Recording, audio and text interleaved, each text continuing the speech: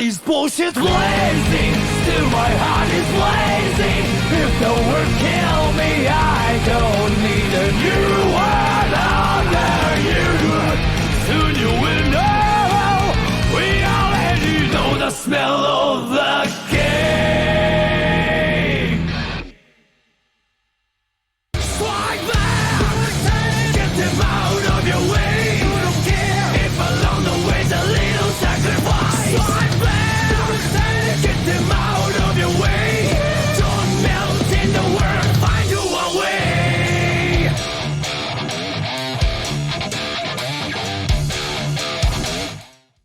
That's right, go forth, don't look back. I can't believe in the path I'm on. Faith, pride, so what do I have to feel? Under the sacred fires, never stop just Follow, so that's me. Not stop, love song. I will follow you wherever you go. I can't wait to catch up before the sun sleeps. Not if you're short of breath. I'm the disaster of fast. my boss was out of them.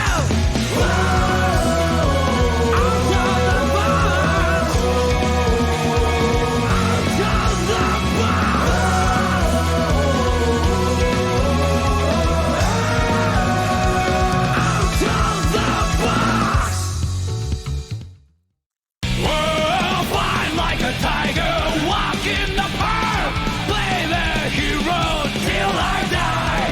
Fly like an eagle, soar through the sky, be free till you die.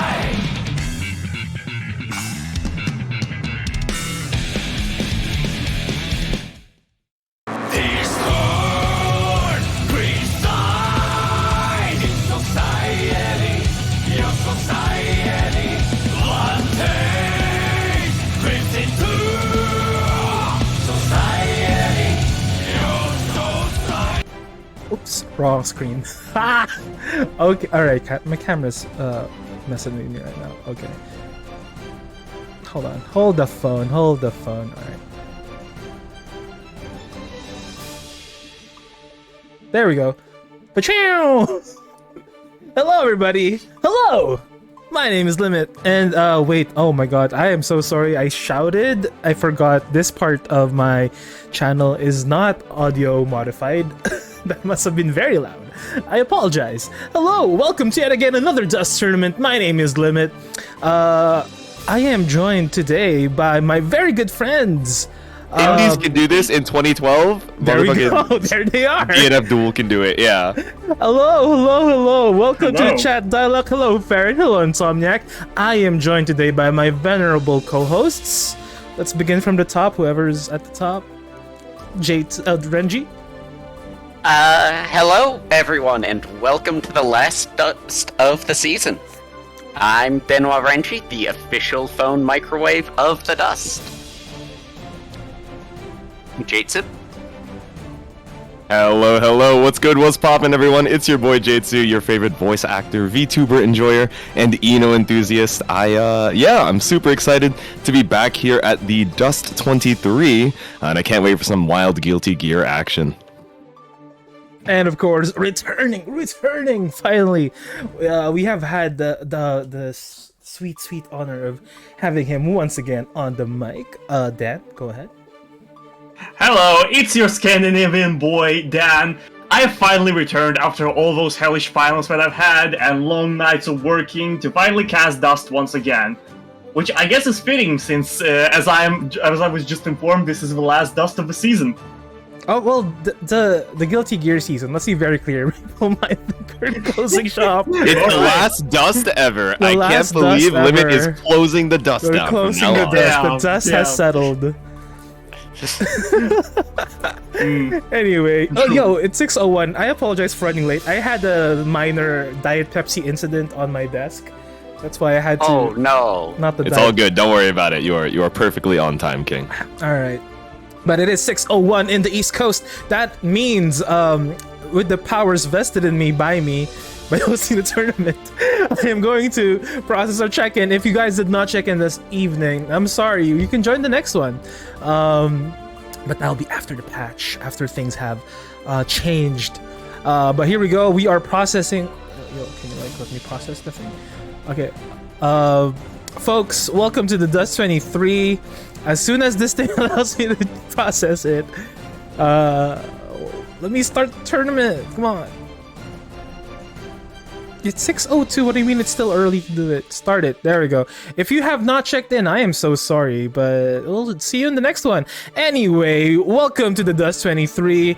Let the games begin. But before that, we'll call on our first match on deck. I'd like to call on Lupin X and H2. Please hop on in to the main stage. Lupin X and H2. We'll put that as our first match, and then we'll start assigning matches as we go along. Here we go. Oh boy, I think Wrench has disconnected from Discord. Oh no. It's okay. He'll be back, I believe. Yeah, he might be having troubles.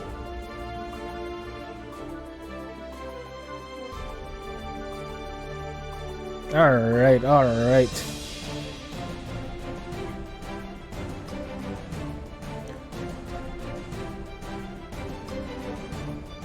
So let me just ping our first match of the day. That would be Lupin X and H2. Hop on in, please.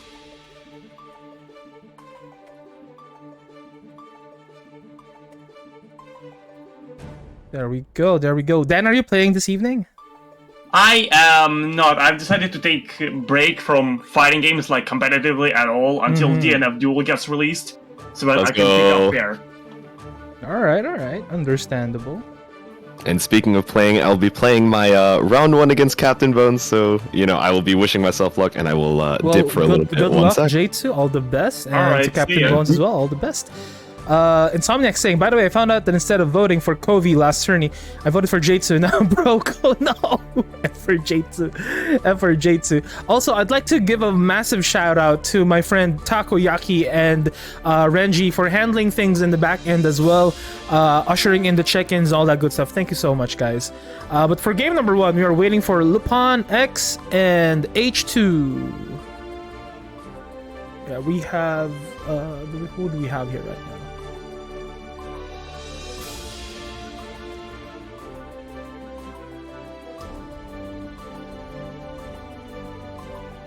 Okay, I'm just creating the stations for our lovely players. All right, we have H2 on deck on podium number 1 on Nagoriyuki.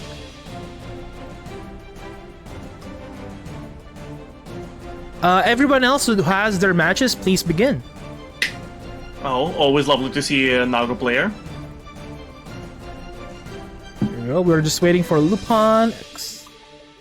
Lupin X, come on down.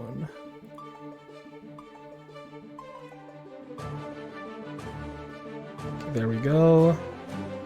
And I think we'll mark this one as well. Oh my! A Nagoriyuki versus Testament. Nago versus Testament. Let's go. This is gonna be a battle of range limit. It is. It is going to be. Now, those two might not be zoners, but they do have a very long reach.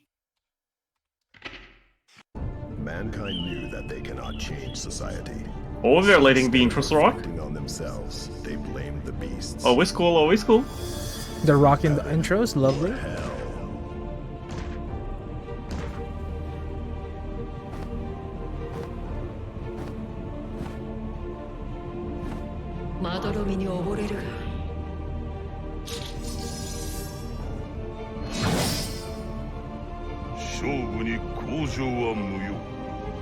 Nagoriyuki versus. Oh, I love this. Oh, a disaster of passion. You love it. You love it. You love it when they play a song that you love. Oh. All right, here we go. Oh, we're having a little bit of lag. We're having a little bit of lag here, so the start off is a little bit slow. It seems they're okay. Approaching. Seems they're okay. Oh, getting counter hit, but not getting conversion off of it. The fake pressure gets checked. Vibe checked. Crushing in the corner. Oh, whips a grab.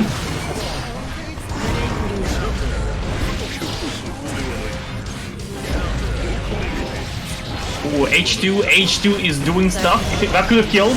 That could have killed. But H2 doesn't need to. He's already in advantageous position over here. And he finishes round with 2k. Clean. Very clean. Very nice, very nice. Instant counter hit.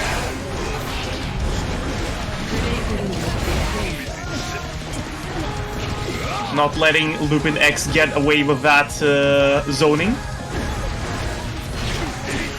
H2 saying, get that fake pressure out of here. Ooh, a nice from air to the ground approach. Into Arbiter Sign to finish it. Arbiter Sign whipping. 6 chest OTG. H2 doesn't have too much of a blood gauge to work with, but the normals are now very scary.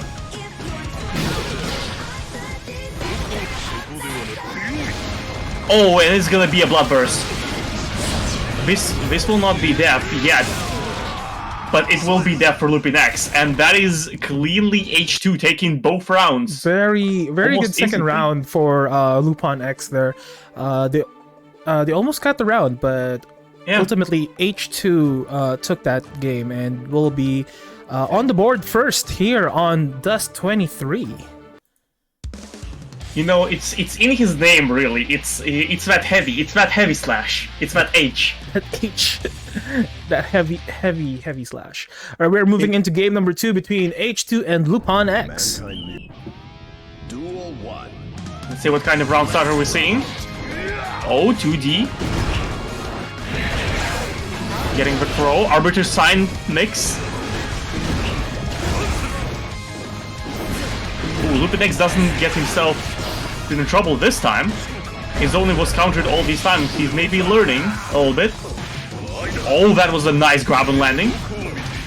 Nice grab and teleport. Will there be a third grab? Not yet. Lupin X good jump. Unfortunately getting pressure from the corner. Oh, a nice reversal for a nice chunk of health. The pressure is happening. The teleport. Don't see Testaments use that too often online. And 5-bit finishes the job. Just hitboxes doing hitbox things. Alright, I am back from assigning all of our streamed matches. Let's get back to the action here. Nice cross up. Almost a nice grab over teleport. Oh, anti-grab back into the quarter. 6HS counter hit. Double 6HS. That was a lot of damage. H2 could have finished right there, but decided not to, and it lagged on the 5H. And that's the round. H2 once again taking that game and is now up 2-0. I am not so sure with Lupin X moving into H2's face in the corner there. Testament has such a very strong presence in the mid screen and even in long range, so I'm not entirely sure why they wanted to be that up close with Nagoriyuki there, but maybe it's something to think about. Moving into game number 3 here, H2 versus Lupin X. A little bit of a pressure. Kawi says, let's go H2, and welcome to the chat, my friend, as well. A little bit of Shemix. A little bit of pressure. Fake teleport. I am not sure why the throw and cancel was necessary, but alright. Oh, good counter hit on spin. A nice teleport from the clone into a combo into a wall break. 6 HS to reduce the blood gauge. A good teleport. And reversal slight pressure. And reversal super, but it doesn't fully land. Jumping into this super, will it land? It does not. Unfortunately, nice teleport coming from just a Lupin little X bit there. too scared. Uh-oh. Let's see. That might be very bad for H2, but it haven't. Oh, does not connect the tap. Yep. That DP property, man. Upper body invulnerability.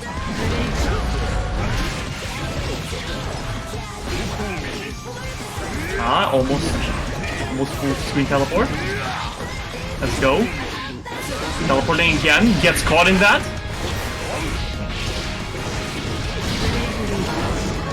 The blood gauge doesn't increase as fast as I thought it would. Oh. Ducking the grab. And it's now time for Lupin X to go into counter attack. Gets one hit in, but bounces his opponent too far off.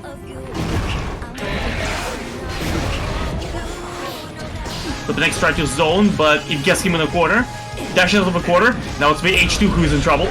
Oh, counter hit on HS and another HS after teleport. That is a game. And that is a round and that is a game. Game H2 proves victorious here. Very clean 3-0. Lupin X, you are not done yet, my friend. You will be traveling down onto the lower bracket and will be fighting your way. But good games coming in from Lupin X and H2. Let's call on our next match here. We have Shred and Farron. Shred and Farron, hop on in, please. Let's call on Shred and Farron.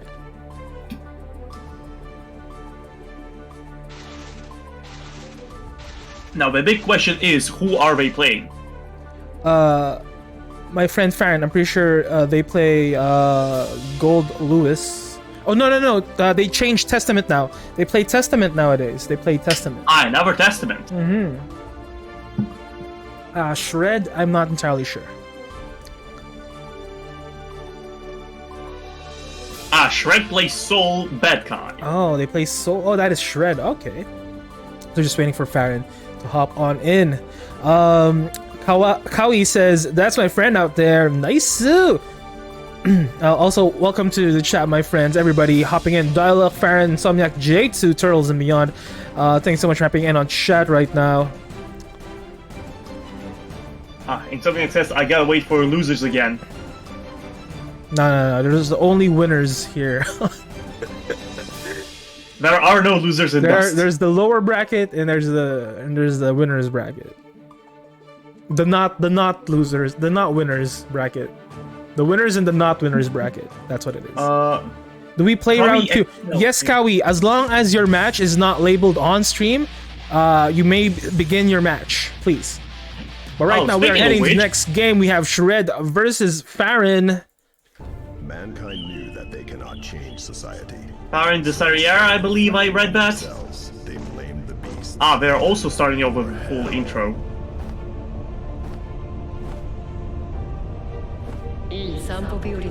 Alright, here we go. Oh, they're rocking the full intro. I love it. Saul versus Winners bracket and lower winners bracket. That's true. Alright. That's a rock. Yeah, Ooh, nice Farron opening. de Sarriere. Oh, fast round start. Testament zoning go butter. Farron is relentless with his pressure. Wall splat into wall break. Tension advantage will go to Farron here. Oh, 6 HS not landing. It has a little bit of a funky hitbox.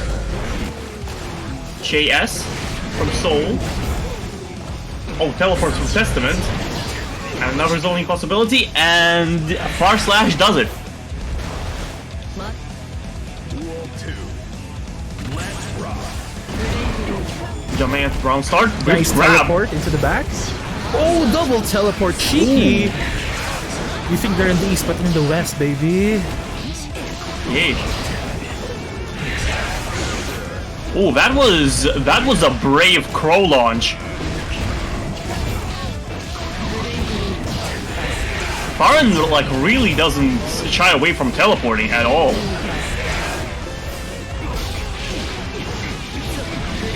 Oh. Ooh, that was a nice teleport. Very nice. A very nice cross-up. And that takes the game. Alright. That will be Farron taking game number 1.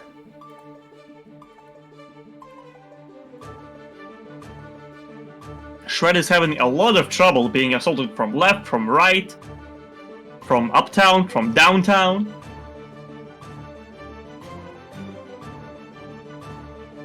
Oh, are we seeing a character switch? Perhaps you are seeing indeed a character switch. Let's see what switching Shred to goes then? with this.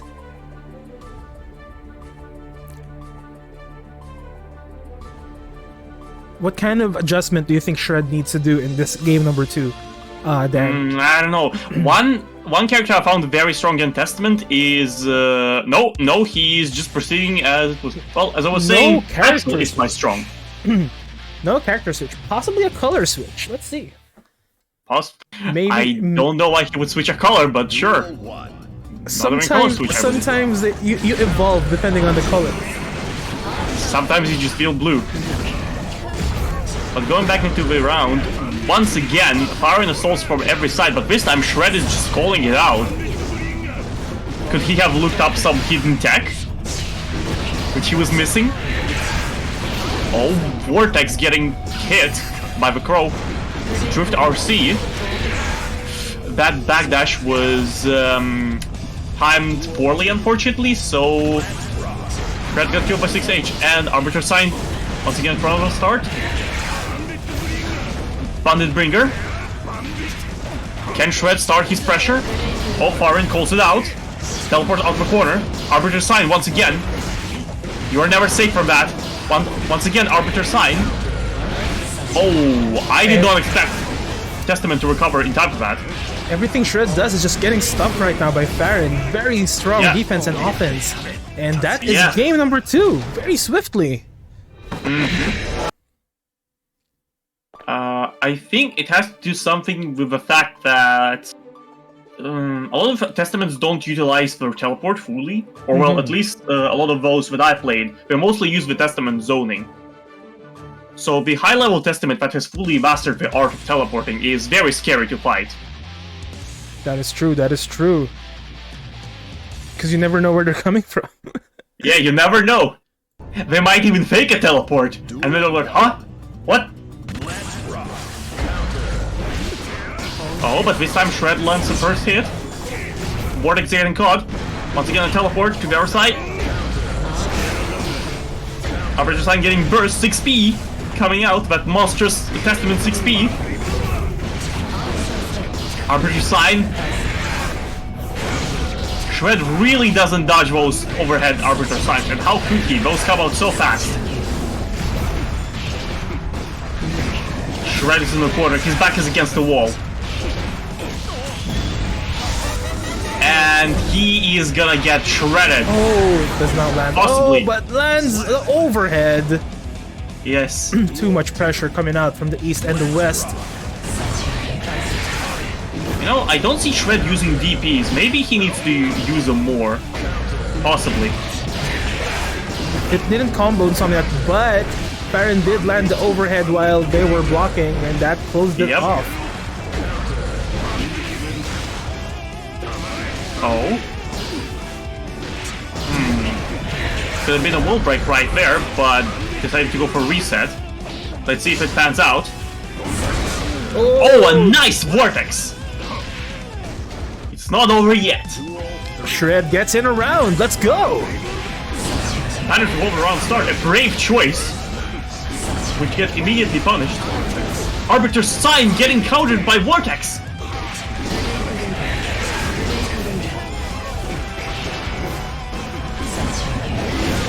Vortex and a counter hit on Vortex. Shred is afraid to approach, but he has to approach. Oh, it's the mix time. Or maybe not! Shred simply jumps over with super. Nice jump over. Unfortunately, it doesn't backdash a crowd. Vortex! He's really set on using Vortex for all that it's worth. Oh, that connects, and here the super coming in from Farron. No, it will not. But it will prolong the stain state. And that completes it. That will be game number 3 for Farron de Saillier.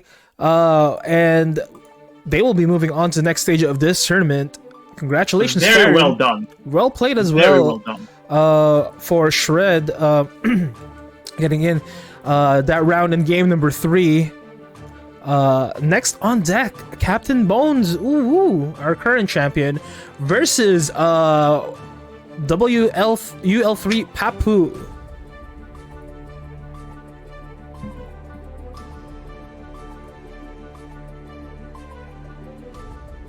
Let's call on Captain Bones. Captain Bones, Bones. Yar, let's throw dog a bone, matey.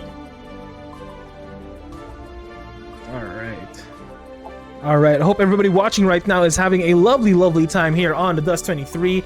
As my good friend Renji said, this is indeed the last DUST tournament for this patch up until we head into season number 2.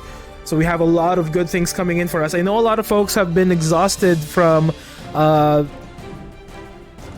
majors this past week. Combo Breaker just ended. So a lot of people are taking a bit of a breather right now, right? A bit of a rest. A lot of folks are really hyped up for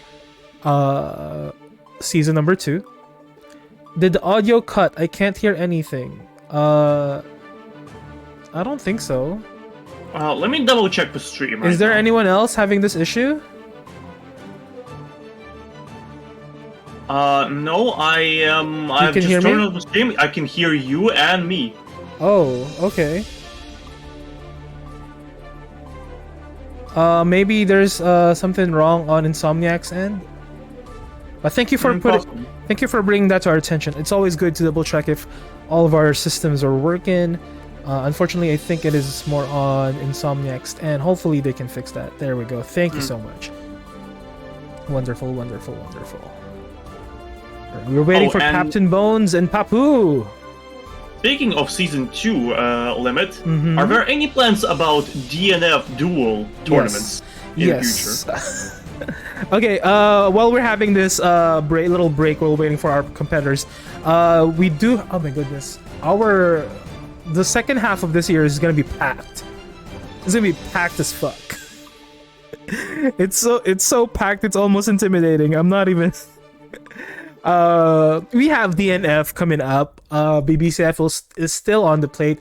We are looking at this June. We are looking at Persona Ultimax.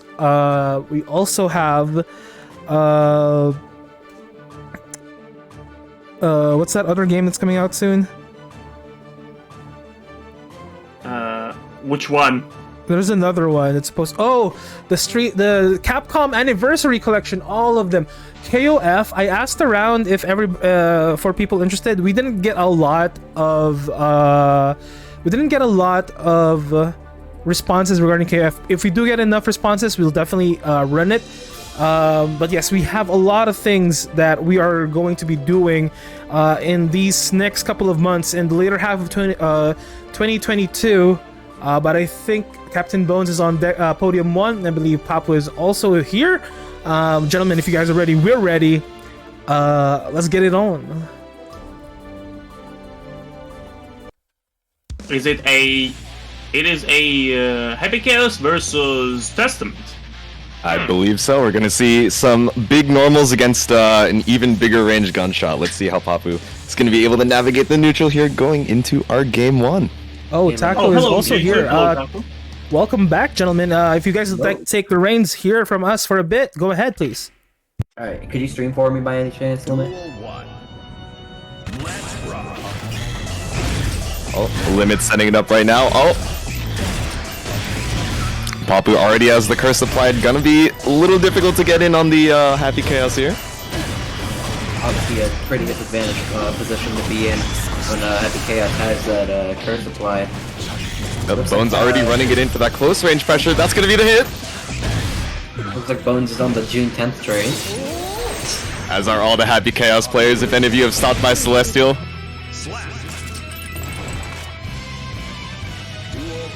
Rest in peace, Papu. Shot to death on this day, but it's okay. We still got another round. Not going too aggressive on the round starts here, but able to make your way in. Curse applied.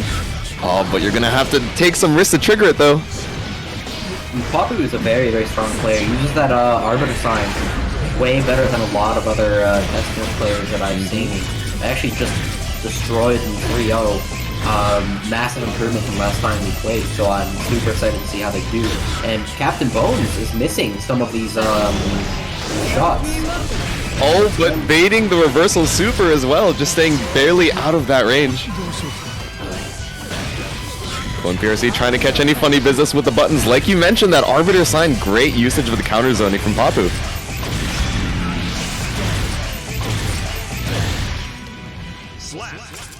But unfortunately not great enough, and that is going to be Captain Bones taking the game 1. J2, I just want to say that set, oh my fuck. Bro, it was insane. So for those of you who don't know, me and Takoyaki were fighting for our lives down there in the losers bracket. I was up 2-0, but then Taco, you know, activated the brain, did some meditation mid-set, and hit it with the reverse sweep. And man, you know, getting 2 games on Taco, it's already an honor. So all is well. I would have loved to have seen that match. Next time we'll get it on stream. Maybe one of these days I'll last long enough in the winners bracket to be streamed. But that's okay because we have some great games up here as well. Versus a Taco versus Taco matchup on stream. Oh, true. The Takoyaki versus Takodachi. It's like the lore battle, I guess. And here's going into the game 2. Bones is going to be up 1-0. Somebody ordered pizza, it looks like. Ooh.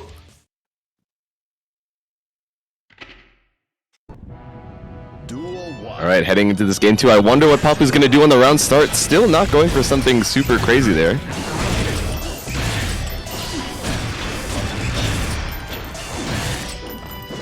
Yep, starting up that close range zoning, able to catch the IED, but you are out of resources. Doesn't matter, got the 50% meter for that concentration super. And now we're in this close range guard break loops. Grab to open you up. Do we have... Is this the wall slump high-low? Oh, but great reversal grab from Papu to get out of the corner here. Once again, grabbing. I got my match to go, dude. Alright, enjoy, Taco. Good luck.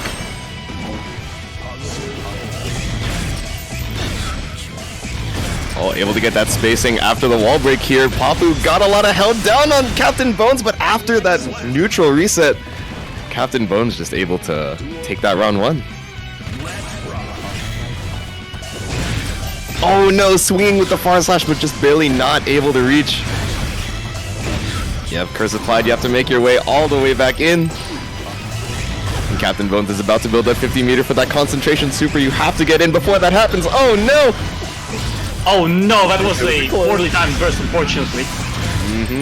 Captain Bones looking for that burst, able to use the clone to get out of there. And now Papu fighting for their life here! And unfortunately that just wasn't enough. And that's a perfect for Captain Bones. Yep. A stronger showing in that round 1 game 2, but you know, just not able to open up Captain Bones, and once again that burst with the clone burst bait. Just such a hard time to get in on this character. Yep. Looking forward to the Happy Chaos, you know, rebalanced in Season 2. Yeah, some universal system mechanics. FD macro also confirmed from Arxis as well in their Arxis Live. So very excited for that as well. All the Happy Chaos players in Celestial have changed their name to June 10th, and I'm sure a bunch of other players as well. So we are all excited for the patch. But you know, for right now, on the last dust before that Season 2 patch, still excited to see how it goes. Yeah. I'm of the mind to run 1 bracket as soon as the patch opens up. What do you guys think? Oh, so would we do it next week or like day 1 bracket? Like next weekend or day 1 bracket? We'll talk about it after the patch. Okay. Alright, we'll figure out there. But right now we are in game 3. Papu down 0-2 against Captain Bones here, but might be able to fight back. Gets the burst out. So you just need to get in one more time and hopefully get your opportunity. well, you say that, but Papu is at full screen range, and Captain Bones starting to approach. Oh, you ran out of your meter here and you don't have the concentration super. Oh, counter hitting that. Yep, huge 6H, bringing Captain Bones all the way over to the corner. You have meter for a YRC, but you used your burst earlier. Great pressure from Papu!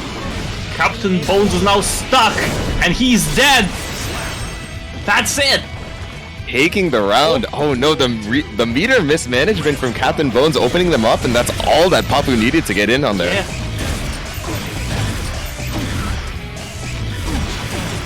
Unfortunately, Captain Bones doesn't seem to be committing the same mistake twice. That's He's true. keeping Staying very careful with that concentration. Yes. Oh, the run-up close. shot into close range pressure. Oh, Super Tourist at the concentration bar. Flying course again. All of Bang, the bang. curses up. You're in close range, but there's no bullets on deck. Oh no, that might be it for Captain Wait! Bones. That's The it, Papa got on TP is him. in Papu. Once again, starting up this corner pressure. You're so close on the burst here. Reversal grab. Oh, reversal finishes it! Let's go. Papu getting a game on the board. 1-2 against Captain Bones. Could this be the reverse sweep of the Testament? Hey yo, if Papa reverse sweeps, I'm gonna be so hyped. It's gonna be crazy, and it's gonna be an uphill battle. Captain Bones, not only an extremely strong Happy Chaos player, but has shown to be able to very quickly adapt to the gimmicks that their opponent is representing. So that possession after the succubus, not sure if it's gonna be able to work one more time, but it is gonna be in the mental stack. Oh yeah. Awesome to see. Awesome to see. We have Papu on the board right now. Could this be a comeback? Could this be a comeback? I don't know. Let's see it. Papu, despite game 1 and game 2 getting kind of shot out of the sky, clearly able to maintain the mental and bring it back in that game 3 with a few of the gimmicks and also keeping up that corner pressure. So let's see if they're able to get that that round start opening once again. You know what? I'm willing to bet that Papu is gonna start using teleports a bit more just to confuse Captain Bones. That's true. I wonder if we're going to see a teleport in place, but that is going to be a lot of frames where you're not, taking space or blocking, so might be very risky, but let's see how it goes in this game 4. Let's see. Oh, curse applied. You're now forced to play the game of sitting. And Papa doesn't even have a bar to fully empty Arbiter sign getting caught. The Arbiter sign, yeah, just barely getting caught out there. You saw the animation, but it was just too slow. Yeah. Concentration super on deck. We have the guard break loops.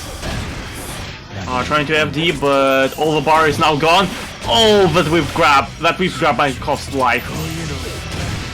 Oh, that's convert off the top dust, but it's not going to be able to kill. But we're resetting the neutral here. Very hard for Papa to get in. Yeah. Nice jump in. Yep, apply the stay in state. Stay in state again. Corner pressure that Papa is known for. Let's go. Confirm Succubus into the Dystropia. Let's go. Succubus coming out. Big damage. Hard knockdown, Humongous stay in. What damage are you even. gonna do? Arbiter sign finishes it. Oh my god. Papu deciding not to go for the safe jump, knows you're not looking for that overhead Arbiter sign with the stay able to kill. Hey yo, at this point, Papu is just living on 1% health. That's true, and it's definitely not bothering them. These comeback situations are nothing new to them, so. Playing super careful here, trying not to, get too hyped after that victory. Yeah. Ooh, but Papu's in a difficult situation. Oh no, and another Captain Bones catching that Arbiter sign and also gradually moving forward and pushing Papu over to the corner. You don't have much room to... That Arbiter sign has been their downfall. And this is going to be set point over here for Captain Bones, but Papu still has burst on deck. If you're able to get Happy Chaos over to the corner, you can keep it. It's going to be a long uphill battle until you get there. Oh no! Papu is getting kicked into a corner slowly. Getting shot, getting gunned down, but not giving up. Yep, the guns are on the streets, but Papu's trying to clean it up. PRC! Nice burst, able to keep the corner here, but are you able to get the pressure? Oh, Captain Bones makes his first escape out of the corner! This should be able to kill with the wall splat, and that is going to be Captain Bones taking the set 3-1. The dream was alive. The dream was alive, y'all. It was alive. The dream was alive. Fought their heart out. But the dream Nobody was shot could have down. expected the taco kick. Well played, Papu. Amazingly played, cutting in from Captain Bones. Ooh, you made us dream, man. You made us dream, and it was enough. It was enough. Well played. Let's move on to the next match. Critical Hit versus Emphalme. Emphalme? Let's see it. Emphalme. Speaking of, okay, now, friends, when do we have an ETA on the exact hour that the update is happening?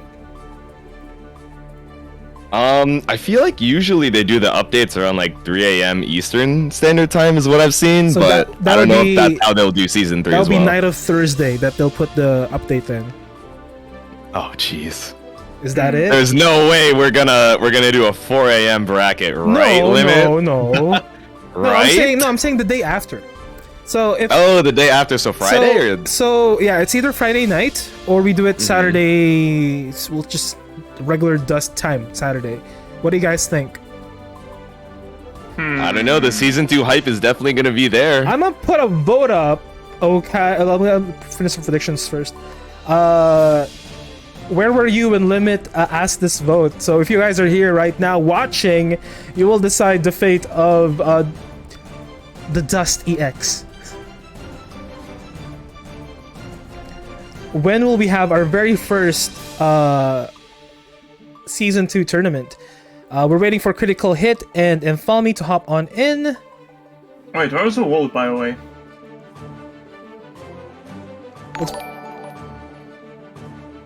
Tax form, thank you so much, my friend, for following. I appreciate you, sir. But let's put a poll up. Hold on. What's this poll for? When do you guys want our very first season 2 tournament, which is gonna happen literally next week? Do you guys want it the Friday of or the Saturday of? But before we do that, we have Infalmy versus Critical Hit on deck. Taco, are you back? Yep, I am here. Taco and JT, you guys mind taking care of this for us? Yep, for sure. Alright, sounds good. What's good, Taco? I got back from my match with Turtle, and we're going to be going into this game 1, Ramlethal versus Soul. Critical takes a good early lead, but may have expected Infalmy to burst there. Yep, already getting the burst out, but Infalmy getting this corner pressure started. No burst on either side, and we are back to these mid-range footsies. Nice catch there with the far slash. Hitting him with the skibbity whoop, the Seijan special. 6S, my beloved. Oh, we're gonna see the corner carry all the way over to the wall. Didn't even need to wall splat to be able to get the damage there. Nice roots from Critical. Great TK there.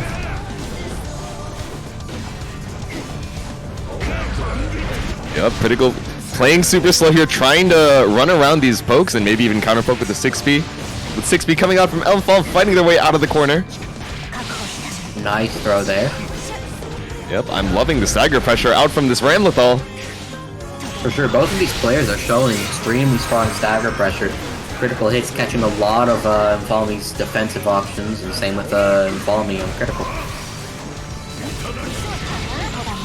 Oh, is this going to be able to kill? The H sword toss does not connect, and that's going to be DP out of the corner. You just need one good hit, Critical, with some wrist crank. You might be able to steal the round back. First again.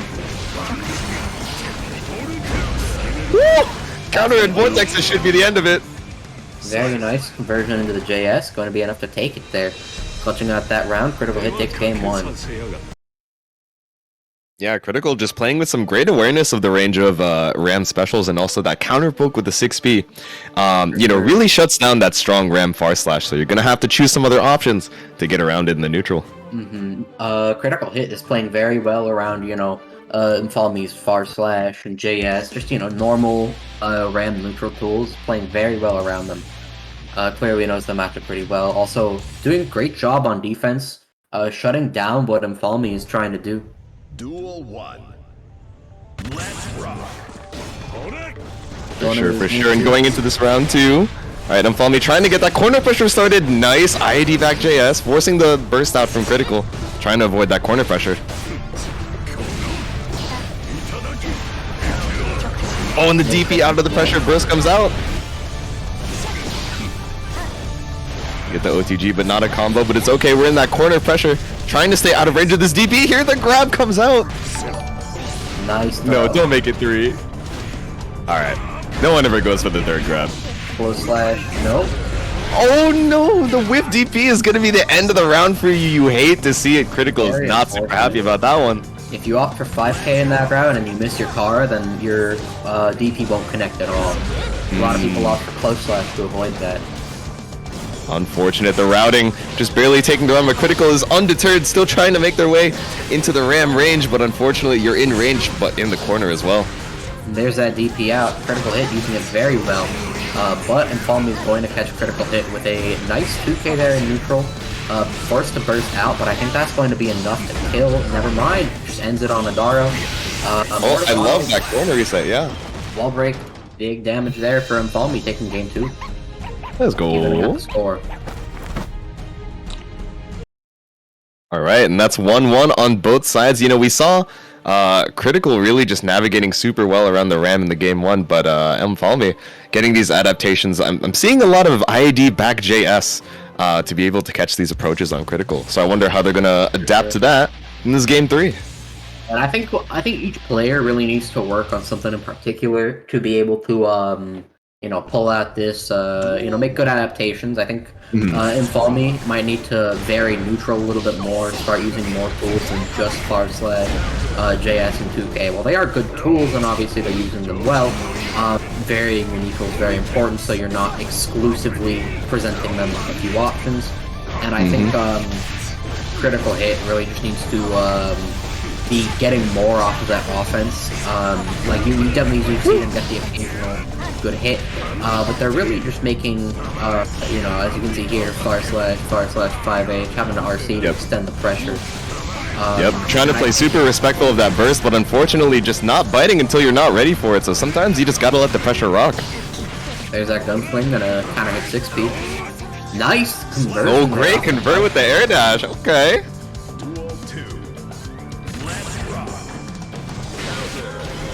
Nice, putting Critical around up, all but once again getting caught out on the run-up with that IAD back JS. Wonder if we're gonna see a few more 6Ps and 5Ks coming out from Critical here to try and catch that. And there's that counter hit. Getting the reset. Wall splat, 2 and 4H, big damage there on Critical Hit. Yep, and we're getting that positive bonus for Ram. Didn't really have a lot of meter to start with, but you're gonna get at least 50 if you're able to survive this corner pressure. 6P out of the corner, bait the burst! No, you had the RC, you saw that he was bursting. But you know, the tournament nerves maybe just not letting you react in time. All good, and closing out the round. Very nice there, Frame tap with the close slash, gonna catch Critical Hit, going into this round 2. Oh, nice, good adaptation with the 6P. Seeing a lot of these JS's, you gotta be able to swat them out of the air. Oh no, the wild throw just barely missing. Bursting out there, trying to avoid that massive damage from the clean hit Volcanic Viper, but unfortunately, already incredibly low on HP. There's the YRC there.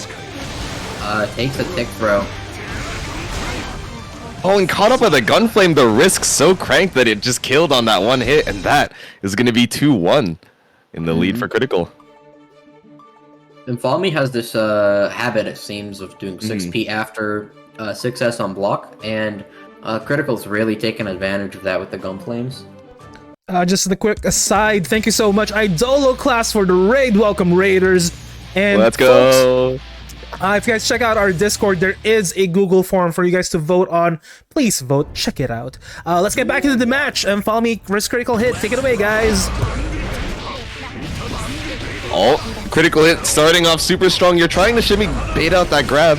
Oh no, but the burst bait coming out from Mfalme. This is going to be huge damage and quite a bit of corner carry as well. Oh, with the PRC roots all the way to the corner, east to west rollback. Let's go, Strive. There's that 5K there out of the pressure. Volcanic Viper getting that good Oki, but mistiming the median, and Mfalme is going to jump out of that. Oh, power slash for the frame kill, but once again, Mfalme fighting their way out of the corner and getting that positive bonus for this wall break. That's going to even out the HP there. JS catching Critical. Oh, running under that jump in. That's going to be a great counter poke. The far slash to catch the landing. A great conversion there. Hit confirming the far slash to take the round. Oh, 6H not going to link there, but it's okay. It keeps you in the corner. Critical hit. Are you going to bank on the DP? No. The Shimmy to try and catch it. Great. And Critical fighting on their last legs here. What's it going to be? I like the spacing that Mfalme is using for these post-wall breaks, staying out of range of that DP. For sure. And I'm not sure if that's a safe jump or not, but with the disc joint on JS. Yeah. Ooh, very nice burst there. With the disc joint on JS, it likely would whiff anyways.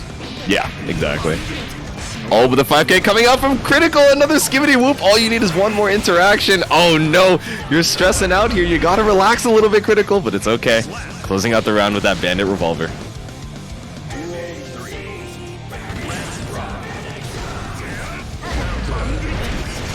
Critical looking to end the set here before they can go over to the Game 5. Nice air throw, catching that jump out. There's that 5K on block, super negative. Oh, might have been trying to go for the dash grab there, but doesn't get punished too hard for the tap dust, but you're stuck in the corner. What? The cross Portabato, no! Looks like Critical autopiloted a little bit hard there. Did the combo on block. And Nice both of these burst there. characters. Critical help just, oh no, whipping the DP, but no punish. Falmy dies to chip damage here, but you have enough tension, but you have to be wary of these specials. 2S hits. Oh my god. And we're going to Game 5, Taco. Oh my god. So tense. You can see the nerves. Obviously, tournaments, they will get to everybody, even the most experienced of players. For sure. Oh my goodness, the adaptations are just going back and forth here. These players are just, you know, trying to race ahead of the other in these neutral game plan switches, but going into the Game 5, I wonder who's going to be able to close it out and take the set 3-2. Sure, very close set. These players seem to be pretty evenly matched. Duel 1. Going into this Game 5 here, both players have 2. Winner of this match will move on. I'm not sure if this is winner or lose. I think this is winner's bracket though. Yep, I believe we are still in the winner's bracket. Oh, and Critical Hit stuck in the corner here, trying to save that burst for a bigger combo. Nice DP to get out of the corner and bring us all the way over to the West Coast. And the winner of this actually goes on to top 8 fight Captain Hook. There's that big counter hit, Daro, wall splat, and the Mortabato. Huge damage on Critical Hit. Not a situation you want to be in. And I think this, the safe jump that Infalmi's doing there, maybe not the best since it does leave them at a unfortunate spacing, but that far slash kind of catch the run up there. Great advantage here, taking that first round for Infalmi. Obviously not. Yep, set point. Still got the burst up. The nerves definitely getting to Critical, using that hero burst last round, so you're not going to be able to use it to get this health back. Oh, but nice Bandit Revolver. Block set close slash, very nice. Yep, Gunflame PRC. We exert now, boys. 100% meter on Falmy, though. It's going to be hard, even after the super wall break. You got to be careful. Oh, no, dropping the wall break. It's okay, just trying to keep the corner here. Oh, nice block, but you still got 50 more meter, even after the RC. DP comes out, but no conversion on the punish from Falmy. Should be able to kill here with the OTG. Oh, no! We are scrambling. Falmy just trying to close out the round here. Yep, keep up the pressure, but you're not going to have more RC for a combo. Are you going to use the burst here, Critical? Are you going to save it for the next round? You have to get out DP! Very nice DP there, catching the 2-6-8. We're going to last round, folks. Game 5, round 3, and Critical going for the straight up dash DP and the air throw. Let's go. Corner pressure starting up here. Falmy, you don't have burst. Already huge advantage here for a Critical Hit with the burst. Puts Infalmi back into this corner pressure, but going to escape there with a nice far slash. Nice. Infalmi fighting their way back out. Oh no, the burst! You can't be bursting on DP like this! You had the 50% meter, Critical, but it's okay! Able to whiff punish that Mortabato, taking the Game 5 over Falmy, but definitely a hard-fought set from both sides. Oh my god, I'm sweating, Taco. Wow.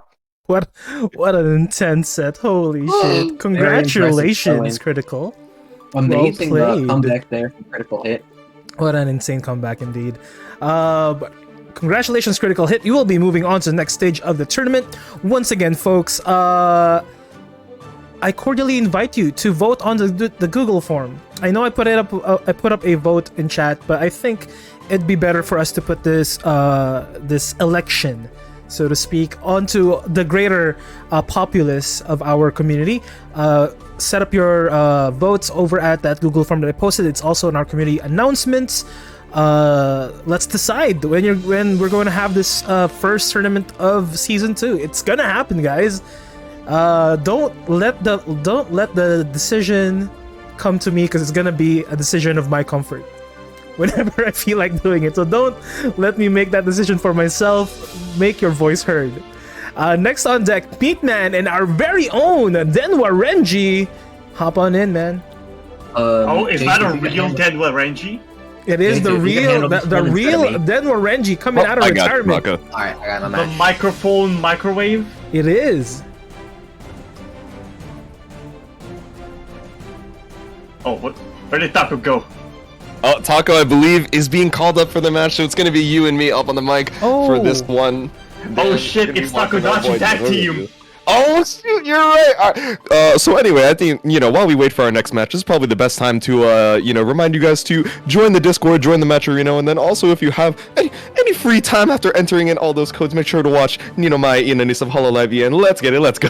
That's true. That's true. Thank you for advertising. Hola, watch Gura.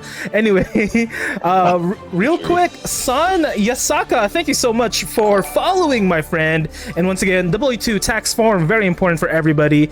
Everybody who's working, you guys gotta file in your taxes. Welcome to the chat, my friend. Hopefully, this is not the government watching us. Zato be like. Well, thank you. Welcome to the slam and to our community. But yes, once again, let me shill that Google form. Make your voice be heard, because if it's going to be a tournament of my comfort, it's gonna be like, I don't know, 10 p.m. at like Friday night East Coast. So don't make me make that decision. I'm putting it here once again. Vote. Renji is here. Our good friend Renji. We're just waiting for Meatman. Wait, what's the time we usually start on at your place? Sorry, Nani, what did you ask? Like, what time do we start on in American time? It's like 6 p.m. Eastern 6 Standard. I don't know. Are you Eastern. EST limit? I'm EST, yeah. Okay. That's why he's EST. I'm EST. That's why he's asking the time zone. He's like, oh yeah, over there across the pond. What time is it for you guys? What kind of time do we start at your guys' place? Because here we start around midnight for me. Oh, so it's looking like a long night for you. Yeah, it is looking like a long night, but I am home alone. All of my roommates got done with finals and bounced, so I'm here alone. And we love having you here, Dan. Make no mistake, we love having you here, my friend. Absolutely. Oh, thank you. But once again, yeah, vote, guys. Come on, it's first tournament of season 2. We gotta hit it hot. We want our grubby fingers in there. Get all of the nooks and crannies tested out in a tournament format. We gotta know.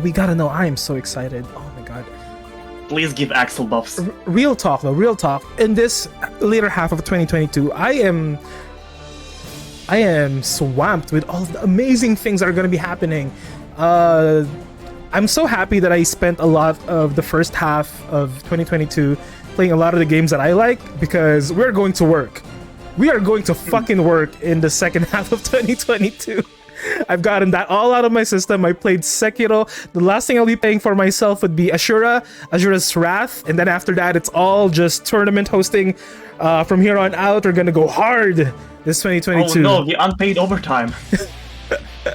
But gentlemen, take it away. We have Meatman versus Denwa Renji. Yep. Let's do it. We got the Geo versus the Anji. We're going to see some strike throw against some fan spin. So I'm very excited to see it going into this game 1. Yeah, let's see if Renji has upgraded his game since I last saw him, and starting off with a counter hit on 2D, I believe. Ooh. Oh, just barely getting out of range with that dash 5k, but we're back in with the step dash. First throw to start off the game, first of many. Gold burst.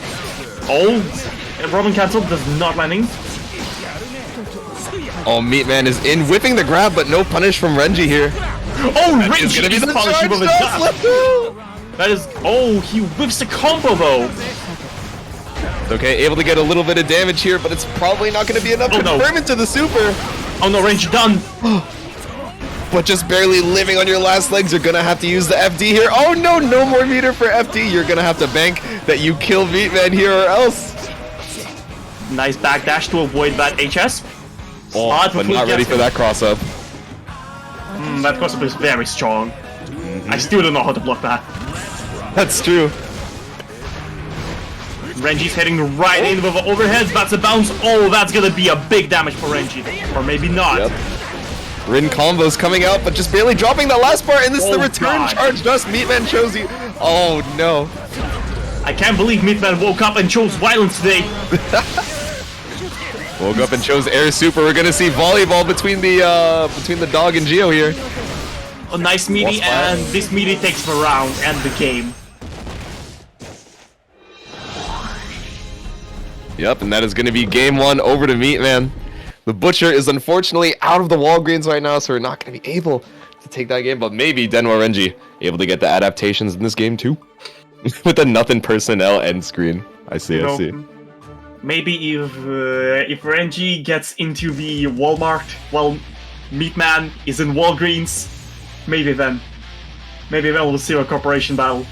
That's true. Maybe if we're in a different supermarket, we can dodge the strike throw, but let's see. We haven't seen any fan spin really coming out from Renji. I know it's definitely not something that doesn't have answer. Oh, and as I spin say, catching. it's gonna be the spin! Oh, the butterfly Oki. Shin. Oh, he doesn't get making it nothing past from that far slash. Starting out that pressure, that's gonna be the counter super! Let's go! He said he was warming up those.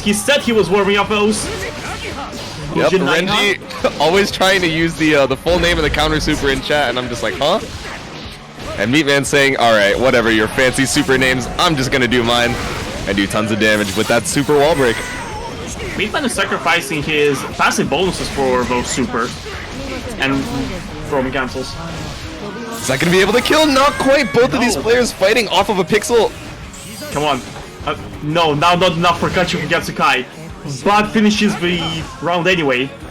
Yep, Meatman trying to go for those footsies, and Renji saying, I think I will simply Nagiha. Take that round 1. Gold burst round start. Gold burst. Are we gonna see the Kacho? Not quite. Nice mix. Oh, that's gonna be big damage.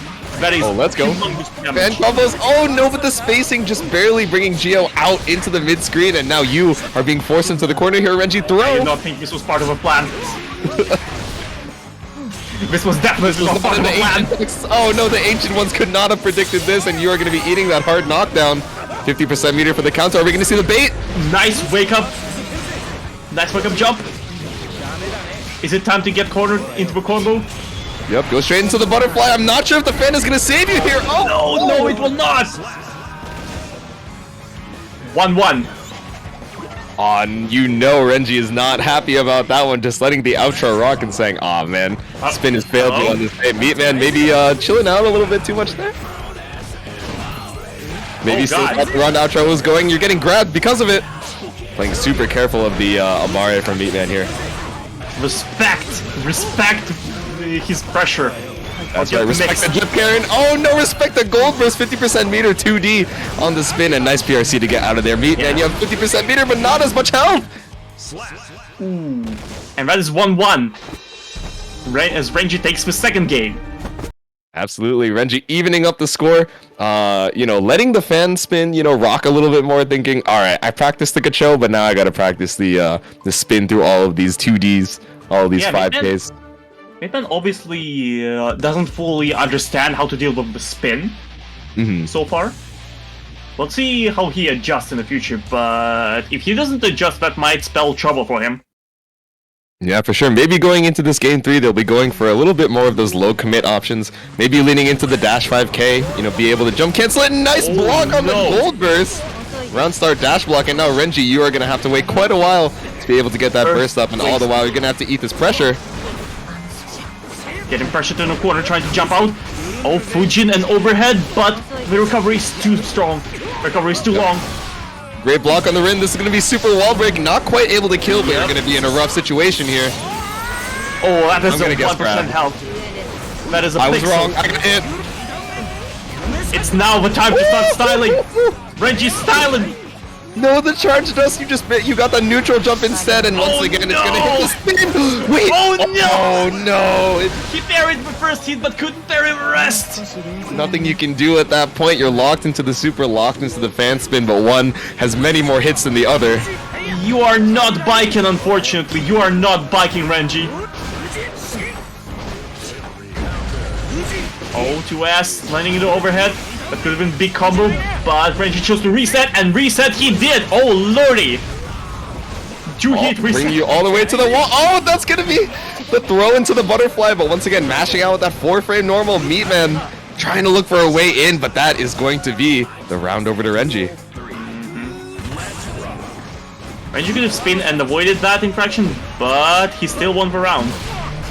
Oh, get your plus ins with the spiral arrow. Finally, gold burst landing. Blue BRC. Oh no! Tried to jump in over that 2D, but a little too far, and now you're eating this pressure. 50% meter on both sides. Renji might be looking for a confirm here up the Nagiha. Sends Meatball in the corner, and that's a wall break. But Meatman has a full gauge. Butterfly to get in, catches the jump as well. And here's that super I was talking about. Oh no, and still 50% meter. Could do another super if you want, but even on whiff, it's still Meatman's turn. Just such quick recovery after that air super. It is plus on block. It's still plus on block. Ooh, and grabbing the counter super. That's gonna be game 3. Over to Meatman.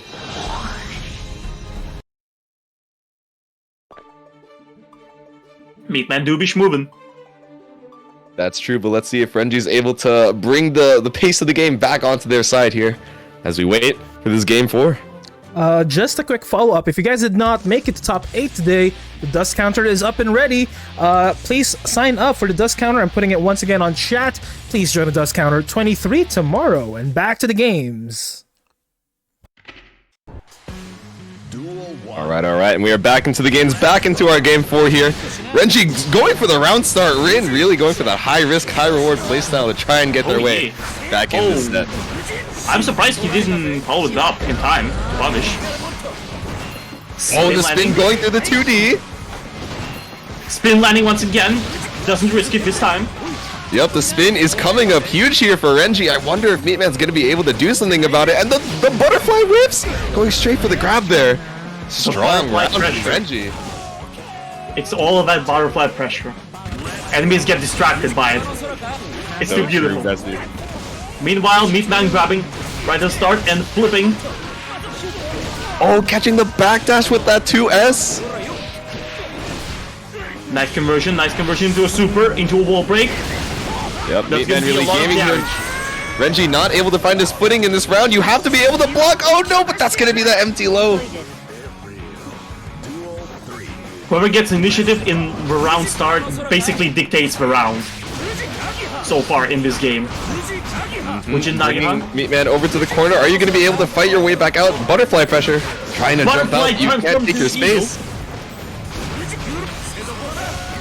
Oh, nice dust for the charge dust. That is the 4th charge dust that has landed this game, and we have the combos this time. Renji saying, "Trust me, I got it." But 100% meter still able to take your turn even after the whiff. Meatman go with reversal super, taking up quite a chunk of HP. Yep, but you still got a lot of HP to work with here. Burst on the side of Renji, but still again. Empty burst. Yep, baited there, but no punish. Meatman is living on a pixel, and Renji's trying to pressure him, but failing. Pushed all the way to the corner. Got the spacing on the 2D. This is gonna be the grab. OTG. No. Renji, come on, man. And Renji manages to get it. And Renji fighting their way back to 2-2, once again evening up the score, and we are once again back into our game 5, and that was a real nail-biter at the end there, wasn't it? What a hype match, what a hype match. Jesus. For a second, I almost there with the clutch, really close, yeah. It was throw, strike, throw, but then all of a sudden, you know, you try and backdash to be a little bit respectful of the shimmy, and then all of a sudden you're getting caught by the Nagiha half screen. That's how it goes. Yep. Oh, just to call out, Left Booty has also contributed $20 to our prize pot. Let's go. Thank you very much for the matcherino donation. I appreciate it so much, Left Booty, for consistently, adding to the fun, supporting us. Absolutely. Meanwhile, we're heading into the match, and Brown started counter hit for Meatman, and then a counter hit for Renji, Oh and no! a weird clash! Spiral arrow going straight to the butterfly and charge dust. Able to come on our 5th charge dust. You know, it's the name of the tourney, so you gotta be able to do it. Dust 23 coming out in full force. This is gonna be Meatman on pressure here. Nice hops from Renji. The ground-based food series Guilty Gear is known for. Absolutely. OTG going into the butterfly. Shin. Playing super careful of the super here, but not careful enough. Caught out by the air super. Once again playing That doggy will not quite volleyball. kill. It is a lot of damage. Oh, nice IB from Renji, but it actually keeps you in the spacing for that cross-up. Oh no, you hate to see it.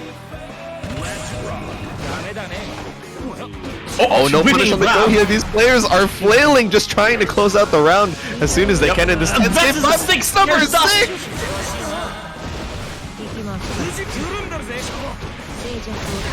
Oh, once again getting opened up by that cross-up. Renji just not able to Meatman is moving. block it. Oh, a nice block on the rim. This should be a big punish. OTG to bring you back into the pressure. Woo! Not able to kill, but you have positive bonus. 50% meter coming back on deck soon.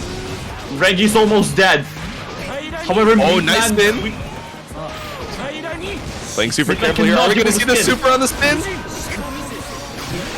PRC to keep up that pressure. Oh no! Oh, Oh no! That is the end for Renji. That is the end for Renji. And that is going to be game 5, the set 3-2 over to Meatman. But oh my goodness, we have not had a non-hype set on stream today. Just want to interject here. Thank you so much, Left Booty, for adding $20 to the pot, and of course our very good friend Farron. Thank you so much for adding to the pot as well. Oh my God, guys, you're playing for $45 right now. Oh, is a meaty one. Thank you so much. Thank you, Left Booty. I don't know if Left Booty streams, but follow my friend Farron. Amazing friend of ours. Real talk, is actual friend of mine, and of course an amazing player here in the Dust tournaments. Give them a follow. Thank you so much. And of course, Left Booty, if you're streaming, let me know, my friend. Let me give you that shout out. Well deserved. Thank you so much, and we are incredibly grateful for your generosity here on the Dust tournaments. You guys are awesome. Oh my goodness. Thank you. Next on deck, we are entering into the top 12 zone. We have Hamiko versus that scrub David, one of our former Dust champions. Let's call them on deck right here, right now.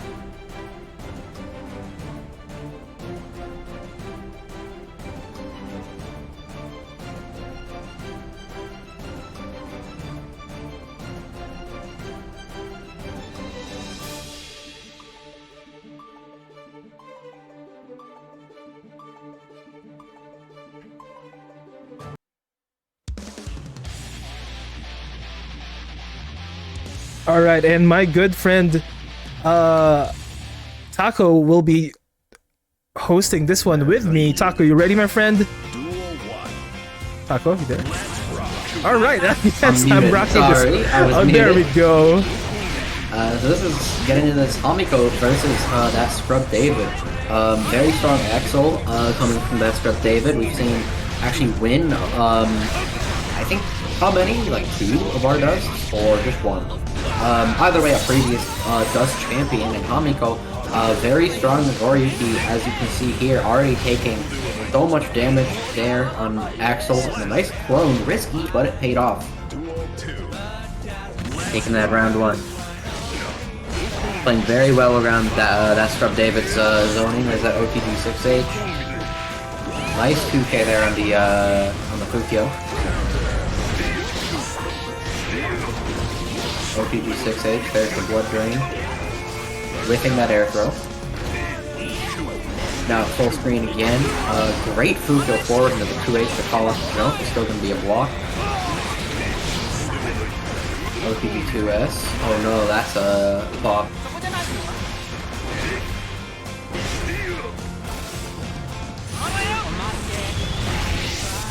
Alright, I am back. Sorry about that. I had to do some admin stuff. Oh my goodness. That's called David with a time stop and the kill.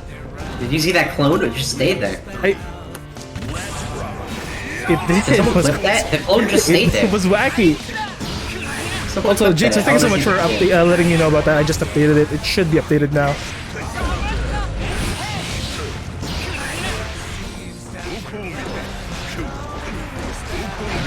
Right, storm corner pressure coming in from Miko here. That's Scrub David trying to get out of corner, pushing them out. Bloodburst coming out here. Time stop into the air. Oh, did not activate. Did There's not the need. burst. Very nice bait there on the burst from that Scrub David, taking game 1. Scrub David taking game 1. I don't start yet. There we go.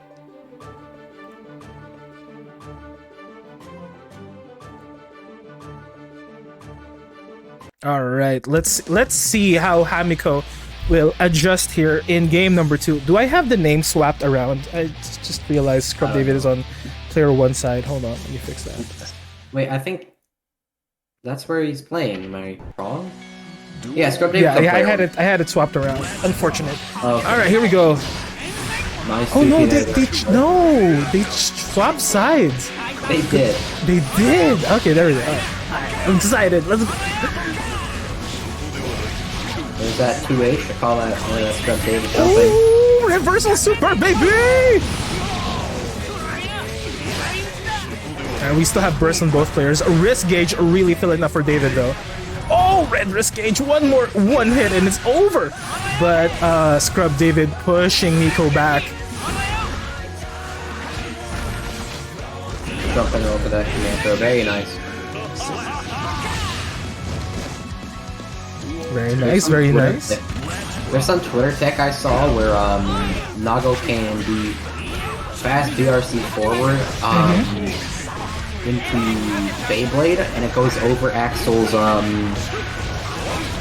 command throw and hits full screen. Ooh. That's gonna be minus with the OTG blood Oh pop my there. god, the blood burst just wrecked Miko's HP here without having the ability to use all the benefits that is included in that, and that is a reversal grab into the corner. And an unfortunate burst there. But that Scrub David not going to be able to punish. Still getting that 6H there overhead. Going to take that game too. Not an easy matchup for Nago to play. He can do some stuff while he's at, 1 blood, low blood. But once he reaches 2 blood bars, it's basically over. It's incredibly difficult to actually get in. All right, we are heading into game number 3 between that Scrub David versus Miko. Foxface Games, thanks so much for following, my friend. Hope you're enjoying these matches. Game 3, that Scrub David versus Miko. Nice opening coming from David. Nice opening tap. For sure. David's been really good with that opening, the round start 2P. Calling out 5H or whatever it is that Hamiko's doing. Nice throw.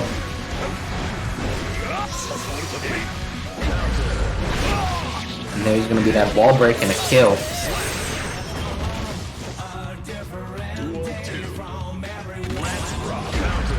Nice opening Nice. 6P coming in from Miko.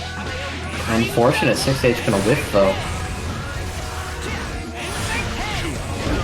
Nice Bukyo forward. Look at the damage on that punish. And still dropped the combo and got all that damage. There's that 5P anti-air. 2H to call out the Fukyo. Unfortunate whiff there at the far slash. Nice command throw. Into time stop. One vision activated. Big damage coming in from David. Wall spot into wall break with the super. It's not gonna stop. The Axel train does not stop here. We are heading into the next stage, into the grab. Very smooth. And that's Scrub David takes that round.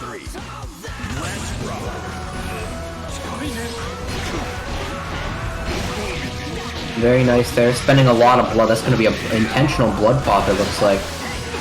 But unfortunately, I think missed that wall splat, and so is very minus, and losing almost all of their HP immediately.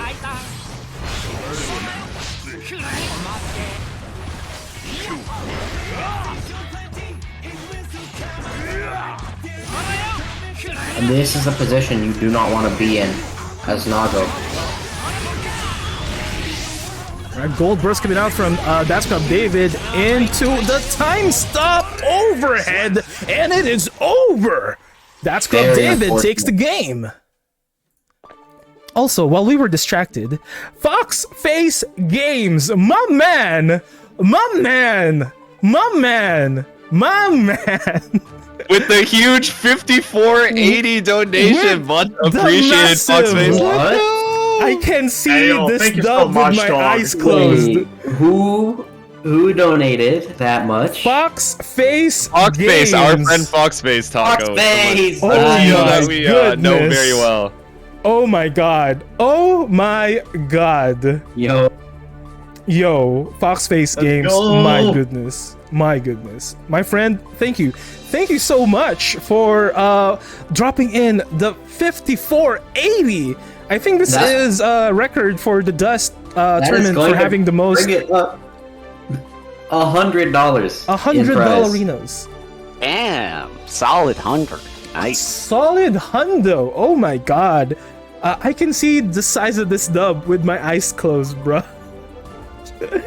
Foxface Games, thank you so much. Thank you so Captain much. man. Bones is Oh, smiling right now. whoever's get, oh my goodness, just realized first place is gonna win $50. 60. I Si- think. oh yeah, 60, right? No, 60%, right. No, Oh it's 50%, 30-20. Is it? Uh, I don't remember my Third, own. third place is going to win more than a lot of our champions have won. Oh my goodness. Yeah. Most of our champions. That is insane. That is an insane number. Thank you so much, Foxface Games. Real talk. Thank you so much. And of course, not to forget Left Booty week after week. Thank you so much. And of course, my very good friend Farron. Thank you so much for adding into the pot. You guys are awesome. You guys are hyping up this event, and I am just grateful. Thank you so much. Oh, thank you for taking care of that. I didn't even see what happened, but thank you, Taco. All right, I got too excited. Next on deck, we have. Let me check. What the hell? Hold on.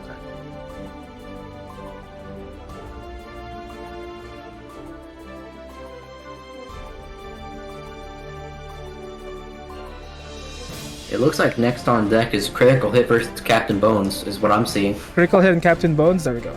Sorry, my thing wasn't Challenge loading. button for you. Yeah, it's Critical Hit versus Captain Bones. Let's call them on. This is our top 12, folks. These people, the 4 people in winners, are all, I believe, in our top 6. And the people in losers have to win their match to make top 8. An amazing set of players still right now. Yeah, so the next match, we see Critical Hit versus Captain Bones will be our next. I believe that's Soul versus Happy Chaos, and then we have Far Into Sailor, Meat Man for our next in losers. Moy Rusting versus H2, Kiet versus JKS, and then Infalmy versus Kai Monkey. And those last 4 matches are going to be fighting for top 8. The people in winners have already made it. All right. The winner of the set will go on to fight That Scrub David in winners finals. Awesome. Next on deck, we have Critical Hit versus Captain Bones. Renji and Dan, you guys take care of this for us, please. Gotcha. Sure thing.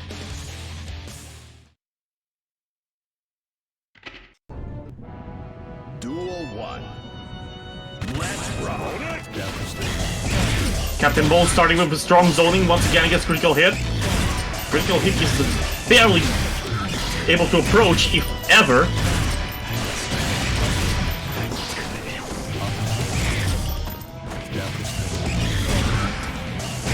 Once again, the zoning starts, and it doesn't stop, and it doesn't stop. But Captain Bones starting to approach himself. But And advantage there he goes. Empty Beating burst. the first. Oh no, why did you let him go? Now you're locked in the perpetual zoning once again. Drops Empty it. bursts.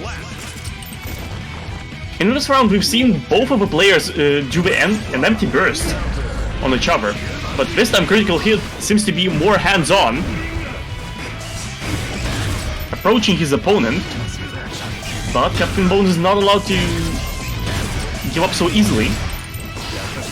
Of course, and he's starting up the zoning again and again. Ooh, tried to backdash that, didn't connect. JH Nice didn't bounce. connect either. Wall-to-wall, doesn't decide to not break the Counter wall. hit FS, that's some damage on the Yep. Bandit Bringer 2 hit. Ooh, the BRC to counter his PRC. And that's Captain Bones taking the game.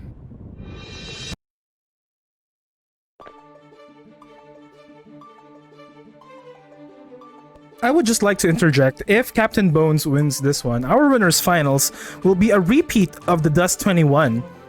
Not necessarily the same player, but the same matchup. Anyway, I'm out of Neato. it.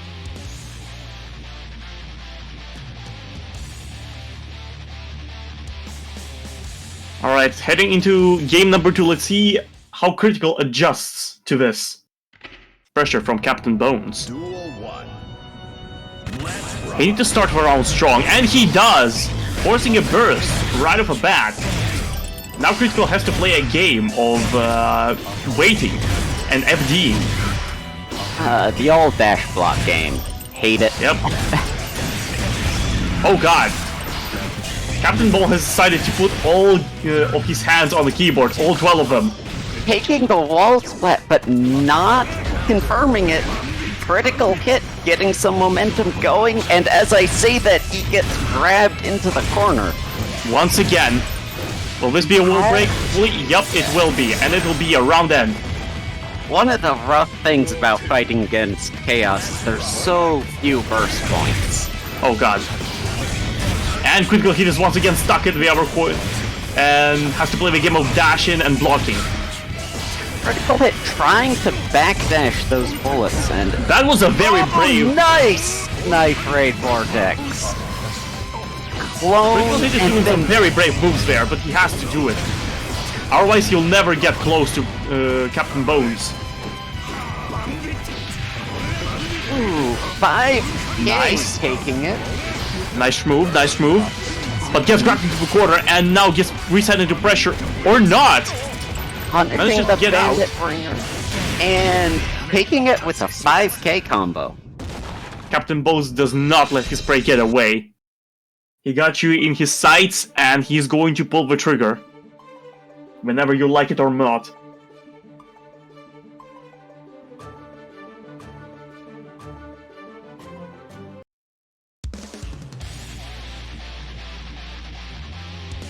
Now when heading into game number 3, will Critical be able to start a reverse sweep, or will this be a one-sided victory by Captain Bones? Duel 1. Let's rock. Captain Bones starting up his zoning and Critical opening up. The 6-8, the 6S does not land. It is unfortunately against an empty burst. And the wall break to top it all off. Things are not good for Critical Hit. Managed to get a little bit of momentum with a jump, Oh, but gets counter hit. Oh no. totally necessary super to finish that off. Yep. Yep. You know, you gotta style sometimes, come on now. Counter hit round start. 6 HS does not land. And the zoning begins, and it doesn't end. And once again, Deus Ex Machina to break the wall.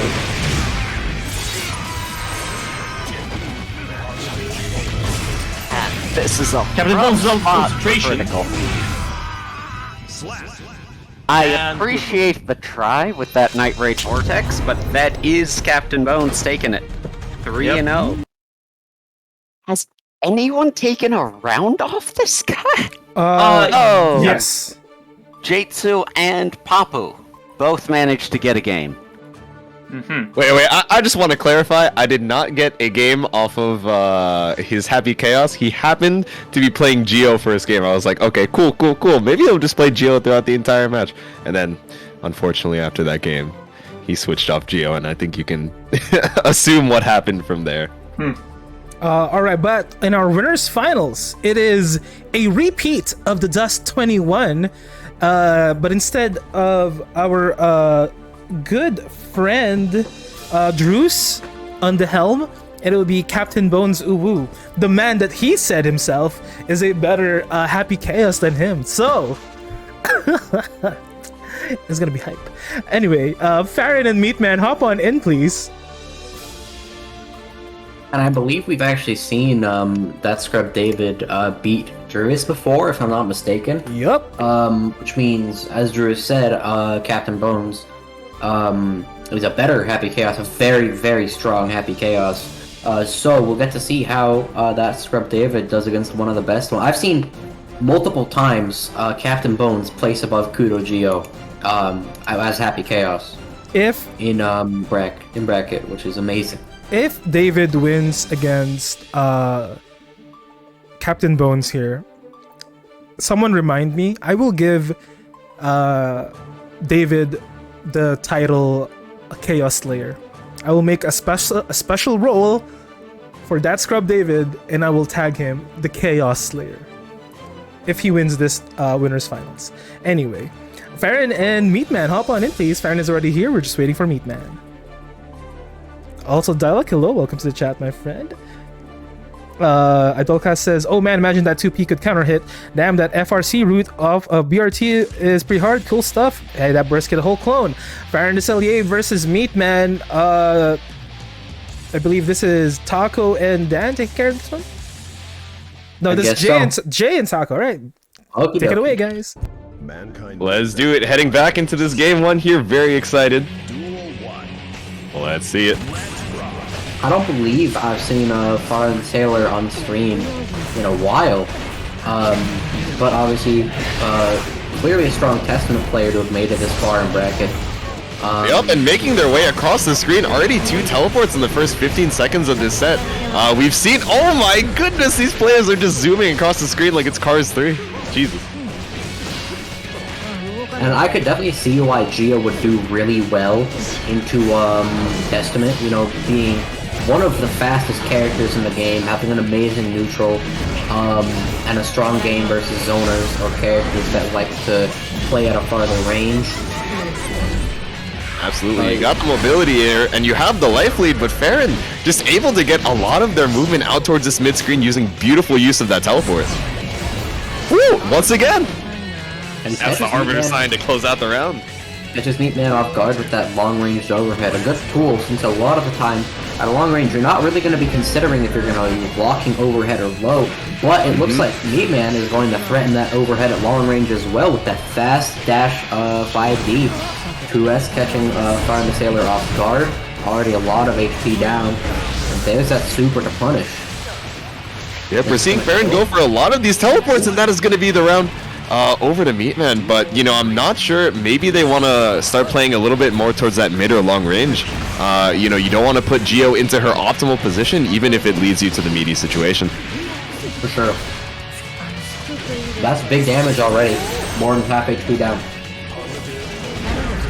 Indeed. Oh, tries to go for the charge Gravedigger, but unfortunately you're going to get caught out of it. The air taking lots of health and 100% meter on Meatman. The full stick of butter, but don't even need it to close out that game one. That's a tough spot to be in there. Low HP in the corner. Meatman has full meter to reset 2 times.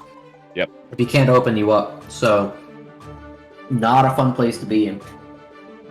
For sure, a difficult situation, but you know, Farron looking super comfortable in the Testament, so I wonder if we're going to see a playstyle change going into this game too. We've been seeing some interesting choices in gameplay here from these two players. Meatman opting for a lot of IED Super, which is not something most players, you know, with Geo opt to do often. I think we've seen already like 3 or 4. And Farron is going for a lot of teleports in neutral. Yeah, almost playing a super aggressive Testament, which obviously, you know, I don't think a lot of us are used to seeing. Oh, the teleport to get out of that super beautiful use of that movement on Testament that we're just not used to seeing. There's that super wall break. Yep, decides to go for the safe jump, double overhead, good blocks from Meatman.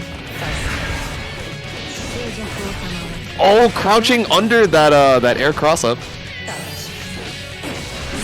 Nice. YRC maybe looking for the meaty YRC, but it's okay. Able to get yourself out of the corner and into the mid-screen.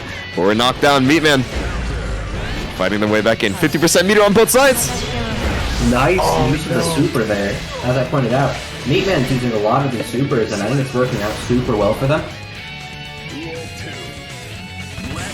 Yeah, just really taking control of that air-to-ground space anytime they have that 50% meter. And Gio, of course, has the mobility to be able to get into that area as soon as she wants. Missing the charge dust there. Oh no, just barely jumping over that crow there with the IAD. And there's that catch there on the back dash with 2S. Oh, catching the teleport. Meatman catching on to Farron's shenanigans. This is gonna kill? No way, right? Barely not. Oh, caught out with the far slash. Oh, this is not a reversal super, so you might get hit out of it. Oh no!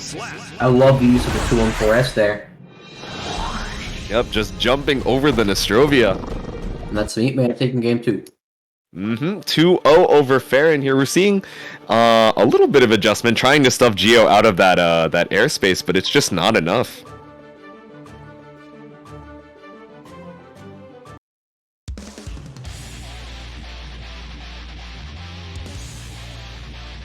Meatman doing a great job of kind of adapting to where Farron's going to be on screen. We keep bringing this up, but it's a relatively unorthodox playstyle for Testament to be so aggressive. But Meatman is matching it beautifully. Nice counter hit 5H there, gonna force power in the burst. Off that counter hit 5H, especially with a little bit of risk from Far Slash, you're gonna be taking huge damage. Yep, so you're kind of forced to get the burst out there. Burst out on both sides. Meatman opting to keep the corner there. Yep, stagger pressure coming out, and you're getting counter hit for big damage. There's super to keep that wall break. T-posing Farron thinking, oh no, why did I mash? Oh no, how did I get hit by the top dust 50% meter? To keep up this pressure, you are 2 chip damage hits away from losing the round. TP to get out of the corner, nice counter hit, Grave Digger rather. Nice block in the overhead. Arbiter sign, that's going to be the jump out. Like you mentioned before, lots of IADs into that air super. Going into this Meatman, I believe, is up 2-0. This is going to be a set point for them. Oh, nice teleport past that dash 6P. Farron having a hard time of keeping the corner as soon as they get out of it. Oh, and as soon as I say it, them proving me wrong, but it's okay. Super on the 6H.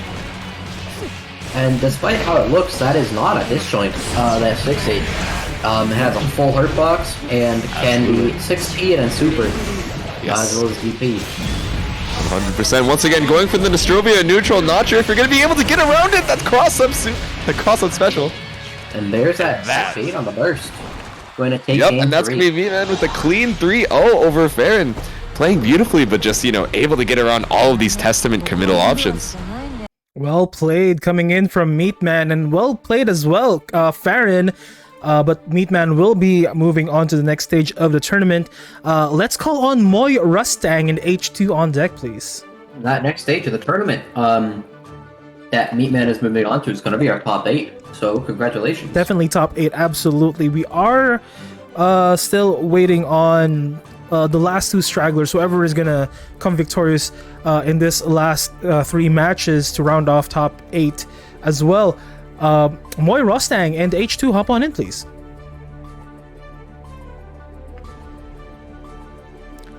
All right, while we're waiting for them, guys, what are you guys expecting for season 2? Happy Chaos Nurse. Well, yeah, everyone can see that.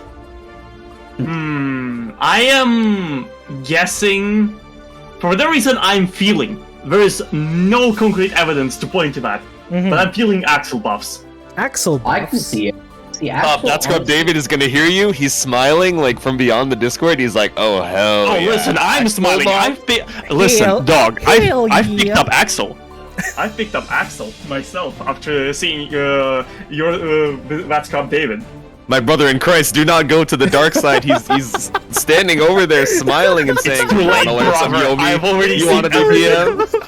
Too late, brother. I've already seen everything. He's You see getting him now, it's a over. reversal super. He needs it. Says Anchored Prince. Welcome to the chat, my friend. Happy Chaos Bops. Oh no. Yo. Happy Hey, Chaos yo, actually Happy gets Chaos better is frame against data on boss. all of his moves. If Happy Axel Chaos getting gets nerfed. Axel is Harry's owner, says David. Oh no. Bruh. If Happy Chaos gets buffed even once, I'm leaving Strike for good. Oh no. I am sorry. I am sorry. I'm not willing to play that game.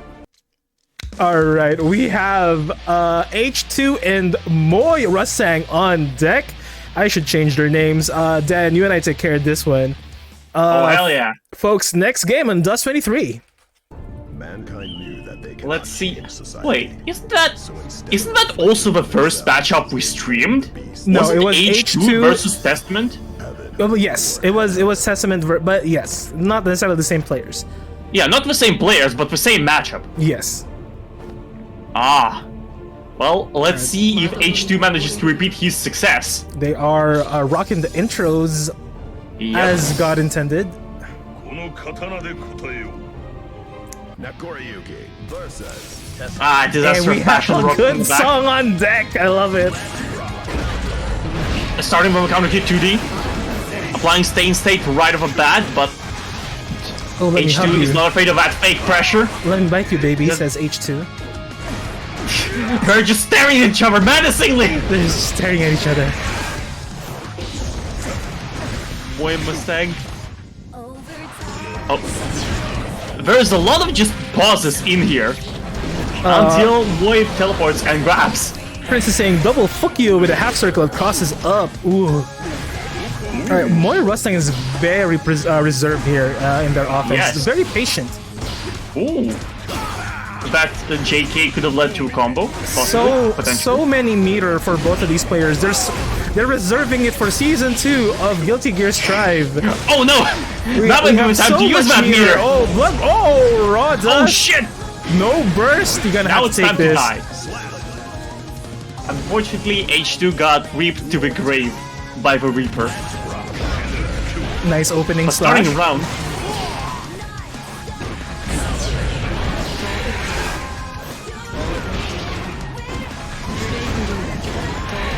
Alright, strong quarter pressure coming in from Moy. Finally opening up H2. that Testament's kinda nice. That Testament's kinda nice. Very nice pressure. H2 is FDing for his life and finally gets a chance to get out. Super is coming Lots out of into the reversal purple super. RC, into the grab. Very suave. Immediately gets shoved back into the corner just as he comes out. Once again at into the H2. grab. Once again, just piling on that strong corner pressure. 6P Oh my into God. the fireball. I'm dead. Thank you. That is Moy Rustang on the board. Moy is displaying the perseverance of a school bully that just shoves you into a locker over and over and over again and doesn't let you out.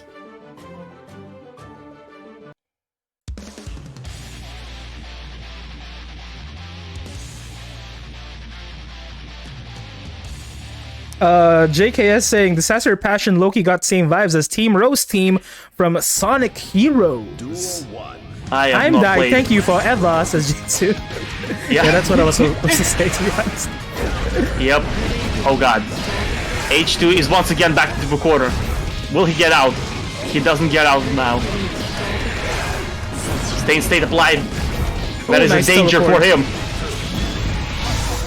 Damage coming out and you can't escape the state You cannot no escape matter the what. twins. You cannot. You don't run away from your waifu. Don't run away from your VTuber Oh of my dream. god. Teleported to a grab. That was kinda nice. That was very nice. Stay You in only state get once stronger again. the more you resist. Oh my god, and that was a P. Yep. Moira Stank is not fucking around. That air stall TP, says Jake, so that is true. Moy is very cool. And let's see what H2 has. Oh, Oh, nice grab, nice H2 hug, is nice turning up. bite. He's starting up his game plan. That is a lot of blood usage, my guy.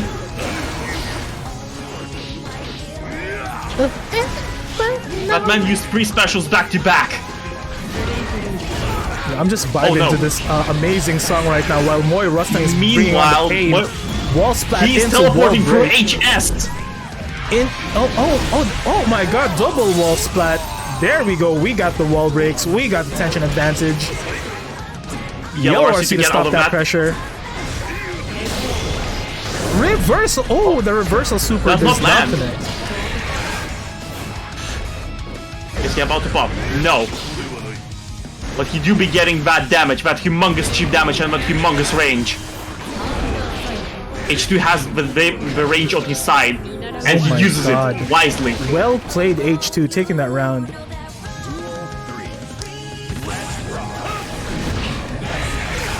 Loses for round start.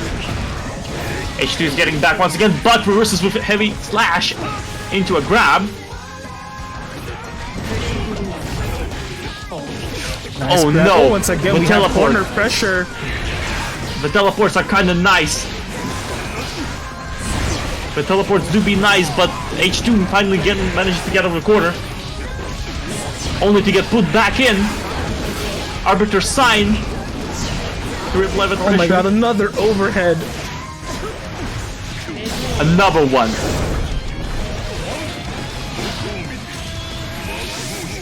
Oh, all the supers coming out. Let's see if it lands. It does not, but it knocks Moy just far away. Risk gauge slowly Or building up say- for Moy. Oh, and that And does that not is game. matter. That is a game Moy Rostang is up to 0. Up 2-0 right now. Sleepy and Lazy, welcome to chat, my friend. Testament is so good. Testament is so good. Let's see what adjustment H2 is going to be implementing here in game number 3. Oh, did they change characters? Let's see. Oh, they did not change characters. Let's see if they change colors. Maybe they changed songs. What do you think he changed? I don't know. Possibly song. Possibly he needs that buff, that H2. He needs the buff from his own theme. No. We rocking no. it with the May theme. Let's go. Oh, teleporting right in. Moy is telling I am the superior teleporter. You are nothing. But H2 is answering in kind with the shadow clones and the teleports and manages to get under the Raven Oh, nice and air gets aerial grab. grab.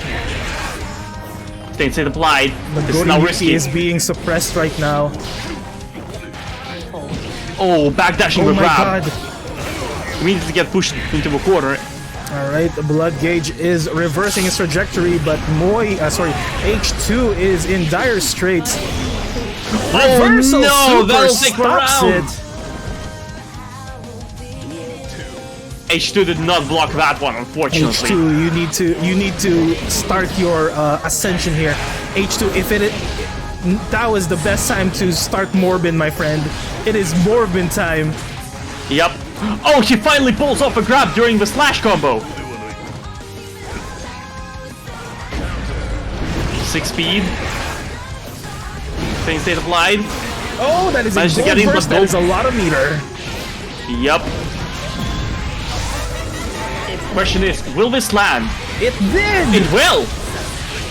Oh my god, Oh, Moy that was a Rustang. nice one up blast. Moy Double supers. Rustang is bullying H2 right now. What Yellow did I RC tell stop you that about pressure, the nice lockers? sweep.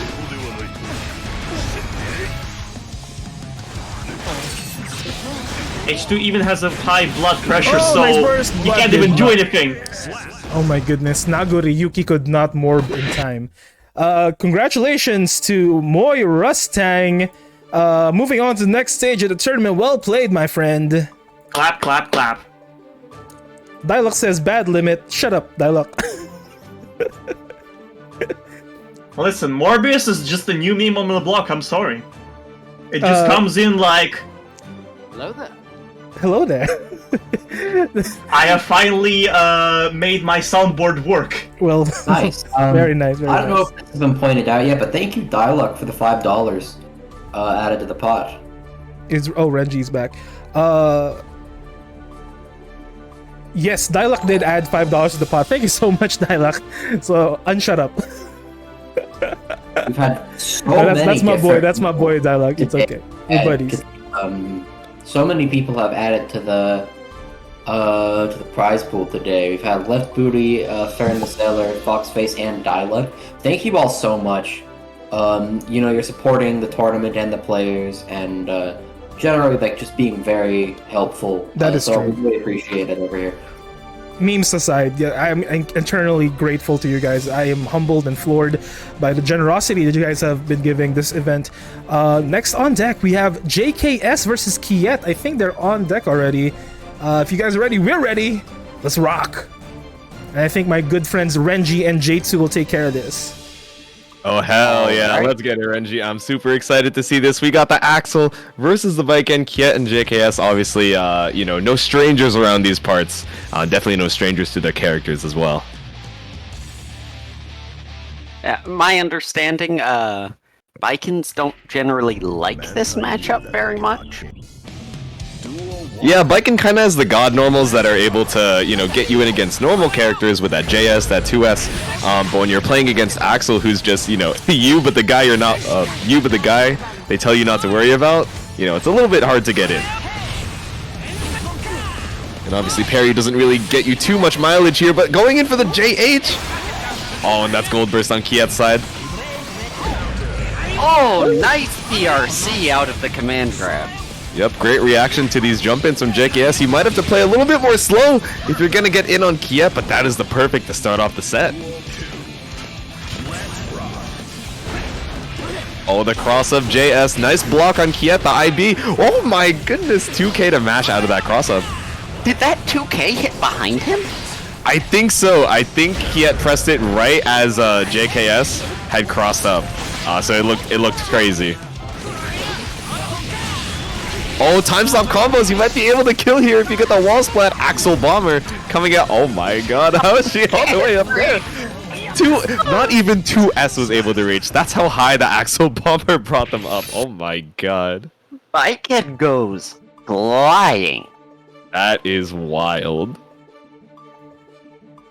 Yeah, I guess it was the one vision confirm out of the up follow up on Rensen, right? So you were already seeing space and now you're in the stars. But yeah, that's gonna be game one over to Kiet, a very strong showing as well. For sure, let's see if JKS can adjust. That's true. What kind of adjustments do you think JKS is gonna need to make to, you know, find their footing in this next game, Renji? I think they just need to get better reads on the zoning. Oh, looks like a good read on that defense there. Oh no, might have been looking for the Kabari, but that's okay. You got another safe jump set up off of this throw, and that's cross up. Oh, might have been able to kill if you routed into super, but it's okay. JKS finding their momentum super quickly in this game too. Sheesh! Oh, the IADJH missing. With Viken's Vortex, JKS just needs one knockdown. And that throw situation, the Oki after it is super confusing, even when you're in the corner. And obviously off of Kabari, you get that safe jump setup, but Kiet not letting JK get that started. And side switching there to get out of the corner. Oh, the JS we know, or JH, we know that Kiet loves these air normals to be able to stuff the approach. The JKS fighting. Oh, just going for the full screen run up, saying, there's no way they think I'll do this on 1 health, right?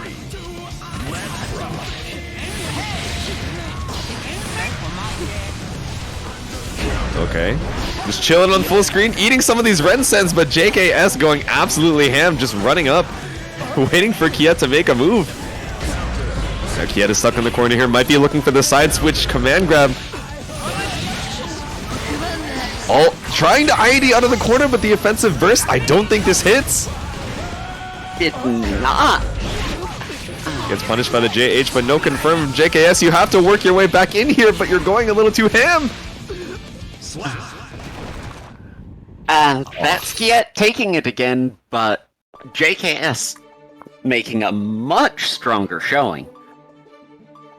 That's true. That's true. JKS making, like you mentioned before, kind of leaning into some better reads up in this round. But I think something that they're not representing, is dialing back a little bit on the throttle and kind of just waiting out and trying to see if Kiet, panics to try and stuff something out. With Axel, one of the things is that he can cover so much space on the screen, but he has to commit to where he's covering. So maybe if JKS is able to switch up between the super aggro and the super passive style, might be able to get something going here in this game 3 against Kiet.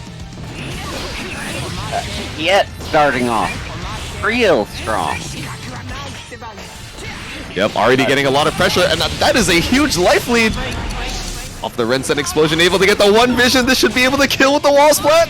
Not quite.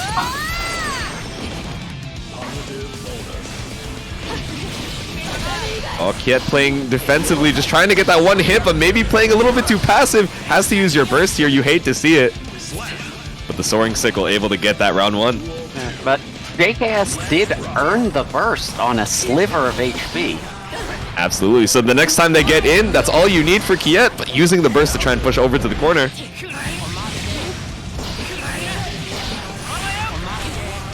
Yep, and Kiet is exactly where he wants to be here. Maybe in the corner, but able to run under the jump in. JKS just running that ID a little bit too ham here. 50% meter. Oh, JKS finally playing a little bit more passive, but Kiet catching onto it, the panic on game 3, and that is going to be a clean 3-0 Kiet over JKS. Wins. All right, and a strong showing from Kiet, but definitely we were seeing a few adaptations from JKS there to be able to get around that neutral, but unfortunately, just not quite enough. But congratulations on your run up until this point. Well played, Kiet. Also, H2, thank you so much for following, my friend. Next on deck, we have... It is Falme and Kai Falme and Kai Monkey. Do you guys remember what Falme played earlier? Ram, I think. Ram, and I think Kai Monkey plays Soul Bad Guy. So yeah, it's just a hunch. I think Kai Monkey is a Soul player. Soul player, very strong Soul player. We've seen him play many times here in the Dust tournaments. He's already there. I think he's switching to Kai today. I don't know why. Falme just waiting for you here, my friend. Let me ping actually. Hold on. And I believe this is the last match before our top 8. So anyone who has been knocked out up to this point and the person who does not win this match will all be eligible for the counter. Yes. Well, there is 2 more slots, so I guess after tallying all the wins, there are 2 other slots, because after this is technically top 6, if my math there is correct, because we do... I don't believe your math is correct. My math wrong? Okay, well, sometimes Limit should shut up. So, thank you for pointing that out. We're waiting for Falme here. Matt Hard, oh, thank you, Jay. Thank you for understanding. You can talk. We're not in... You're not I was already typing something like before, so I was like, I'm on my second monitor just bouncing between windows. So I was like, I'm not gonna, I'm not gonna confuse myself by typing and saying shit. Then I'm gonna type something wrong, gonna say something silly. But there's only so many brain cells to go around here, Limit, and myself included. Like when you're typing something and you're listening to music and you start. Yeah, exactly. Yeah, that's what I was scared was gonna happen. I'm like, oh no, I'm gonna get my wires crossed here. I have 10 I'm brain cells, simultaneously playing Gacha while casting. I'm simultaneously playing Puzzles and Dragons. Puzzles and Dragons. Fantasy. Puzzles and Dragons. Is that the next big thing? Bigger than Dislight? I wish. Yo, raise your hands if you guys got a Dislight ad at some point in your life. Definitely, is it perhaps 100%. bigger than Dungeons and Dragons? Dungeons and Dragons. Alright, anyway, next match on deck, we have Kai Monkey versus Falme. Guys, take it away. Taco and Dan. Yes sir, yes sir. We're gonna be going into this game 1. We've already seen both of these players in this, or I don't believe we've seen Kai Monkey on stream, but Falme made a great winners run, and Kai Monkey made a great losers run. I've seen Kai Monkey on stream several times. In No, fact, I I've mean played against today. Kai Monkey. No, I mean today we haven't seen Kai Monkey. Ah, yet. today no. Kai Monkey is a veteran here at the Dust. Has been playing here for a long time. A very strong Kai player, not a soul player, despite what you might think. You know, based off the name and all that. Oh, and he's rocking Still in the Dark, one of my favorite songs in Guilty Gear. Nice. Start of round strong, with a little bit of zoning.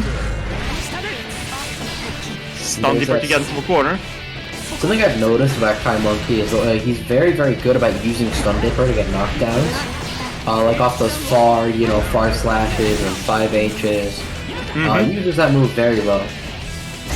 Yeah. Stun Dipper is for sure his most favorite move. But it seems that Empalme is starting to adjust to Kai Monkey's playstyle. Nice JH into the They're winning. The knockdown. Nice rolling cancel. Now you see that Stun Dipper. Unfortunate missed charge stunnage there, it looks like. A little bit of lag there. Oh, nice 6P. Stun Dipper into PFC. Oh, that was a nice counter hit. Great 2H there, going to catch Infalme out of the sky.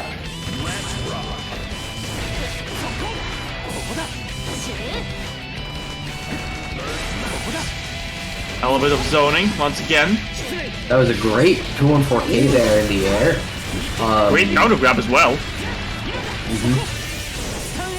A little bit of zoning. Already. Coming in for the arc. Burst to get Kai Monkey off. Empalme is trying to get in, but he just can't. Kai Monkey's continuous pressure is very strong. Immensely strong even. And there's that for 5K. That And classical Kai Rada Pro. And Infalme's doing something we also saw in the set versus, I don't remember the Soul that they previously played. I believe that was Critical Hit. And Infalme seems to be pressing 6P a lot near the end of people's block strings. And both a Critical Hit and Kai Monkey are taking advantage of that. With their projectiles, be it Stun Edge or Gunflame, they will beat out the 6P there.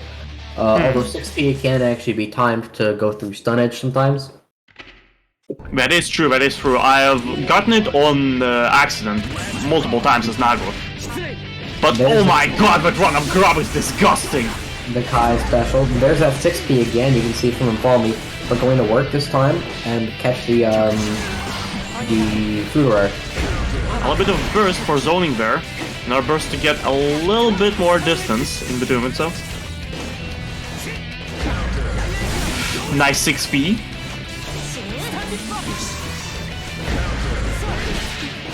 Unfortunately, this time Kai Monkey doesn't seem to guess correctly on which direction Empalme is gonna come down, and he pays for it dearly. But we will break and reset to a neutral.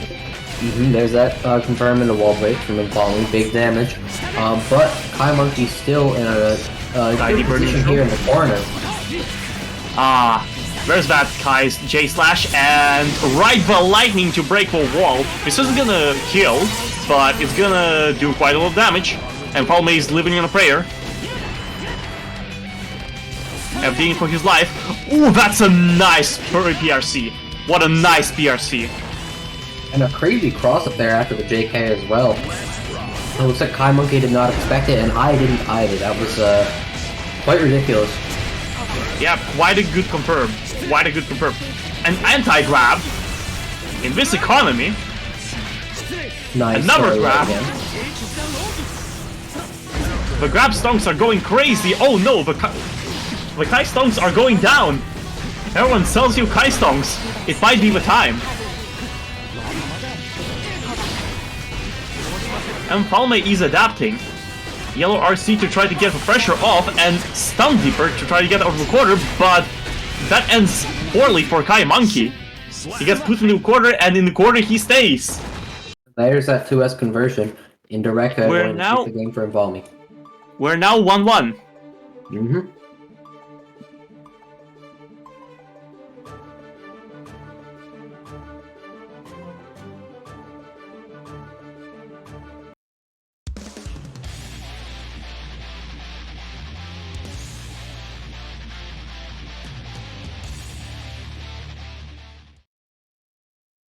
And I think both of these players obviously have a very strong showing already in the set.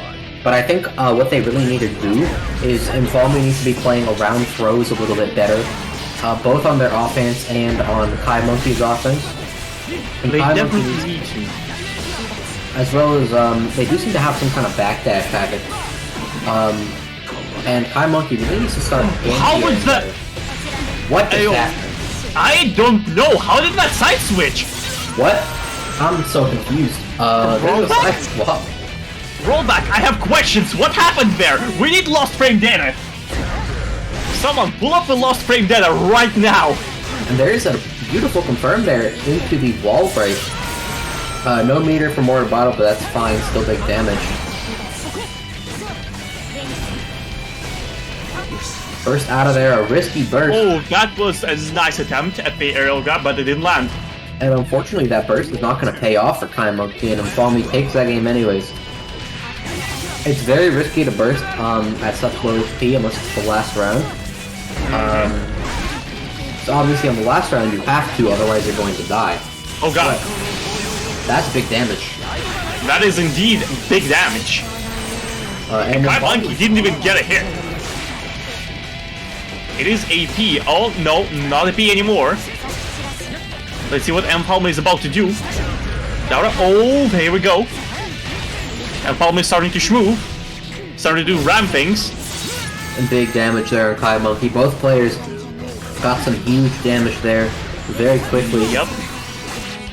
And there's that close But slide. Kai Monkey comes out swinging on top in the end. So it's Stun Deeper. A little bit of zoning coming out from both of these players. And Palmer manages to put Kai Monkey in the corner. Kai Monkey with his grab, and he's starting to pay for it. Ouch! There it is. That's just gonna That's take more a to big put out chunk of Kai Monkey's HP at.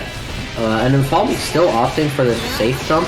And I'm not exactly sure about the usefulness of it due to the space you're left at. And that's Infalme winning that very close game 3.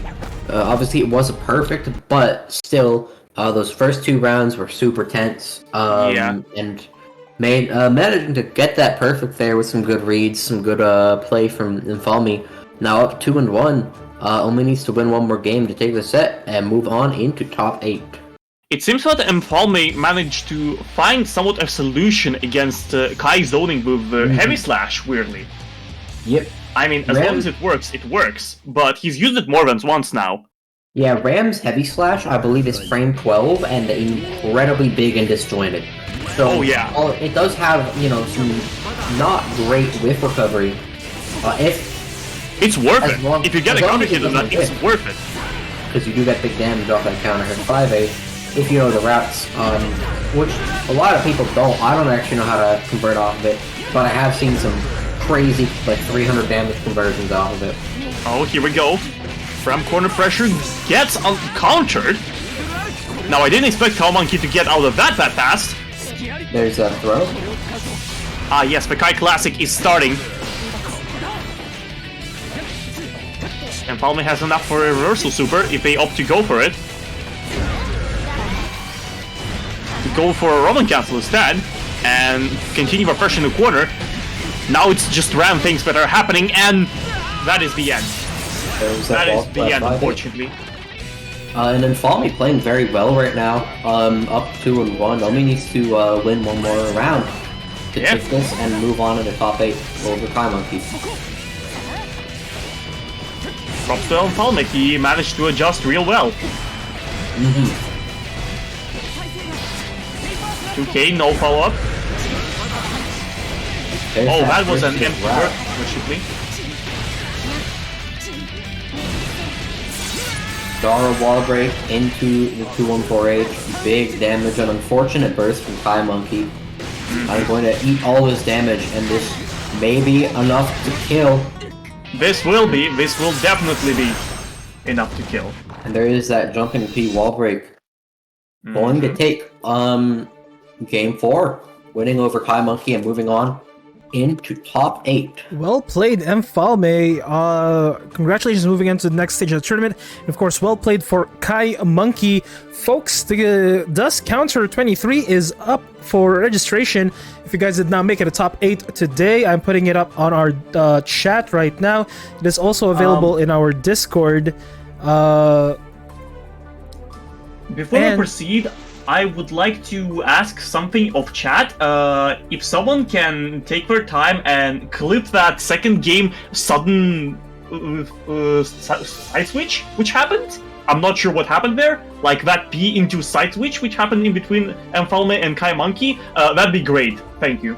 Alright. Yes, if you guys could do that for us, that would be amazing. We'll put that up in the Discord. And of course, once again, the DUST Counter is up for tomorrow. And the DUST EX for the very first opening tournament for Season 2 is up as well for registration. So, it's there. It's there, join it. Anyway, and it is obviously open tournament. There's no restrictions for the DUST EX. Next on deck is Winners Finals. Winners Finals, ladies and gentlemen. We have that scrub David versus Captain Bones. Ooh, who will win? Who will win? Both because players, Winners Finals, they are in our top 3 and they're going to get paid out big time thanks to all the contributions today. Once again, thank you so much. At least $20, which is just impressive, you know, the amount. And I'm super thankful for you guys for supporting it. But this is a high stakes match. Winner goes on in the grand finals. Doesn't have to fight through losers just to get back. And it's a matchup we've seen before in our winners finals with Druis versus was it that Scrub David as well? It was in fact that Scrub David, so he is no stranger to this matchup, and has even played 10 games in a row against the Happy Chaos. So let's see if they're able to take it over Captain Bones, a very well-renowned Happy Chaos player, even by Druis himself. Let's see the Zoner versus Zoner shenanigans. Are they going to let the intros rock? Not quite. Not at all. Yep, let's get straight into it, starting out with that 2H. And there's that early hit and the curse from Captain Bones. Oh no, David just getting shot out of the sky here, taking already 80% life in the first 15 seconds. Nice IB. You have to work your way back in, but there's just no opportunities to get that damage that you need.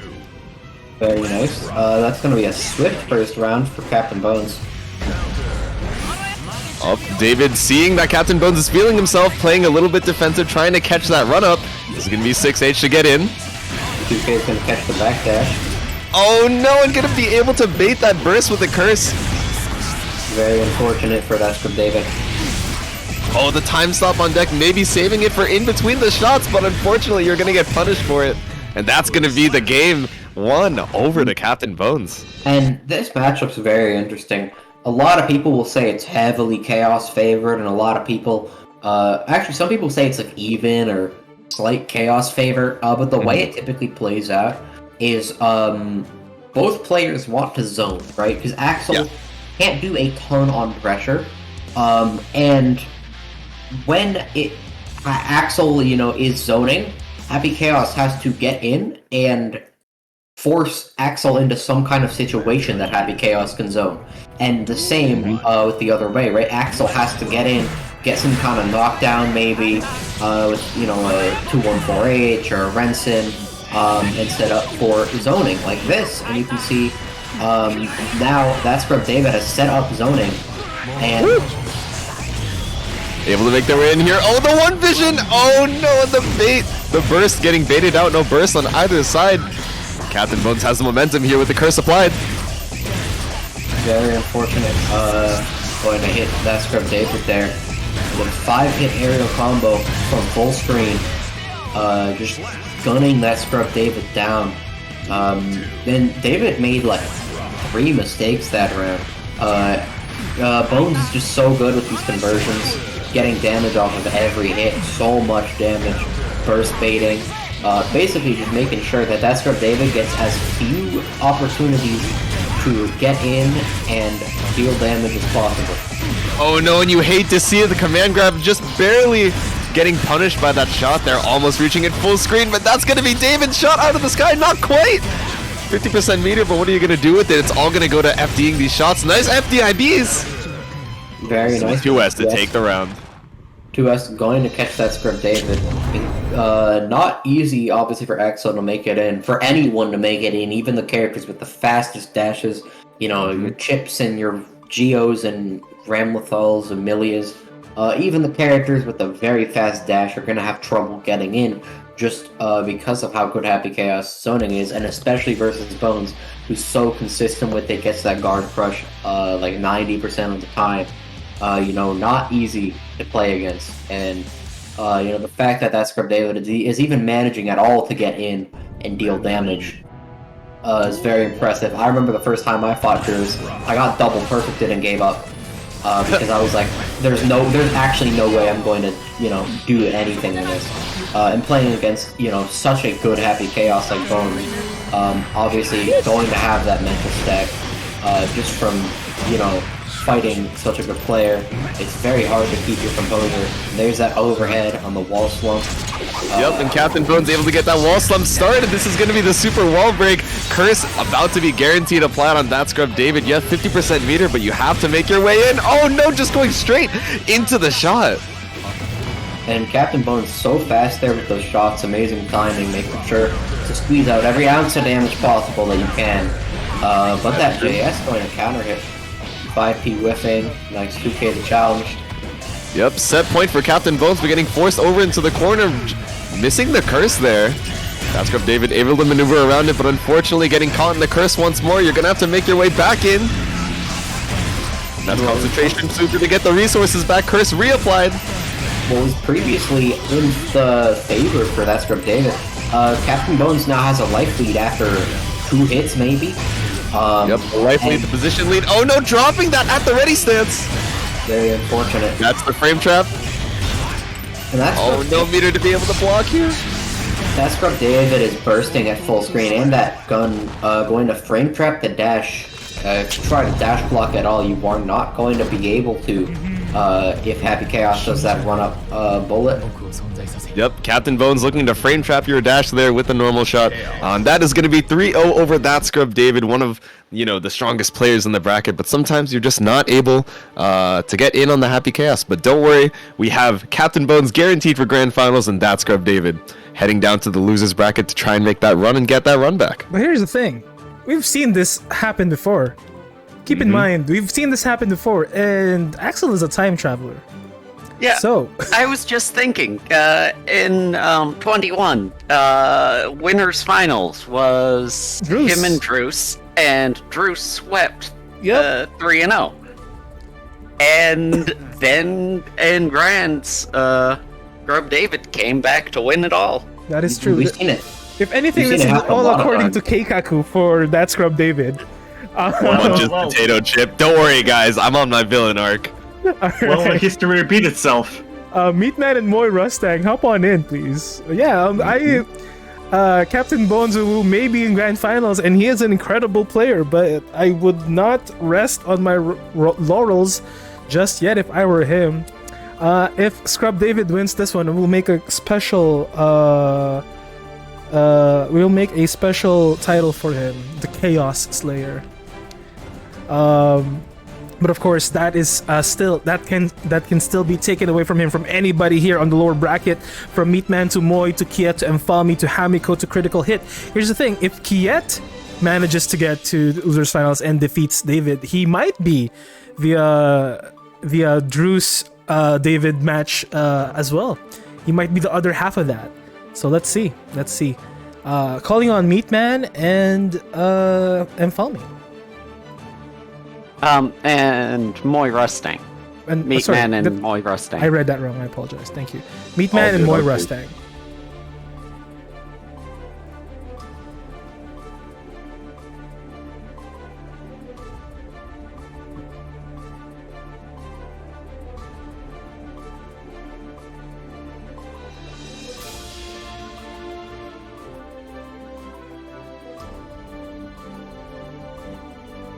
All right.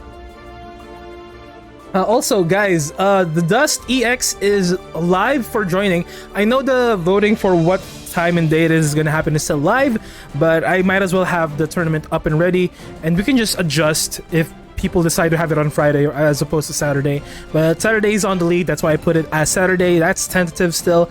If people want it on Friday, we'll let the people have what they want, and we'll put it on a Friday. But right now, it is up and available for joining. Also, the Dust Counter is up and available for joining. If you guys did not make it top 8 today, please join the Dust Counter. They are both available in the tournaments section of our Discord. So please join that. Meatman is on deck. We are just waiting for Moy. Do you guys think they'll immediately put in a new character? No, I don't know. think They've really been avoiding any new character trailers, so I'm thinking they might wait just to see how the system mechanics balance out for season 2. Alright. The thing is, I don't think is this. Wait. I'm a little bit confused actually. Is this update season 2, or is it something before season 2? Because to my knowledge, it's not season 2 yet, right? Season 2 is later this time. Yeah, technically the season 2 DLC isn't gonna be out or anything, I don't think. But So- it is the 1 year since the game has come out, so Yeah. with a major balance overhaul, or so they say. So to me, that means it's season 2. I think not really. I think because I mean it's not technically season 2 until they've announced it. But yes, it is still going to be a major update. At least from what they've said, going to be a lot of differences, and I'm super excited to see what's going to happen, how the gameplay is going to change, how the meta is going to change. Hopefully, Happy Chaos is no longer the whole damn meta. You guys remember the date that they announced for when they would drop the patch notes? Is it the 8th? It's the 8th. It is in okay. 4 days. Yep. So we will get to see. We Uh, have no character. idea what time it is, though. Correct? anybody in the room right now that's not playing, that is not a caster, do you guys mind leaving the room for the meantime? Because Moy cannot get in. Yeah, That please would free up be- for Please leave the room, because I don't want to kick you guys, because if I kick, we won't be able to join back in, and we'll have to remake the room. So whoever is not playing right now, I humbly request, please leave the room, so that we can allow for Moy to hop on in. There's some room for the hero. Well, Captain you were- Burns and David, please, Captain. and Falme, please allow space. Any one of you guys, please just hop on out real quick so that we can have Moy Rustang in here, please. And Captain Bones and Falme and David.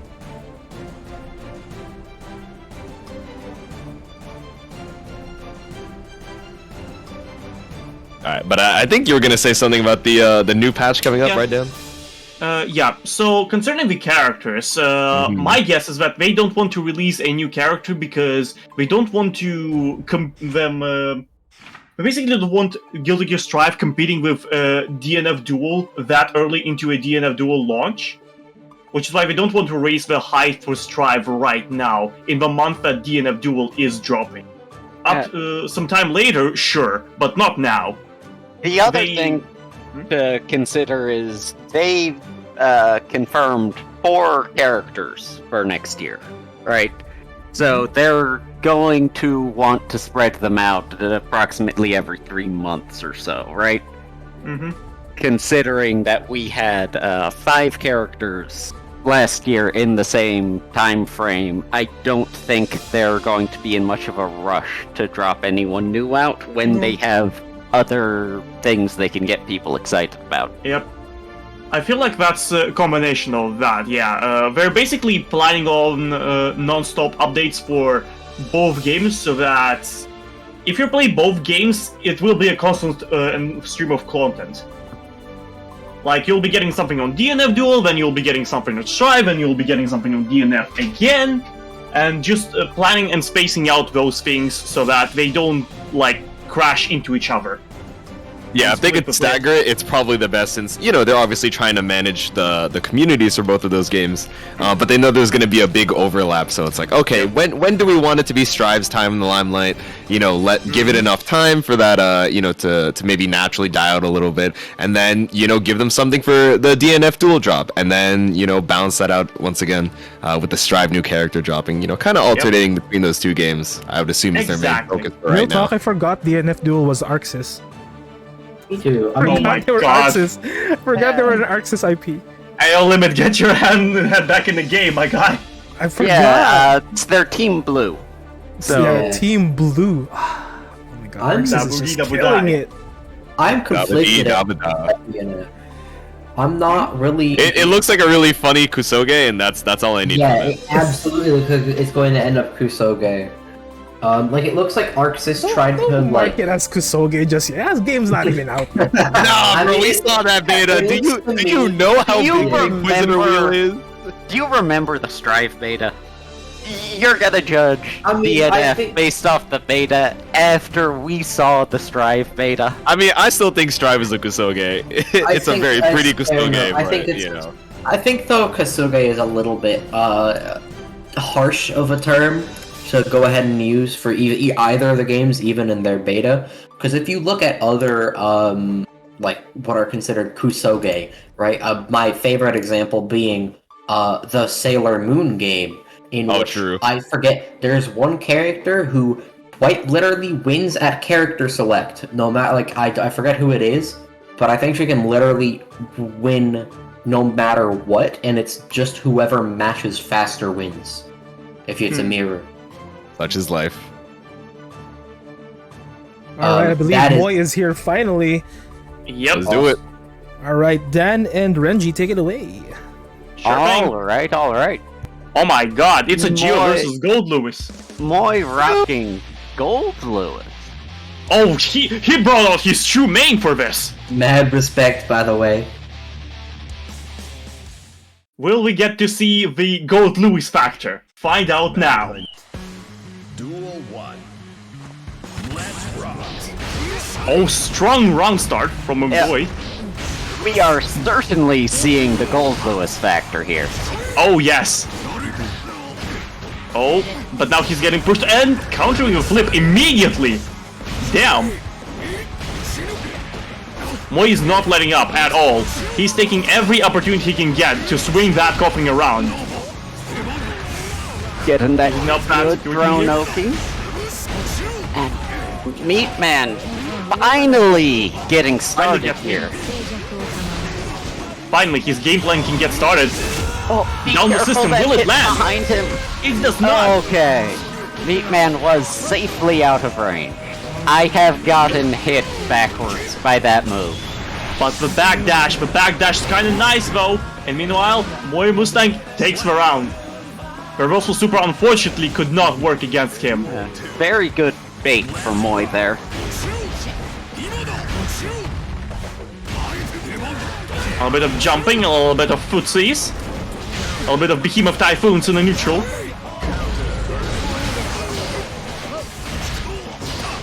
Oh, getting countered on that coffin swing. Down the system, landing, and it's a round! It's a round end! Gold Lewis factor! In the play, in life!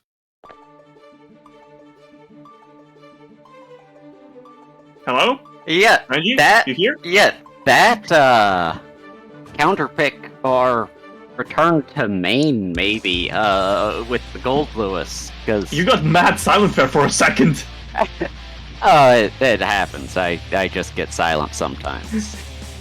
Yeah, Jade's Renji awestruck by Gold Lewis limo. Yeah. I wouldn't be surprised. Meanwhile, Moy Rustang, try saying that name 5 times. Both of them earning the first early.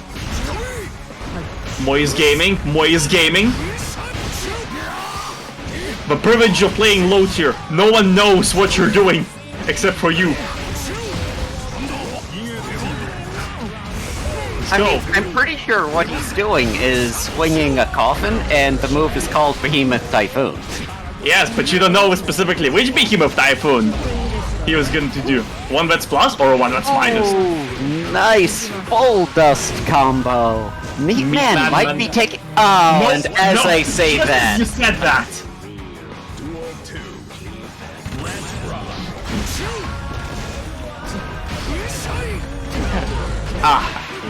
Apologies, I received a message from a Gold Lewis Pro 69. Meanwhile, Meatman is trying to push Boy Mustang, but it's backfiring horribly. It's there's that reversal. finally gets that Meatman, reversal. I was able to see playing them so good with mashing out those reversals in the smallest opening. Yep. This time it manages to work, and it does wonders. What those moves from Meatman? Back and forth, baby. That was a nice hit with that R slash, but the drone does not go away when Gold does Lewis not. is hit.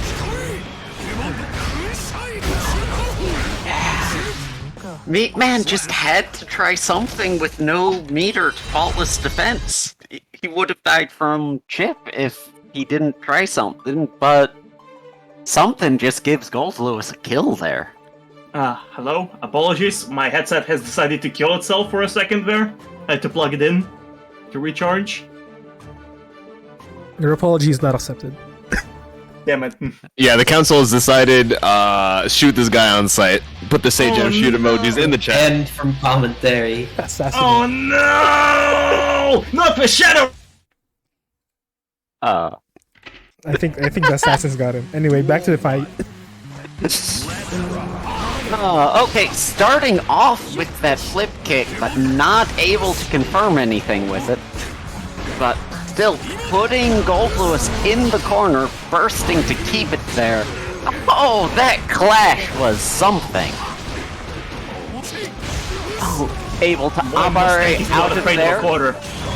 Switch, is this going to connect? No, No. it did not. But Meatman didn't manage to approach in time.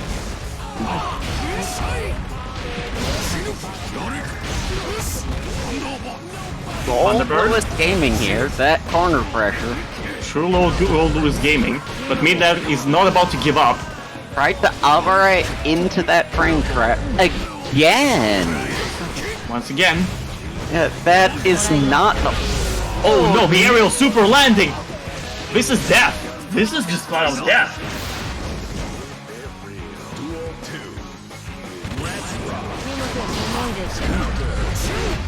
Six speed landing on a grounded opponent, very rare for Gold Lewis. Oh my god, Yeah. Moy is just gaming, Moy is just Yeah. gaming. Meatman cannot get out, and he's... Oh my god, you killed him, Moy! Oh, that chip damage is so brutal if you get Yep. cornered without meter. Yep. Meatman finally manages to get in some damage. Oh my, what a dust, what a dust. Just no burst from Moy. Has Oh, to damn. just eat that whole thing. Such a good combo, by the way. I'm pretty sure he Moy- was pressing only 2 buttons, but still. Both sides have a burst left, but Meatman is on his last life. Meatman is trying real hard to hit reversal right now. Just to not get baited. Oh, nice! That RC from Meatman. What a nice RC. Oh, Ah. not 2P! Yeah, the 2P with the max risk to get that counter hit. I didn't even think 2P could get a counter hit. With max risk, anything you tap him with is Really? better than big counter hit. You can like confirm off of uncharged dust with it, for example. So funny, the 2P getting the level 3 counter hit. Congrats to Moy Mustang, gonna be moving on to top 8. Oh wait, no, moving on in top 8 from that round. A very good showing from Meatman. Congratulations on your top 8. You played very well, and Moy Rustang gonna be moving on. By the way, Gold Lewis is not a low tier. I'm not gonna let this propaganda be spread around. If you hear a Gold Lewis player saying that Gold Lewis is low tier, they are coping. It was like 2 weeks ago. You were trying to convince me Gold Lewis was bottom 3. And then I met Look Knuckles. how the tables turned. Yeah, and then I realized I was wrong as fuck, and he's actually not that bad. And it was not like 3 weeks ago, it was a few months at least. Yeah, Gold Lewis I think runs into some difficulties navigating like neutral, obviously, with like slow run and certain options. But the offense, that shit kind of cranks. I'm not even gonna lie to you, dog. That shit goes hard. If Gold Lewis doesn't mess up and he gets a knockdown, you're dead. That's basically how his offense works. Or you play defense well, basically. You have to have very good defense, or the Gold Lewis messes up, and those are the two conditions you can get out. That's true. You just can't let him into that win con, or else you are throwing a very, very weighted die. Yeah, and even still, a lot of people say, oh, but his neutral is horrible, and he struggles against zoners. I mean, first off, Happy Chaos, yes, he does get destroyed but Axel, a lot of people may think that's one of his worst matchups, but he actually does okay into Axel. It's maybe slightly Axel favored or even, is what a lot of Gold Lewis players are starting to realize, that he does actually have tools to fight Axel. And speaking of Axel, we're seeing Kiet here versus Mfalmi. All right, Kiet versus Mfalmi. I'd like to call my good friend Renji and Jay to cover this one. Let's rock. Let's do it. What's good, Renji? We're gonna see a little bit of zoning from Kiet, and Mfalmi's gonna try and fight their way back in here. Oh, so getting sniped out of the sky here. That JS is a really nice option for Mfalmi in this. Yeah, you're gonna have to use it at certain points to be able to catch those air-to-airs against Kiet, but Kiet playing actually pretty decently grounded. We know that they are very, big enjoyers of the JS and the JH usually in a lot of matchups, but gonna be a lot of damage on Mfalmi's side. Nice mash out! 100% meter, what are you gonna make with it? Oh! And get the super wall break, let's go. Yeah. We've been seeing Mfalmi doing these really safe sequences off of the super wall break and actually spacing themselves out of that reversal super. On the other hand, the reversal into PRC so that the explosion didn't kill him. Really good awareness from Kiet.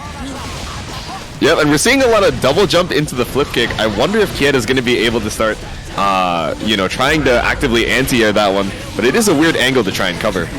He did get a 2S on it once. That's true, and it's a big counter hit if you're able to get it, bringing you all the way to full screen. Maybe not able to combo off of the trade, but the positional advantage is looking really strong here.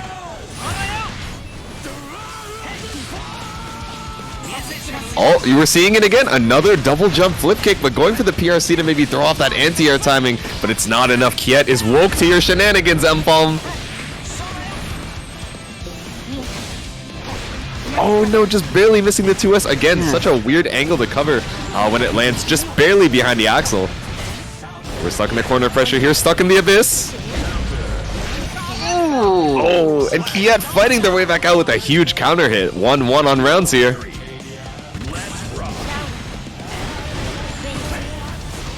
Let's see it, the sword toss.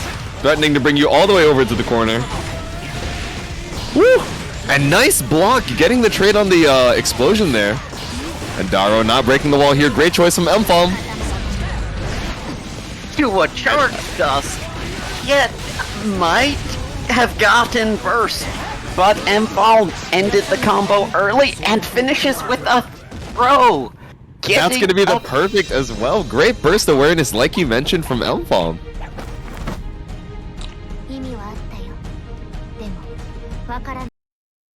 Yeah, we got to get that doggo ending screen. There's Borgars, there's dogs. And those are the only two things Ram likes. Everything else she can exterminate from the surface of this earth. Kiet included, possibly. But Kiet, definitely one of our stronger players at the Dust, so I am very excited to see how they adapt going into this game, too. Yeah, Kiet has made a strong showing every Dust he's shown up in, which has been a lot of them at this point. An absolute regular around these parts. And Elmfalm, if I'm not mistaken, a relative newcomer trying to challenge for their place here, already in top 8, but trying to make it further and further into this tournament, telling you, hey, you've seen Kiet around here, but maybe you don't know me quite as well, but I will make a name for myself. Getting so much damage on Kiet already, and Burst is down. Gonna see another forward jump, far slash, okay. Keep yourself safe. Maybe could have taken a little bit more risk, considering Kiet doesn't really have the tension, especially doesn't have it now after that FD. And closing it out with a sword toss. Not quite another perfect, but only from chip damage. Oh, nice clash there on the flip kick. Trades, but able to get the positional advantage. Big counter hit 2S here. Confirming that, I don't know if the lag made that drop or if that was just the natural end of that combo.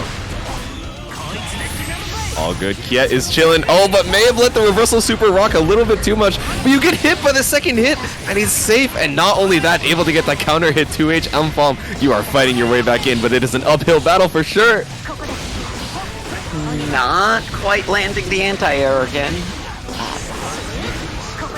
Yep, Kiet might have been used to that flip kick hitting behind them, so the anti-air a little bit messed up. I think you're doing a move here. Oh, the PRC, so that Elmfalm didn't eat that trade. Yep, that is the PRC on the I'm a fire in my laser, able to run up and not only win the interaction there, but also combo to get the kill. So great awareness from Elmfalm. They're so close from Kiet on that set, but that's going to be 2-0 up for Elmfalm here.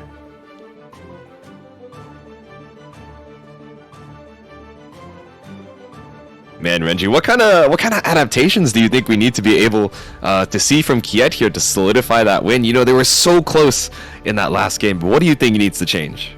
Kiet hasn't been playing much of his air game. That could be big. He also has whiffed his reversal every time he's tried to use it, so losing that meter, losing that chance to get out of pressure. I don't know how well the air game would work against Ram, because it is Ram, but certainly if Kiet had a better way to take advantage of the meter. Yeah, absolutely. We see Kiet, kind of chilling in the lobby right now, seeing if they can dig any of their Ram matchup knowledge. We see that Scrub David in the chat saying, the deeper I go into the Ram versus Axel rabbit hole, the more a part of me dies. Impossible matchup. And that's from an Axel King himself, so I can't discredit that opinion for sure. Oh. David informing us that her standing slashes go under Axel 5P. That is rough. Oh, I believe the players are doing a connection test right now. We did see a couple of those lag spikes in the middle. I know we were mentioning like, oh, is that a drop, or is that just how the combo looks? So just doing a quick connection test before we go into our game 3. But yeah, it would be interesting to see Kiet maybe take to the skies, as we've seen, focusing towards that JS, JH. But like you mentioned, even if they switch up that playstyle, those are more air to grounds than they are air to airs. So I'm wondering if Kiet is used to, especially a Ramlethal, playing so heavily into the air to try and get around that Axel zoning. Yeah, for sure. And those flips in the air, I don't know Axel well enough to tell how you're supposed to counter against that when the 2S seems pretty unreliable. That's true. The trajectory after that double jump just makes it so weird. Like, oh, do I delay it? Do I wait until it crosses up, or is it just going to hit me in front and get those plus frames? 6T would certainly hit if you got the timing down, but I think you'd have to lab that to learn it. I certainly Yeah, it's wouldn't be committal able for to, sure. pick it up on the fly. Again, he also has that 5K anti-air of his. Yeah.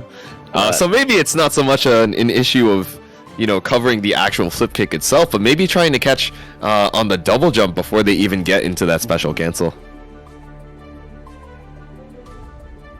Yes, certainly an option as well. Okay, thank you so much for your patience, everybody. We're just trying to resolve a lag contention here between the two players. They are experiencing some lag, and of course, we are allowed to contest them. That is part of our process here. So we're just waiting for them to sort things out. If we need to, we'll have one of them host the room for us, and we'll join them if that helps. I think sometimes it does help that someone, that one of the players is actually hosting the room, so we could do that. For the next match. Lag is an unfortunate but inevitable part of online tournaments. It's going to happen. It's not the player's fault unless they're on Wi-Fi.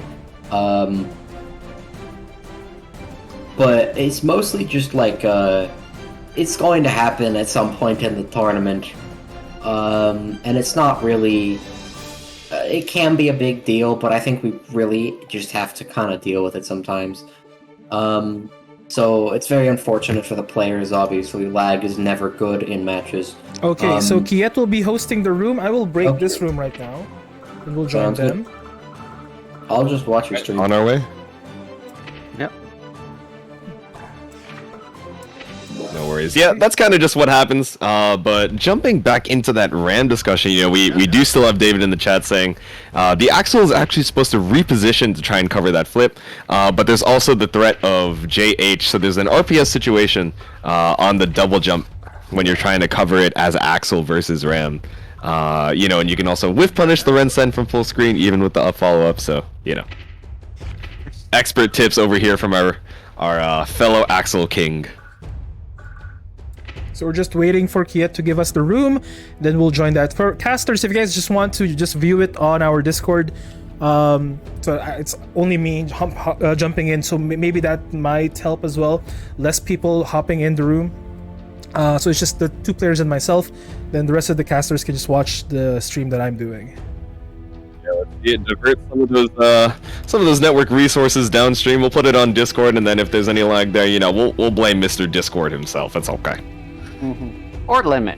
We can always blame Limit. That's true. That's always the option. So, like, you know, it was Limit's fault. The sun was in my eyes. The seating was whack. You know, you can put it on Limit. Whether or not you're right is a different story. You know, Tokido measuring to the millimeter how he sits. Yes. You know, I was actually a couple centimeters away from the screen, so it's not a real victory. Yeah, my controller was also kind of stinking. Yeah, you know, the batteries were actually only at 99% instead of 100, to be fair, so though, there's a little bit of extra lag. To be fair with Tokido, though, when I was watching him live, he did not do any of that shenanigans. So I don't know if that's more for the camera during an interview, or if that's something he's actively doing. Because when I watched him, like during an event here in Canada, he didn't do that shenanigans. Unless they already have it pre-measured for him. Yeah, probably more of a meme than anything. Oh, he gets the top player privilege of... Sir, we've actually measured the chair for you ahead of time. We knew that you would be on stream, so after you, sir. After you. Yo, real talk. During that event, this is Canada Cup 2018. I still remember like it was yesterday. It was one of the most magical days of my life. The Toronto Congress Center. Was it Toronto Congress Center? No, the Metro Toronto Congress Center, something like that. This is one of the major event places in Canada. They shut down the power during the grand finals between Tokido and Daigo. That is actually the worst. It was so funny. It was so funny. I think they have the room code as well, Limit, if you want to join that real quick. I'm joining that right now. There we go.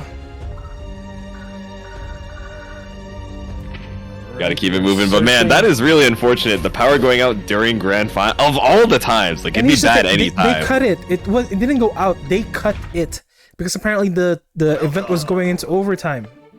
Aw, man. You know, just charge them afterwards. You know what I'm saying? I don't know what they were thinking. And here's the thing. That specific place hosts conventions year after year after. That's the only thing they do. So they know events sometimes go into overtime. So I don't know why they did that.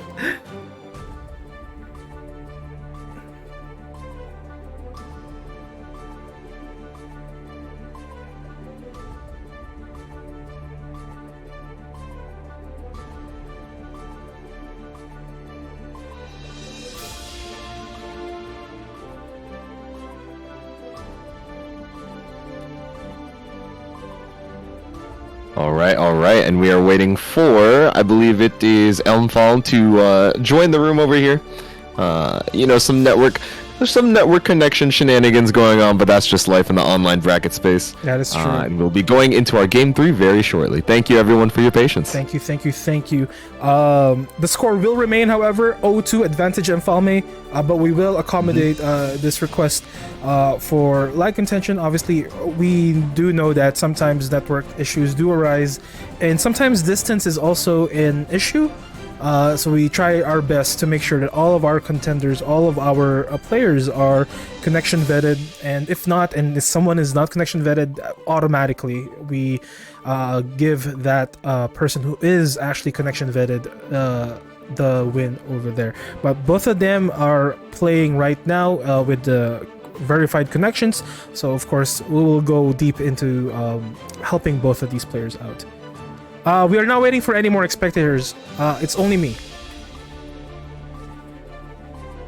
Because the whole team is watching on Discord right now.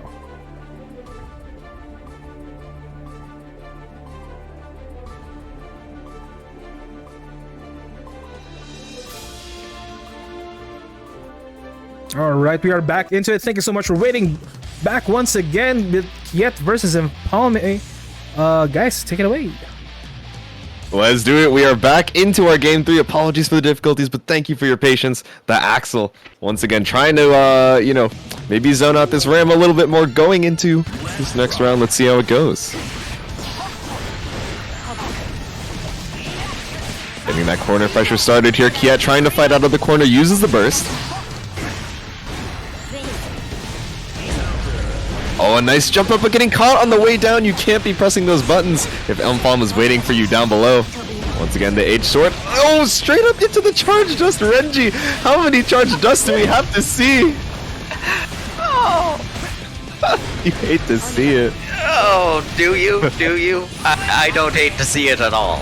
Okay, well, you know, at the dust, maybe we like it a little bit more, but as far as Kiet is concerned, it might be a little bit painful, but they're still fighting their way on this magic pixel. Oh no, and the cross up on that flip kick like we've seen before.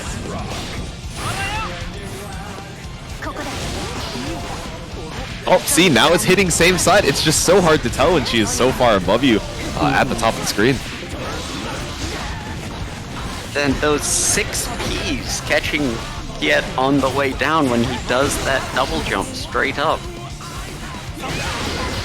Oh my goodness, and the flip kick trading, even though Elmfalm just doing it straight in Kiet's face. Axel, you know, not exactly the best with the air-to-airs. So not exactly something they have in their toolkit. Oh, nice! Able to get the reversal super on the close slash. You have to make the most out of this opportunity, Kiet. What are you going to do? Gotta be so careful with the 50% meter on Elmfalm here. You do not have FT. No more tension. That is going to be the 2K to close out the set. 3-0. Oh, man. Difficult matchup for the Axel indeed, but very well played from Elmfalm. Very well played for Empalme and Kiet as well. Good shit, guys. Let's head into the next match. We have Critical Hit versus Moy Rustang.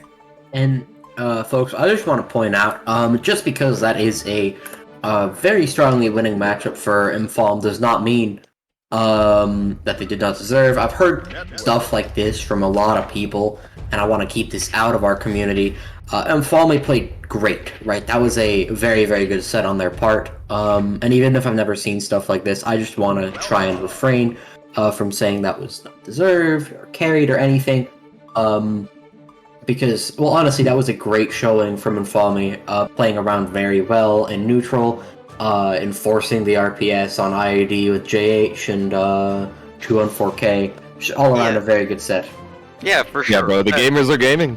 7-3 matchup, you still have to know how to play it, right? Yeah. It's not as though the game gives it to you for free for making your character. hmm Even if I technically, as Gold Lewis, win the Soul matchup, if I beat a Soul, it doesn't mean I did nothing to win that. And I still lose actually the Soul matchup a good amount in particular. Why? Because I don't know the matchup very well. That's like it's not free no matter how good the matchup is. Even Potemkin, I've lost to Potemkins before, even though that's a very strongly winning matchup for me. Yeah, For sure. And if you make it in the top 8 of a 32-player bracket, you know, it doesn't matter if you're playing, you know, the top tier of the top tier. You still got to beat out, you know, a decent amount of people on your way up here. So don't let anyone tell you your victories up to this point aren't deserved. You know, you still got to play some killers. And if they're going to complain about your character, they can pick it up themselves if they really want to. It's more of a them problem than a you problem. Let's put it what I'm that way. saying. It's their problem. It's not your problem if you play Happy Exactly. Chaos. It's their. This is something I've been telling people. Keep playing top tiers if you play the top tier. It is not your problem. That's Right. true. And there's still awesome games to watch regardless. So don't worry about it, friends. We are in our last 1, 2, 3, 4, 5, maybe 6 matches of the evening.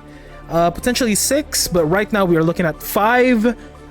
Critical Hit and Moy Rostang, hop on in, please. That is an I, or sorry, an L, right? Instead of an I. When you guys joined. It's yeah. It's an L, yeah.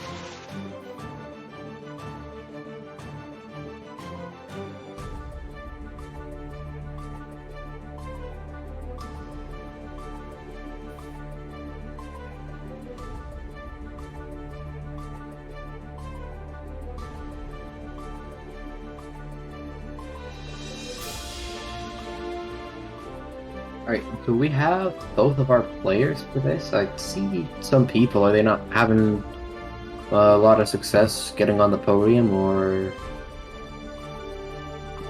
Critical Hit is here. I think we're waiting for more. No, they're both here. They're both here. I think that's them. There we go. Oh, there we go. Bye. Spectate. Okay. I think Alas. Gold Lewis vs. Soul.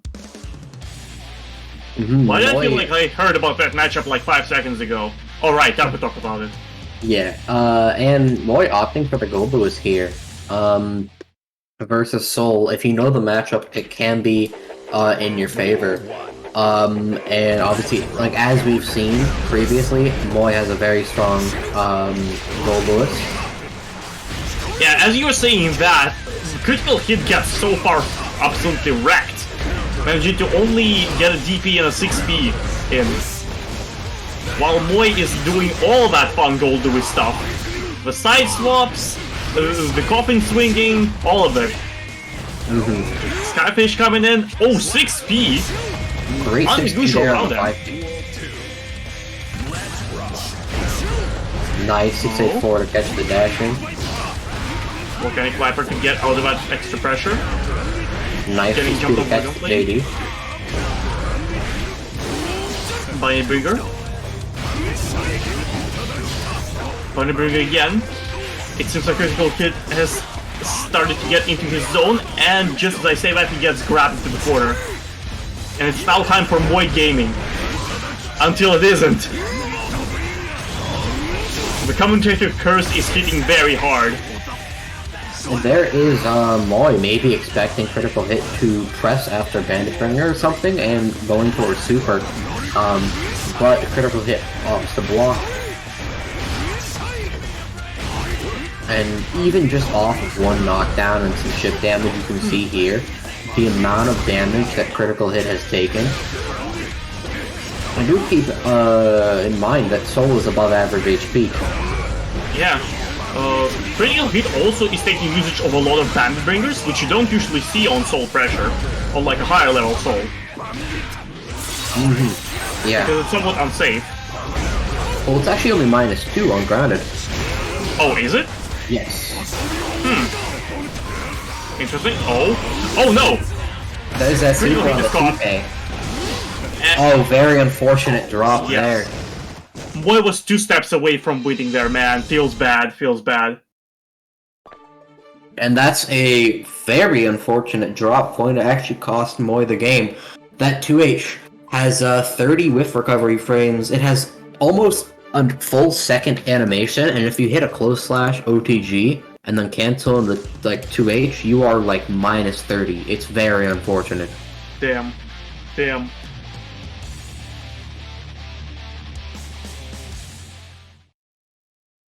You know what I want to see? I want to see Heavy Mob Cemetery from Critical. I'm not sure why, but I just want to see it. I have a feeling it might be strong in this matchup. Meanwhile, Moi is once again having a strong round start, but Critical is not giving up. He is going all out with all of his soul tools. Good 6p, all that combo. There's that burst after the 5k. Yep. So far, Critical is not using a burst. Oh, an empty burst, unfortunately. There's the DP. Yeah, that one on cancel was weird. How he got hit after that, but I'm not gonna question it. There's that counter hit success on the 5k. Yep, Taking the the classic round good old for 5k. Actually hits the DP with a coffin, amazing! JD beating out DP, not a common occurrence. Yeah. This is not Street Fighter. Sometimes you can beat DPs by being in the air. Crosses up a DP, Moi, what are you doing, my boy?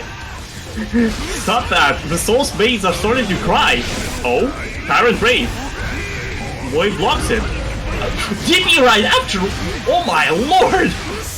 And there's that conversion and the no wall break, unfortunately. Nice air throw. And that right there is why a lot of the time... Oh, nice throw on the 5k success, by the way. Yep. But that right there is why a lot of the time, versus specifically Soul's super, I opt to press super in between. Or like, not in between, but like before the first hit. Since you get a guaranteed punish. Even though your Oki may not be as strong as possible, and it does cost half meter. Understandable. Especially if it kills, it's worth it. Meanwhile, it seems like Critical and Moi are more or less evenly matched until Critical breaks the stalemate. Moi is now in a quarter of Wild Throw. When Critical needs only one more hit to finish it, but same can be said about Gold Lewis, because Gold Lewis Factor is back in town, baby! And there's that great burst bait from Moi taking the game. These games are incredibly close, and Moi dropped something for Critical Hit to win that first game, and vice versa. Critical Hit dropped that, and Moi ended up taking the game. Yep. It's whoever drops whatever. It's anyone's games at this point. They're Anyone's quite game. evenly matched. You just play it out till those last bit of HP, and wait, alright, who's gonna drop their combo?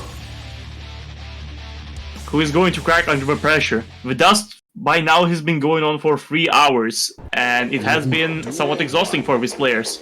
You can really see it. Sure, playing for 3 hours, even if you're not constantly playing, playing over this span of time is, you know, not easy. Yeah, it does push straight in. Takes a lot of mental fortitude.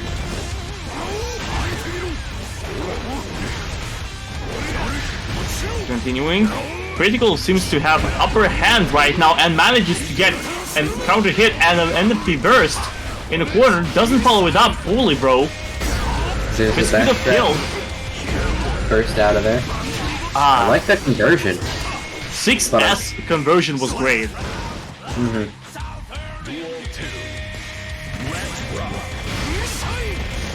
Meanwhile, Moy is taking the initiative from a round start with those Behemoth Typhoons and that crazy chip damage. Bandit into it.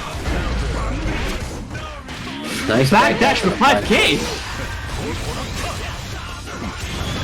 Oh no, that's gonna be blocked. Yep, that's gonna be blocked, and Moy is gonna be punished for it heavily. This is prime real estate for Soul. No clean hit, but still big damage there on Moy. Yep. Oh, that was an unfortunate miss by Behemoth Typhoon.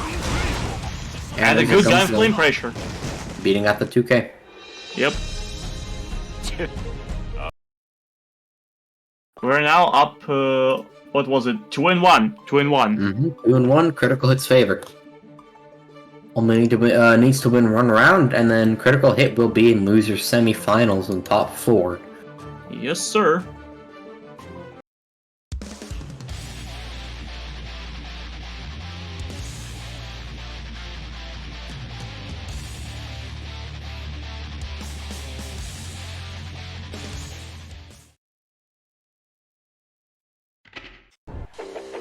Duel 1.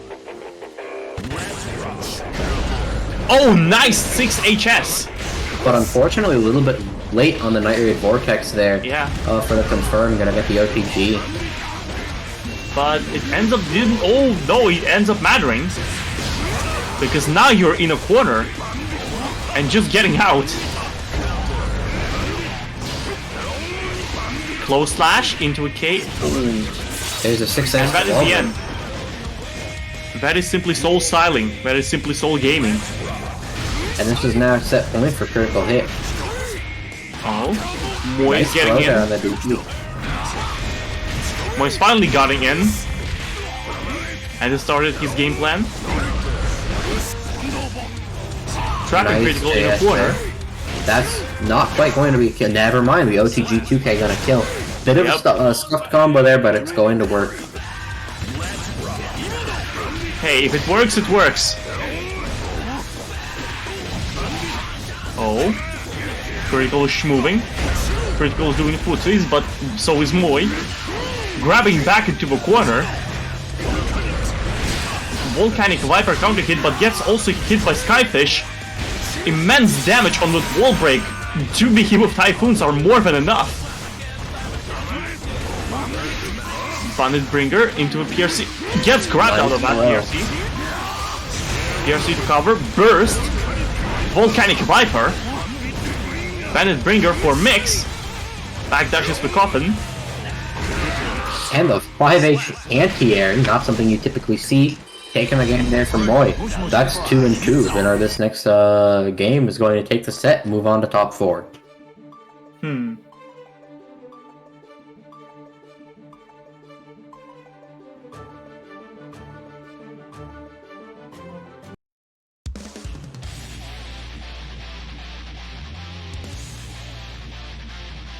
And now going into this game 5, these players seem to be going very even in this set. Yep. Both are playing super well. I'm not seeing as many nerves getting to them as we have in some other sets. And Yep, they're not dropping a lot of stuff.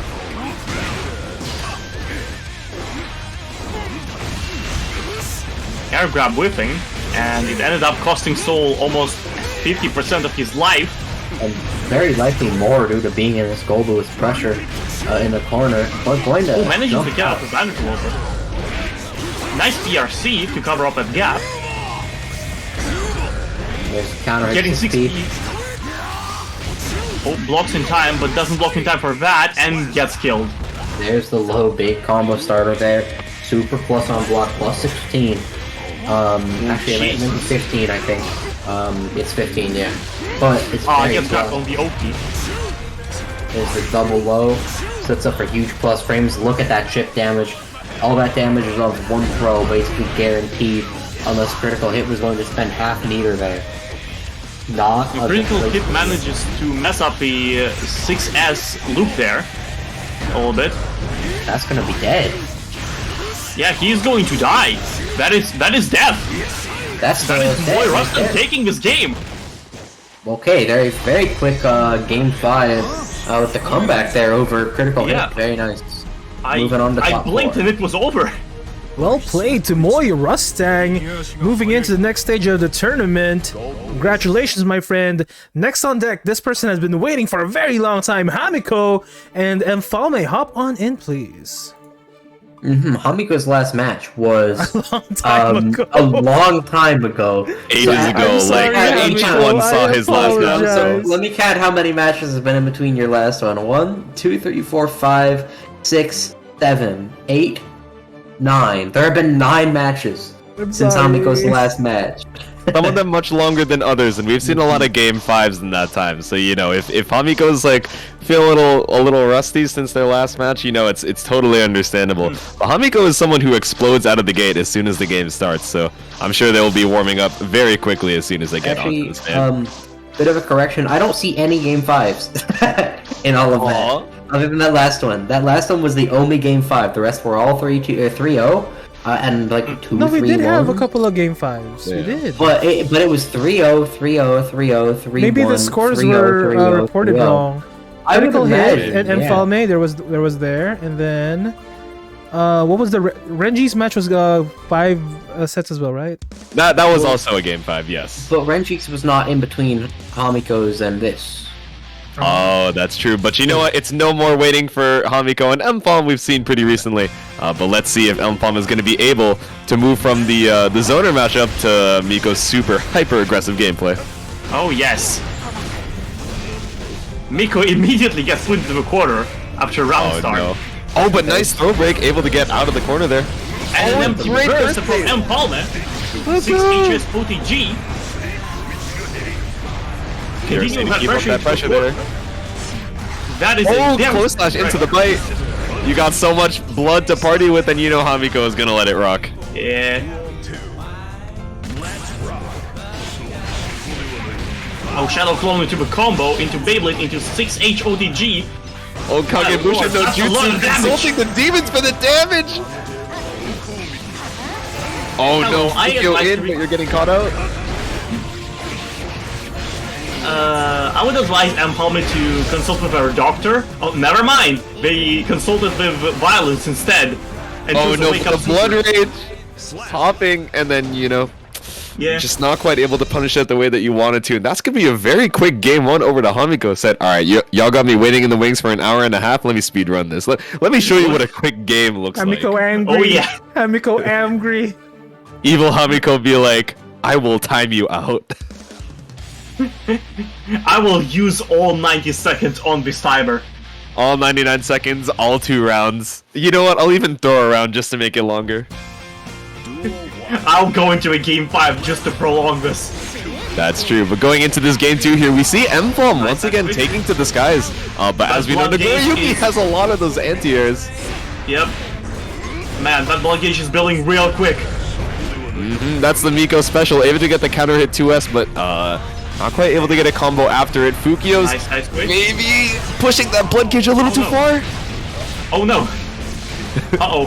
Miko's Oh out of no, trouble. I'm in danger. He's indeed in danger. Oh, and you know Hamiko was looking for that command grab there, about to pop after the Fukio, and great counter hit far slash from Mfalm. You are in the Ram blender right now. It's the Ninja blender. Mfalme is not letting up at all. That pressure, you gotta eat all of it. Oh, but great defense from Hamiko. You know, we know them as the ham aggressive player, but you know, you got to be able to defend if you bring your blood gauge that high. Yep. Nice try from Hamiko there.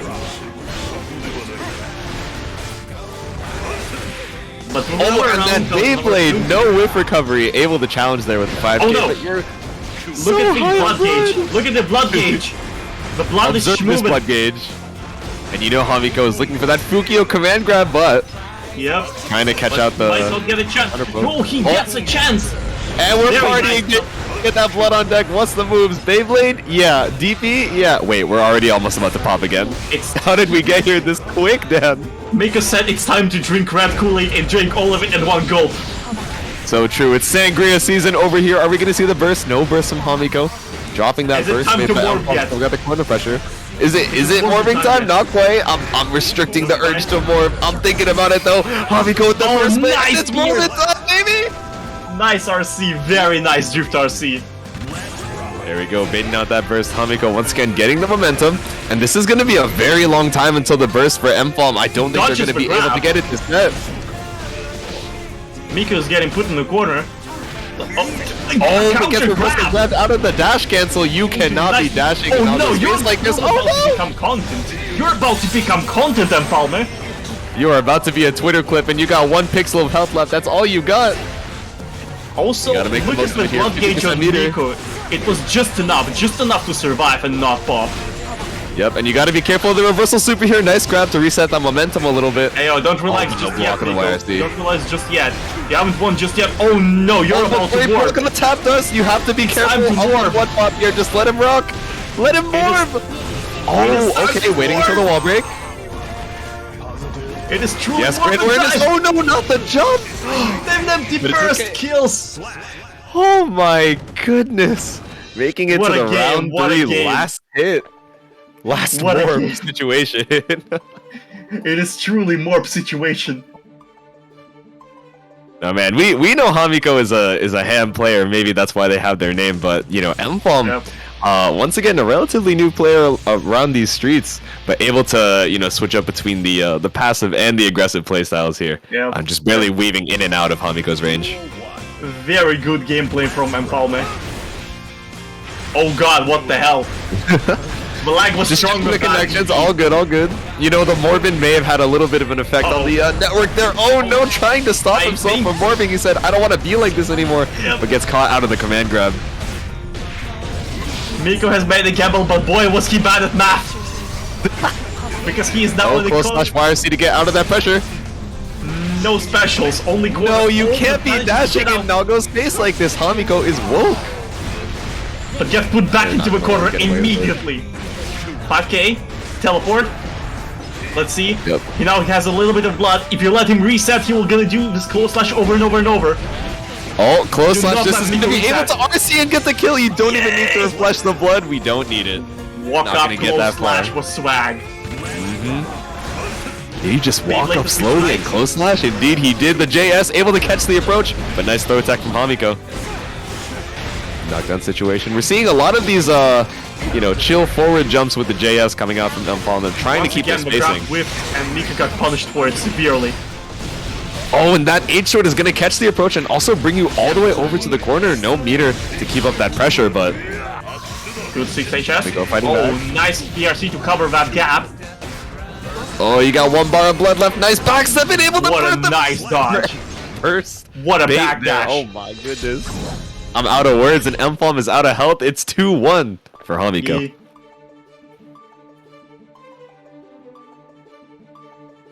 Someone I remind me to truly make cannot a, keep up with the speed of this game. Someone remind me to make a Nago and Morbin command. Oh no, I see exclamation point Morbin time in the limit. You can't encourage these people.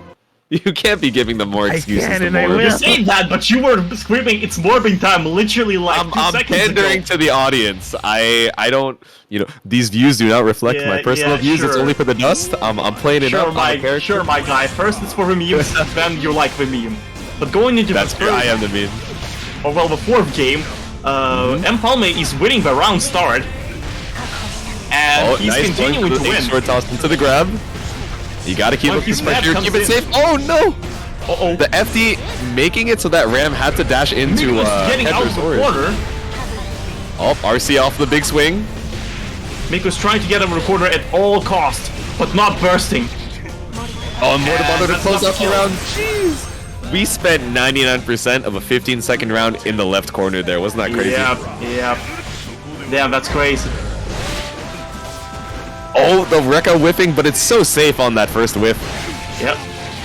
Nice shadow clone jutsu, my guy. Not safe. And Unfortunately, going for the plus-up block blood rage. Decides not to go it's overhead. moving time. Oh, it's sunset It's two the times. super bad super Dragon time. slam. And it's time to die for Empalme. Indeed, knocking it out of the park all the way to the set point here. 6P clash. Let's go, as always. Oh, going low off of the Oki there. You have some blood to work with, and you're gonna get even more after this super wall break. Yep. You're gonna have to hold this. Hold this L as you fly away. There's no way Hamiko closes it out with the command grab, right? Oh, just going for the bar slash, trying to stay careful of that mortar bottle from Ram here. Playing neutral. Oh, you might get chipped out here with the sword normals. Oh, no, in the trade! No. Off of that clone, taking it 3-1 for Hamiko. Yeah. For a second there, I thought that Empalme won that trade, but then I remember Hamiko's health. Yeah, I was gonna say, like, you know, Daro is not bad, but I don't think it's enough to kill at that health, especially for Nago's guts. But yeah, very well played on both sides. You know, strong showing from Elmfalm as well, but Hamiko able to move on to the next round of the losers bracket. Congratulations to Hamiko. All that wait was worth it. Hamiko, stay in the podium, my friend. You are facing Moy Rustang in this next match. Hamiko was probably just like in Celestial, going back to back to back against people on his training arc, warming up for Dust. Alright, we're gonna see some more Morbid action here in the next match of the Dust tournament. We're just waiting for Moy to hop on in themselves. Let's see if Moy will whip out the Testament. So it's double Morbid.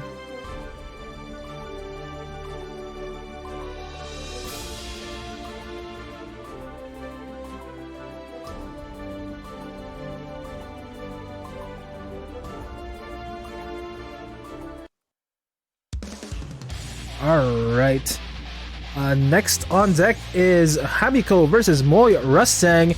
And I believe our good friends Taco and Renji will take care of this.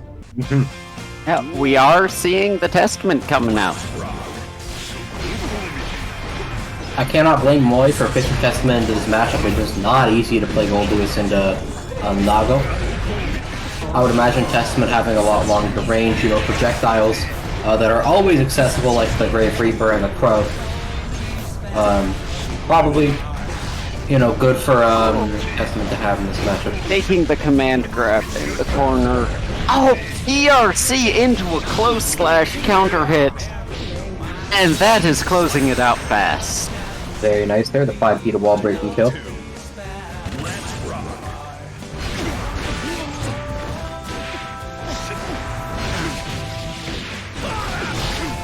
And right into the corner again. Nago can really carry. That 5H gonna whiff on the 6B. Moy getting that pressure started. Unfortunately, wall breaking there. I think Moy would have rather kept the corner. Nice 6P. And lots of meter for Moy to work with here. Oh, that 2H going right into super so that Moy sour spotting on it. Unfortunate.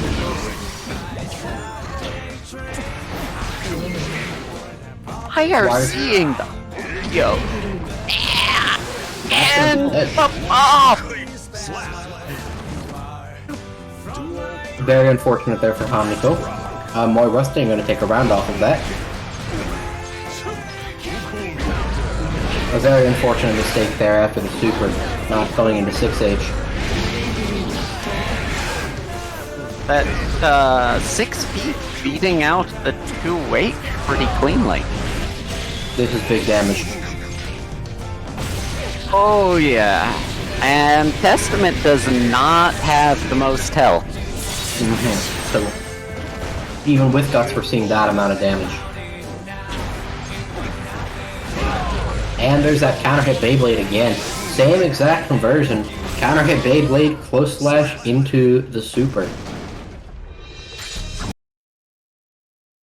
That first hit of the super going to take that. Hamiko taking game 1.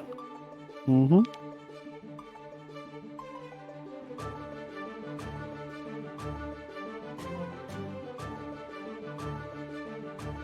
Moy sticking with Testament. They I have decided that's how they want to play this. Mm-hmm. A very, very strong testament here. The Dust, one of the strongest ones. Sorry, I'm eating shower gummy. And there is that reset with the clone that Nago is, you know, relies on a lot and has been catching Moi actually a lot this set, it seems like. You have to be so careful after the FSS not to keep the command grab, though. And that's why a lot of people opt to FD that last hit. Or well, the second hit of that Far Slash. Moi does have a lot of meters to work with here.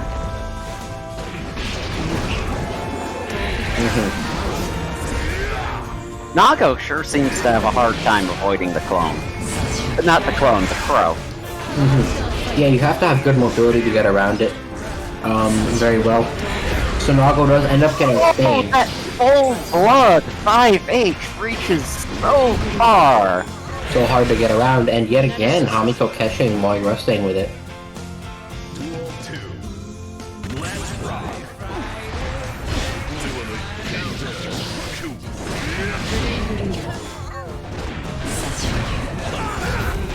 Oh, nice teleport into the grab.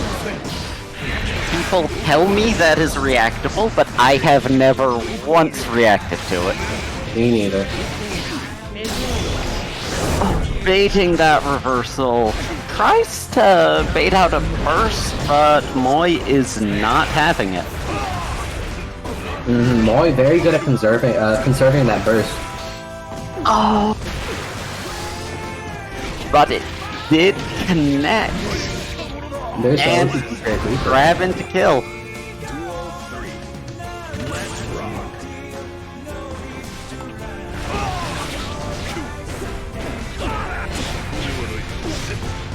Amiko has been popping a lot, I've noticed, and doesn't really seem to be to misplays so much as gambles. Yeah, we have some Naga players here that seem to like, you know, playing a lot more risky. Hamiko and what's the other one? Farron? Fahim? Yes, Fahim.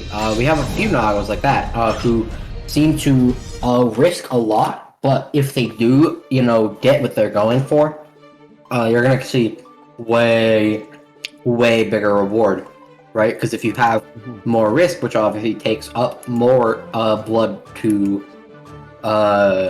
build up, then you can see, you know, do those longer combos. You do those Fukios when you're at full blood.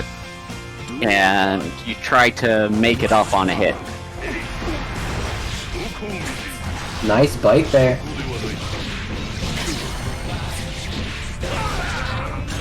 There's that wall splat. Is this gonna kill? Not quite. It's very Not close. quite. It's very close. Nago damage is so good. And Moi just getting chipped out. By the 5H. Wow.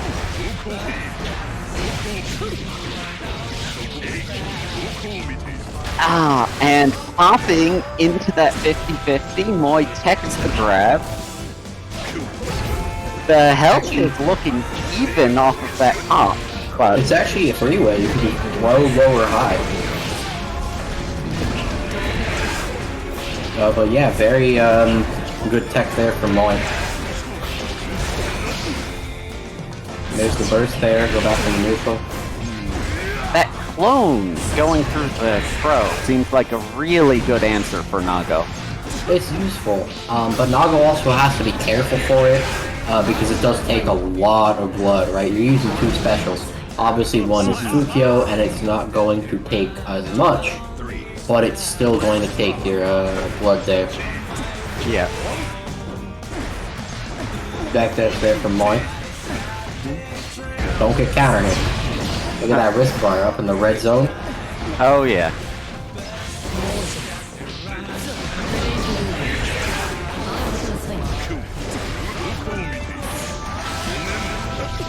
There's the fight. Even though Moi survives this, Hamiko has completely reset the blood gauge with positive bonus. This is not a good place for Moi resting.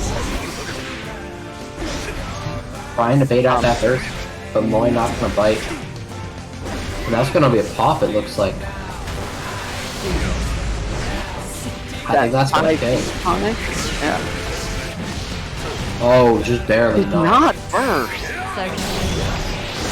Oh, holy shit! That call out. Very nice.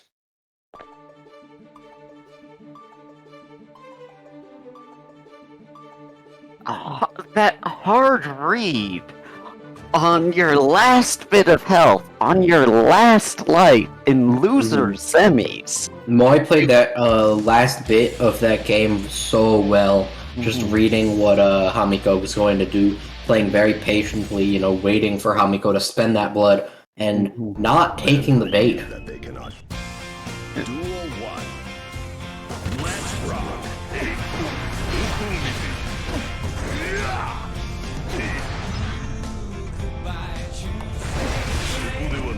We're seeing some very slow offense here from Hamiko. Moi not wanting to bite because, you know, so scary. And there's that very hard to react to teleport throw that you were talking about. But so much range on those H normal with level 3 blood.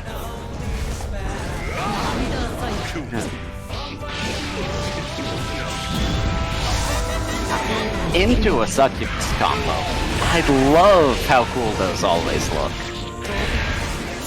Breaking with the crow to get stained. There's that IB on the Grave Reaper. Ooh, counter hitting with the deep, but eating the punish off top, which did not quite connect.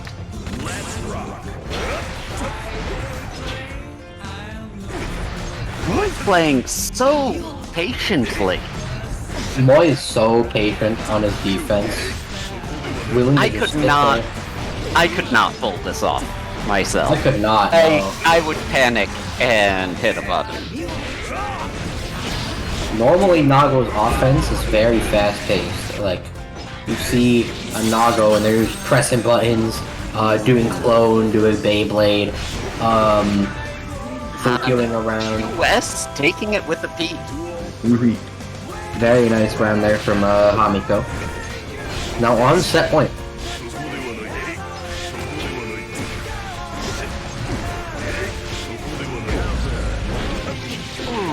Big. That did half health. Moi trying another gold burst, but not working out. That's gonna kill. ERC, that Very unfortunate. not But quite, and chipping out a double P to I don't close it believe- out from Hamiko. I believe that the clone actually caught the backdash, not chip. But Oh, okay. same difference. Still a very nice double perfect from Hamiko to take game 4 and the set. And next, we're going to be going into losers finals. Hamiko versus that scrub David. I believe this is actually a run back. Yes, it and is. They played in winners quarterfinals. So and it is. that scrub David won 3-0, and we may see either a repeat of that or Hamiko is going to make some adjustments, and bring it back. I'm going to hop off the mic and let Dan and Renji take over for this losers finals. Thank you. Now, let's see what those guys got. Last Cup David is a very formidable opponent to deal with, but so is Hamiko, as he's proven tonight.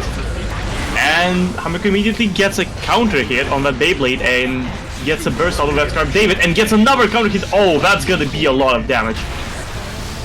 Or could have been if he didn't pop.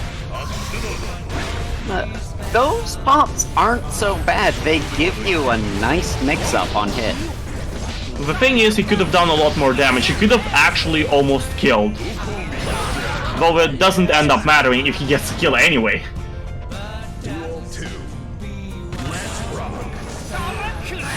Now then, going back to the match.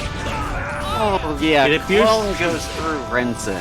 Axel players hate that so much. Yep, the one trick we all hate.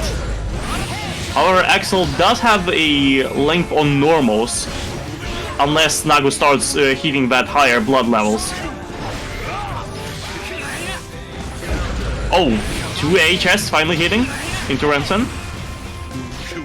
Let's go, David is not about to give up easily. HS after Renson, you hate to see it. See, earning that burst. Oh, into time stop. Is this kill? This will not kill. This will not Not kill without yet. the wall break it won't. He was too far, unfortunate, to start TK Axel Bomb looping. But So that still was sad. closes out with the JS. Yep. Locking that 2-8.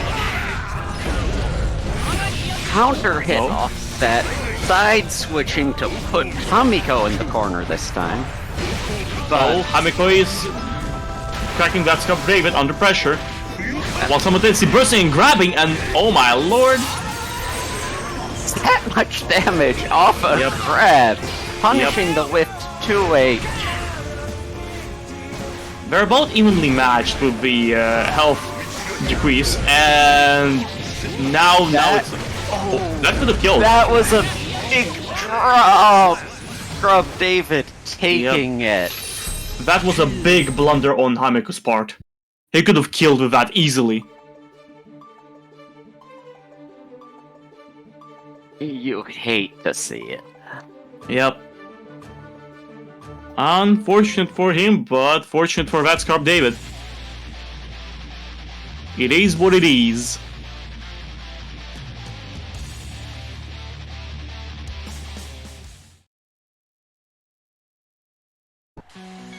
Duel 1. Oh, they switch sides. Okay. Nice start from Scarp David. Very nice start from Scarp David. Miku doesn't get to do anything. Is that K2 JKJD combo? Really good timing. Oh, no. on the Counter hit. He is about to start doing Axel Bomber loops, or not. Up, not break the wall to hold the corner. That could have killed if he continued doing Axel Bomber loops. I don't believe so. I think wall splat was coming up on the next hit. But taking advantage of that pop to close it out with a P.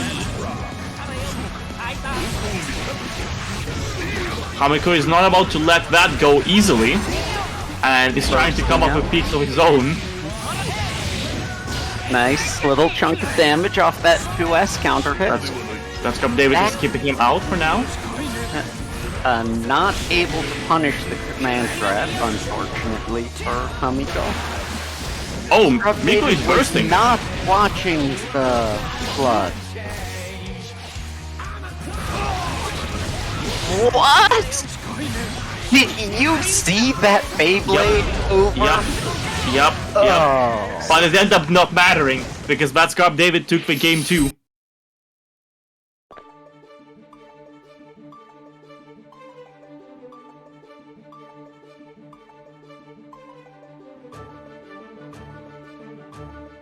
Axel is actually very cracked, depending on how you play him. For sure.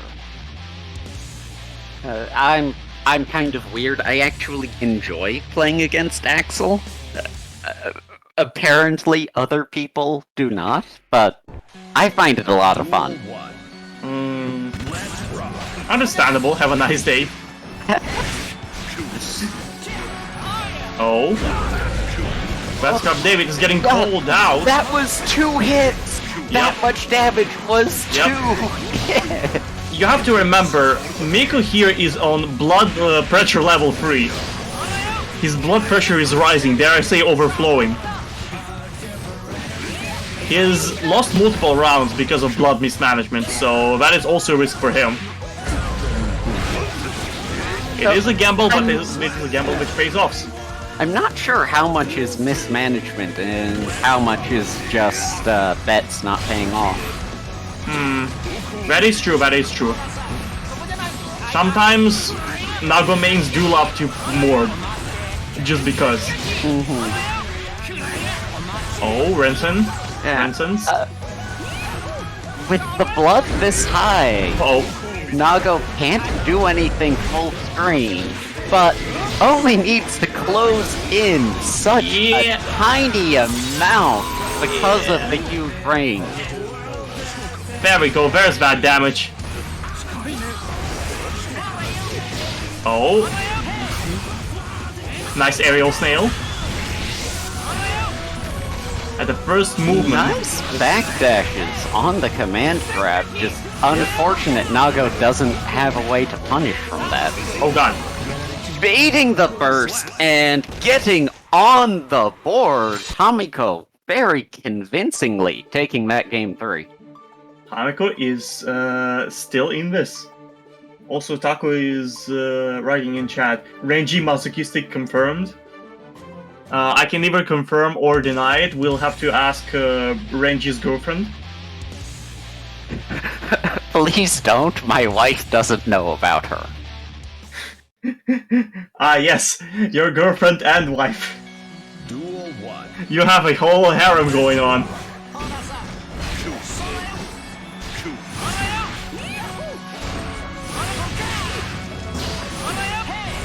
Meanwhile, that Scrub David is slowly itching his way to winning and advancing into the finals for that sweet, sweet rematch. But this is Renaissance are going out. so volatile for Nago.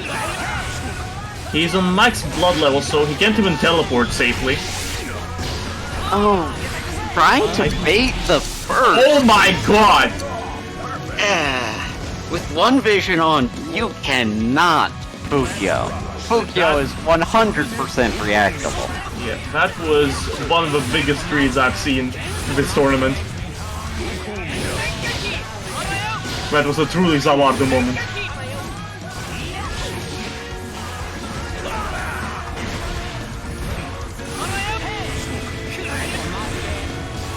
Cheap damage is nothing to laugh at.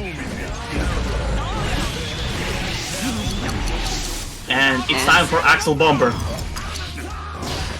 While he won't do bomber loops, he will put you in a corner, and you will have to take all of that.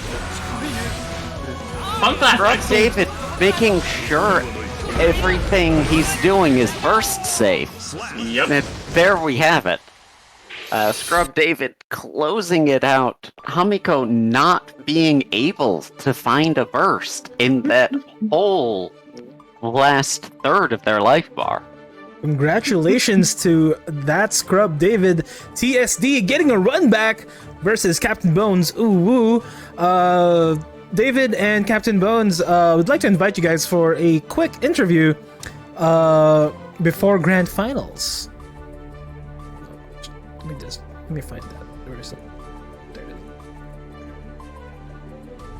And our good friend Renji will be calling it a night. Renji, thank you so much once again for having us here. Thank you so much, my friend. Renji, everybody, one of our admins and one of my best friends here on the internet. Thank you so much, Renji. You're an amazing, amazing friend. But yeah, let's call on David. David, hop on in. Yep, we got David in the voice chat right above, so if you could just drag him in, he should be he's all already there? good. Mm-hmm. Let me call in Captain Bones Uwu as well. Yes. All right, we got David. We got Captain Bones. Right. Yep, Captain Bones is upstairs as well in another There voice we call. go. Drag him in. Hello. Yep. Hello. Oh. Welcome, welcome, welcome, our grand finalists here, Captain Bones Uwu and that Scrub David. Let's begin with And he's out of there. what happened? Bones disconnected. Oh, we gotta drag Captain Bones back in real Oh quick. shit. Okay, hold on.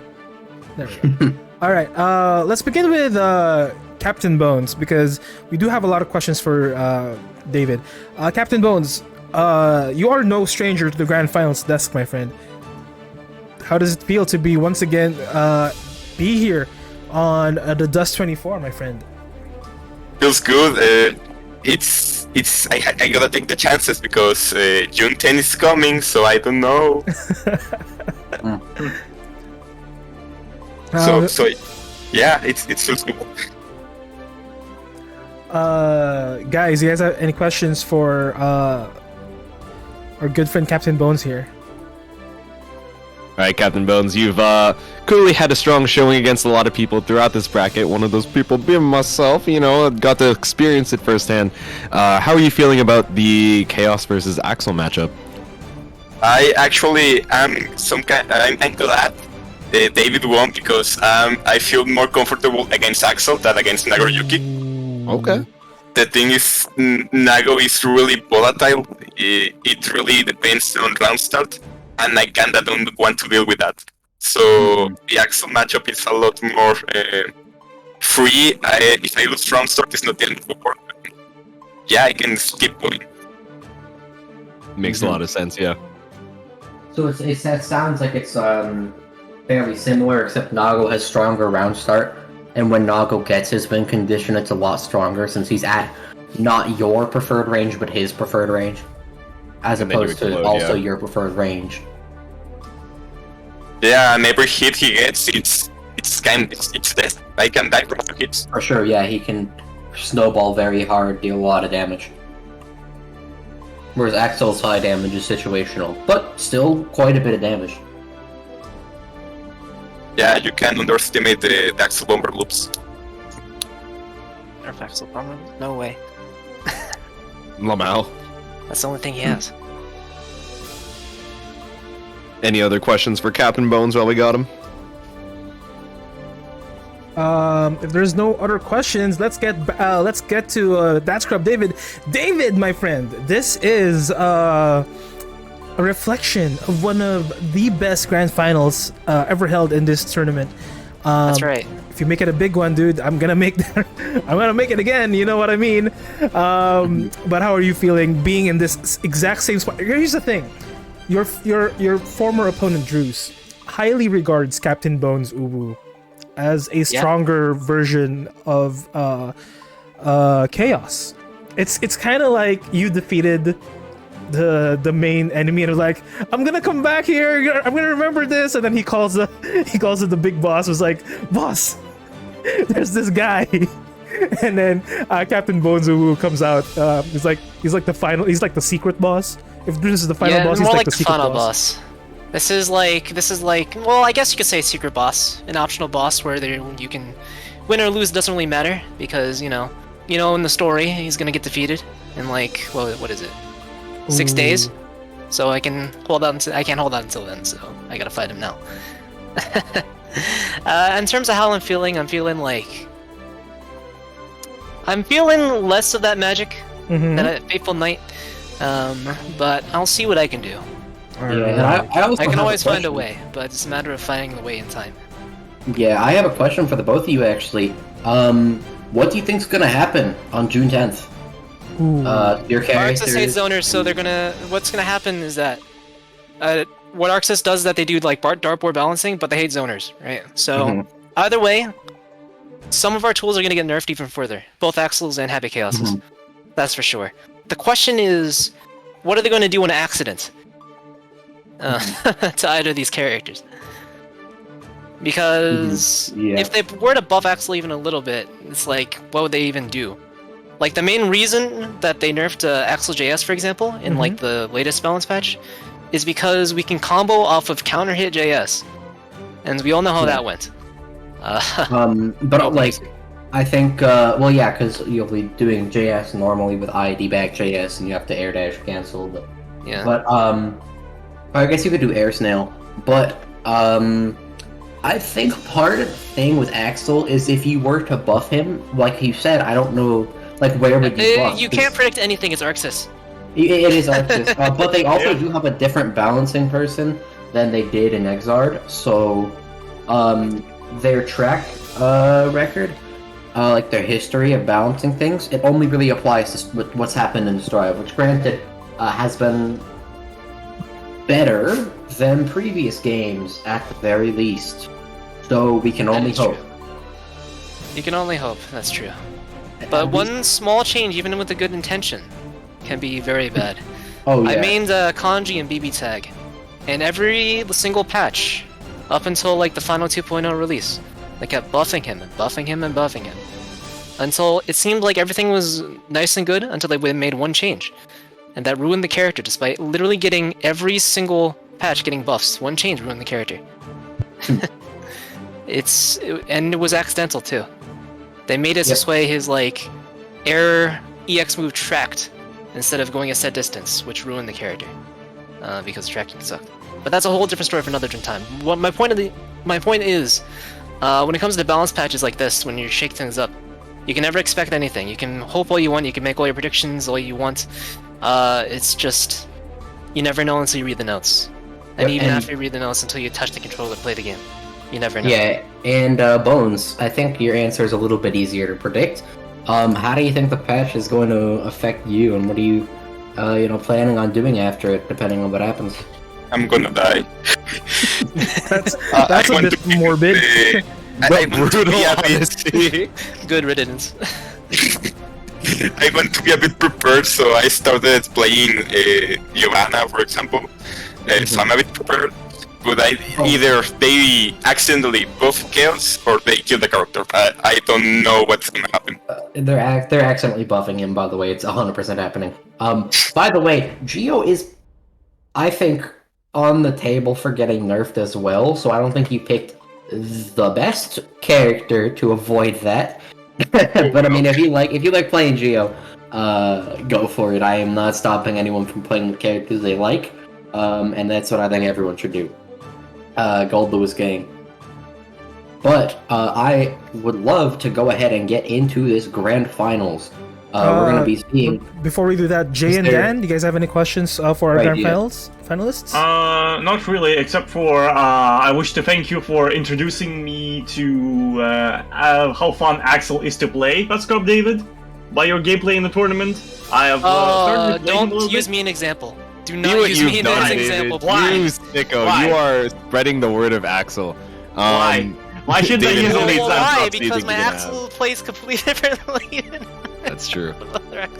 David plays Yomi. He plays the mental game, but it just happens to be through Axel. You know. And that is how. It's weird. If you know me, you know that I have a very particular playstyle, and the character is an emanation of my playstyle. Yeah, not vice versa. and it's funny to me how the people who play the most annoying characters are always the nicest people. Thoughts on that, David? That's a good one. Alright, gentlemen, if you guys don't have anything else to ask our grand finalists, and if our grand finalists don't have anything to say to each other, I'd like to thank, first and foremost, everybody here watching, everybody who stuck throughout this long event. Thank you so much. I would like to thank these special people. Dialogue Plays, my good friend Dialogue Plays. Follow him in Twitch TV/Dialogue Plays. He added to the pot, as well as Foxface Games. Foxface Games added 5480 to the pot. Farron Desailly, follow my good friend Farron as well. They added to the pot, and Left Booty constantly adding to the pot. Thank you so much, friends. You guys are awesome. Again, this is the biggest pot we've had for the Dust tournaments, honestly. Quite fitting to be the last before Season 2. We are playing for $105, I believe, at the moment. First place will get a 52, second place will get 31. Hamiko is guaranteed $21. You guys are awesome, you guys deserve all of this, and thank you so much for making all these events hype. But once again, I'd like to thank my co-casters here. Let me show my face so you guys know that I'm sincere about this. Thank you so much to J2. Yo guys, follow my boy J2, twitch.tv/J2 with an underscore. I don't think J2 is actively streaming, but they do stream for one of our fellow TOs, Jordan, or unless J2 you actually stream now for yourself as well. Mostly just holding the commentary practices right now. No no clue what the future holds, but yeah, that is my main grind, just helping out with commentary for the homies. But yes, please support J2 and watch Ina. I'd say it for him. Watch Ina. Ina's good. Let's go. It Ina is great. amazing. It is absolutely great. Oh, So look at this, true. another Ina stan. And of course, Unlucky Luck, aka Dan. Please follow my good friend Dan. He usually streams in the morning, so if you guys are working from home and you want some cool content, yo, watch my boy Unlucky Luck, aka Dan. And of course, one of my bestest friends here on the internet, Dan Warenji, he needed to... Oops, my earpiece. He needed to head out into the night. He does have a lot of responsibilities, but this event, to this day, most likely will not be as successful without Renji being here. Honestly, without Renji being here. Renji has been a rock in this community, and I thank him so much. And of course, the newest pillar of our community, Taco Yaki, and thank you so much for that prime. My God, Taco, I am so thankful for you being here. An amazing fellow. Thank you so much. I know you don't really stream. If there's anything you want to share in the community, feel free. He is also one of my mods. Thank you so much, Takoyaki. And once again, to everybody watching, thank you. Oh yes, Taco, go ahead. What I want to share is play Gold Lewis. There we go. If you want an invite to the Gold Lewis server, just ask. There we go. The Gold Lewis Gaming. Thank you so much. Folks, it has been an amazing event today. We have the dust counter tomorrow. So if you guys did not make it a top 8 today, please feel free to join us tomorrow in the dust counter. And special event this next coming Saturday. We usually have the dust events bi-weekly. The next one will not be an official dust. It is a special events dust, the DUST EX. It will be the first tournament of season 2. Both registrations for both events are already up. Please join. If you guys did not make it a top 8, I'll see you guys tomorrow. And for everybody, please join next week's event, same time as the Dust. I believe that is the one that is being available right now. And Farron, we're not done. We still have grand finals. Of course, follow my friend Farron as well. Oh my goodness, Farron. Thank you so much for adding to the pot. You are amazing. Here you go. Oh, I think I typed that wrong.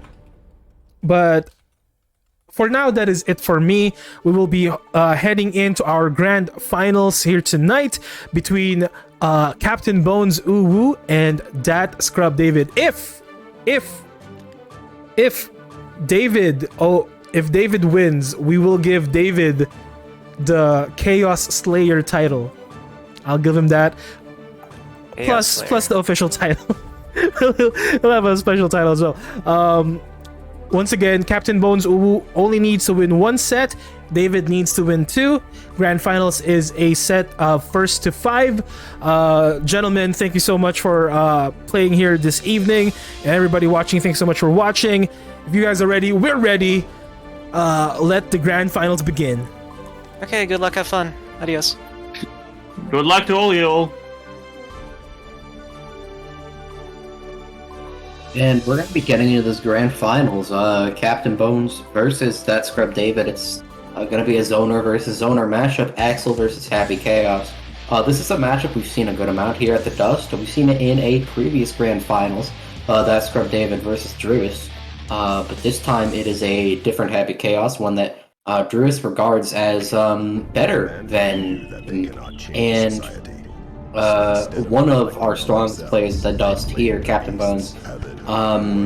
Winner of a previous Dust and the Dust Grand Finals experience. Very strong player versus That Scrub David, an amazing Axel, probably the best one here at the Dust. Winner of a previous Dust and has placed very highly in a lot of them. So getting into this game 1, we're going to see, it looks like Captain Bones is going to go ahead and get that zoning set up, get a good hit. Conversion. Yep, able to get that guard crush, just running it. Oh, able to get that full screen pressure, and something that Captain Bones, I always gotta point it out, is they like to move forward in between their at the ready shots, pushing up and taking that space, and taking that game 1 with the super, or round 1 rather. Very unfortunate burst from That Scrub David. That's something I've seen him do a lot, where he bursts full screen, very far away. Not exactly what you want to be bursting Mainly because there's no way it's going to hit Happy Chaos, and it's extremely unlikely that you're actually going to escape the combo.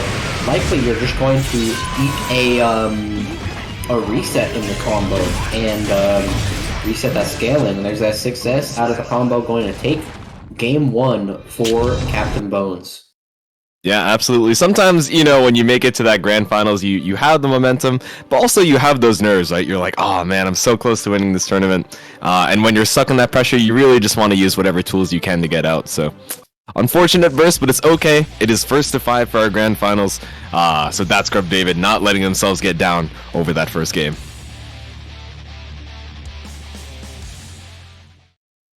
For sure, and I think you just said this, I was not paying attention. This is a 1st to 5 set. So as opposed to the 1st to 3 that you see in the rest of the Dust, you see a 1st to 5 grand finals, both the normal grand finals and the reset, which is something you don't see in a lot of tournaments, but we do it here because we think it gives, you know, a better chance to adapt. Right, these are players who really shine, you know, at adaptation just because they've gone so far, and you want to give them a chance to, you know, show that off. As well as because it's grand finals, you know, it's good to have more time since 1st to 3 can go so fast, and also that round going so fast there for Captain Bones. Oh, nice challenge on the 6H there. It is 0, even on hit and on block it's minus, so Captain Bones taking their chance to get the pressure here, going for guard crush loops. You have 50% meter, about to be 100. So these are not going to be stopping anytime soon. That's Scrub David looking for a way to get out of this corner here. Oh, and great Rensen to be able to get out of the corner. And there's the combo. Does not matter how many bullets you have, you can still do a big old combo there as Chaos. As long as you got those reload cancels down, 1 bullet is 6 bullets as far as Happy Chaos is concerned. There's the game 2 going to Captain Bones. A very difficult matchup for EXO to play, especially, you know, when the Happy Chaos has, you know, the guard crush loops and the reload cancels and the combos down so well. All his burst baits, you know, plays, even when not zoning, plays neutral so well. Yeah, David, definitely a very cerebral player, able to get into your head with all these mind games. But, you know, when the Happy Chaos pressure is so, you know, frame tight, it's so hard to get those opportunities to get into your opponent's head. And, oh no, getting caught out of the IID there, and that's going to be Captain Bones bringing you all the way to the corner. Burst out, but that's the win con for Happy Chaos. You're already at full screen, and that's exactly what he wants. 5 backdashes in a row. All the backdashes. I've seen a clip of that. I think I saw Umi show you that as well. With a ton of backdashes in a row. Happy Chaos. You never think they're gonna do it. Yeah, and Happy Chaos actually has one of the best backdashes in the game. While it may only be 5 frames in, it's also a 518, which is amazing considering that's shaving off 2 frames from your usual backdash, and it goes super far, especially in those early frames. It goes very far, so you're gonna be farther away when your invul ends. It's an amazing backdash, and Captain Bones, you know, he knows how to use it very well. Oh, but that JS able to get that Scrub David into this corner pressure. Oh, you know, the knock-up not quite high enough to get the 1 vision combo. Your 1 vision is running out. Tokyo Otomore is coming to an end. Oh, Wanida! And gets shot out of the activation there. Oh no, you hate to see it. That's the curse reapplied. Getting this full screen going. What gets caught out by the command throw? UGG not enough to kill what that Rensen is. Yep, able to catch the, maybe it might have been a backdash on that Rensen. But that's a roundup for that Scrub David. David getting the zone. Oh no. But it looks like shot out of the JS. And that's a lot of concentration for Captain Bones as well. Those are going to tempt at a burst bait, but David does not bite this time. And there's the concentration super. Incredibly plus after that, especially with the guard crush. Yep, Captain Bones once again running up, trying to get that space. Oh, but you see that backwards motion, trying to get out of the challenges from that Scrub David and just spacing perfectly. It's so hard to get in here, and that's going to be the shot out of the sky to close out that game 3.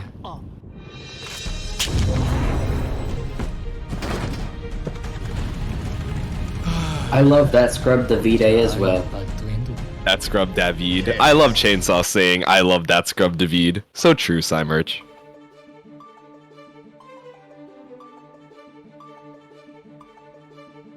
Yeah, that's just how it goes. Our anti-hero David looking a little bit, you know, pushed up against the ropes here.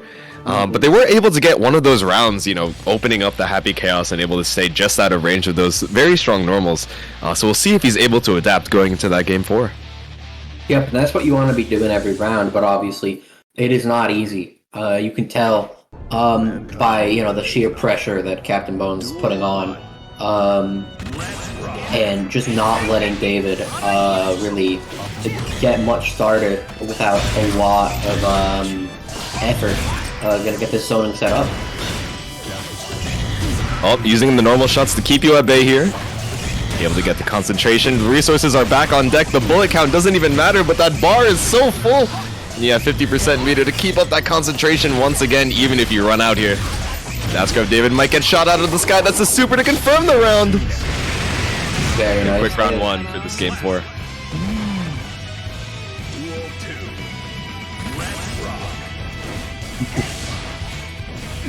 Hey man, I'm a David fan. Nah, I'm a David fan. David's awesome. No, the David fans put the negative copy pasta in the chat because they know he loves being a villain. If you hype him up, he'll actually do worse. That's the David tech right there. Oh no, the Captain Bones tech. Just barely missing that last shot for the combo, but it's okay. You have the concentration super. There's going to be pressure for quite a long time. And Captain Bones plus on that trade. Yep, it's looking 4 up for Captain Bones here. It's looking very rough for David. Maybe the mental toll of getting shot out of the sky from the Happy Chaos is looking a little, you know, tough on the mental, and maybe we're looking a little too far to June 10th and not focusing on June 4th today. But it's okay, we still have one more game for David to be able to get himself on the board and fight the Happy Chaos Menace.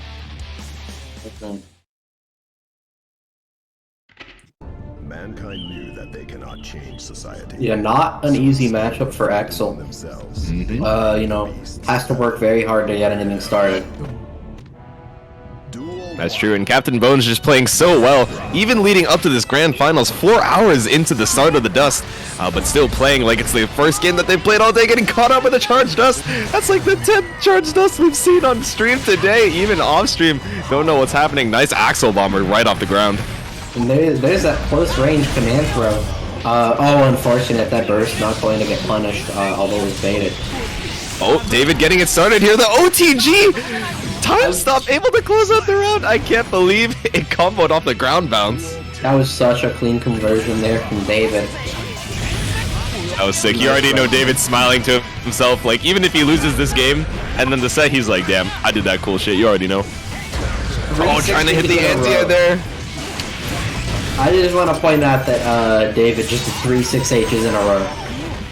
You know, no one ever thinks they're gonna go for the third. Like, 1 and 2 in a row is fine, but no one ever thinks they're actually gonna commit to that third option, you know? But David, he is a master of managing your expectations, able to get the Axel Bomber here, and all you need is one more. Would have been burst safe anyway, so Captain Bones holding that. And that's 1 game on the board for Dat Scrub David. Very nice. Could this be the reverse sweep into the Grand Finals reset? I'm not sure. We can't, you know, speak that far ahead in time. But we are able to get the 1 game on the board for that Scrub David, so he is still fighting for his chance here in the Grand Finals. David really had something going that game. If you can keep that up, very possible to you know, make the reverse sweep, bring it to a reset. Mm-hmm. I would happily lose my points to see that. Hey, I put all my points on that Scrub David. If I lose it, that's life. But you know what? I already know the Happy Chaos Doomers, the Axel Doomers. Bet for Captain Bones here, so I'm trying to be contrarian. Oh, curse applied here. David running the dash blocks, doesn't need an FD macro, able to keep their space. Oh no, might have been an misinput on the rainwater there. You hate to see it. And here's Captain Bones back to the zoning, back to, you know, well, there's a perfect, and now the tournament point. Yep, Captain Bones might have just been using that last game to stretch their hands out. Unfortunately, looking super clean going into this game 6 here. And that's Scrub David taking a lot of damage. Captain Bones, you just have to close it out.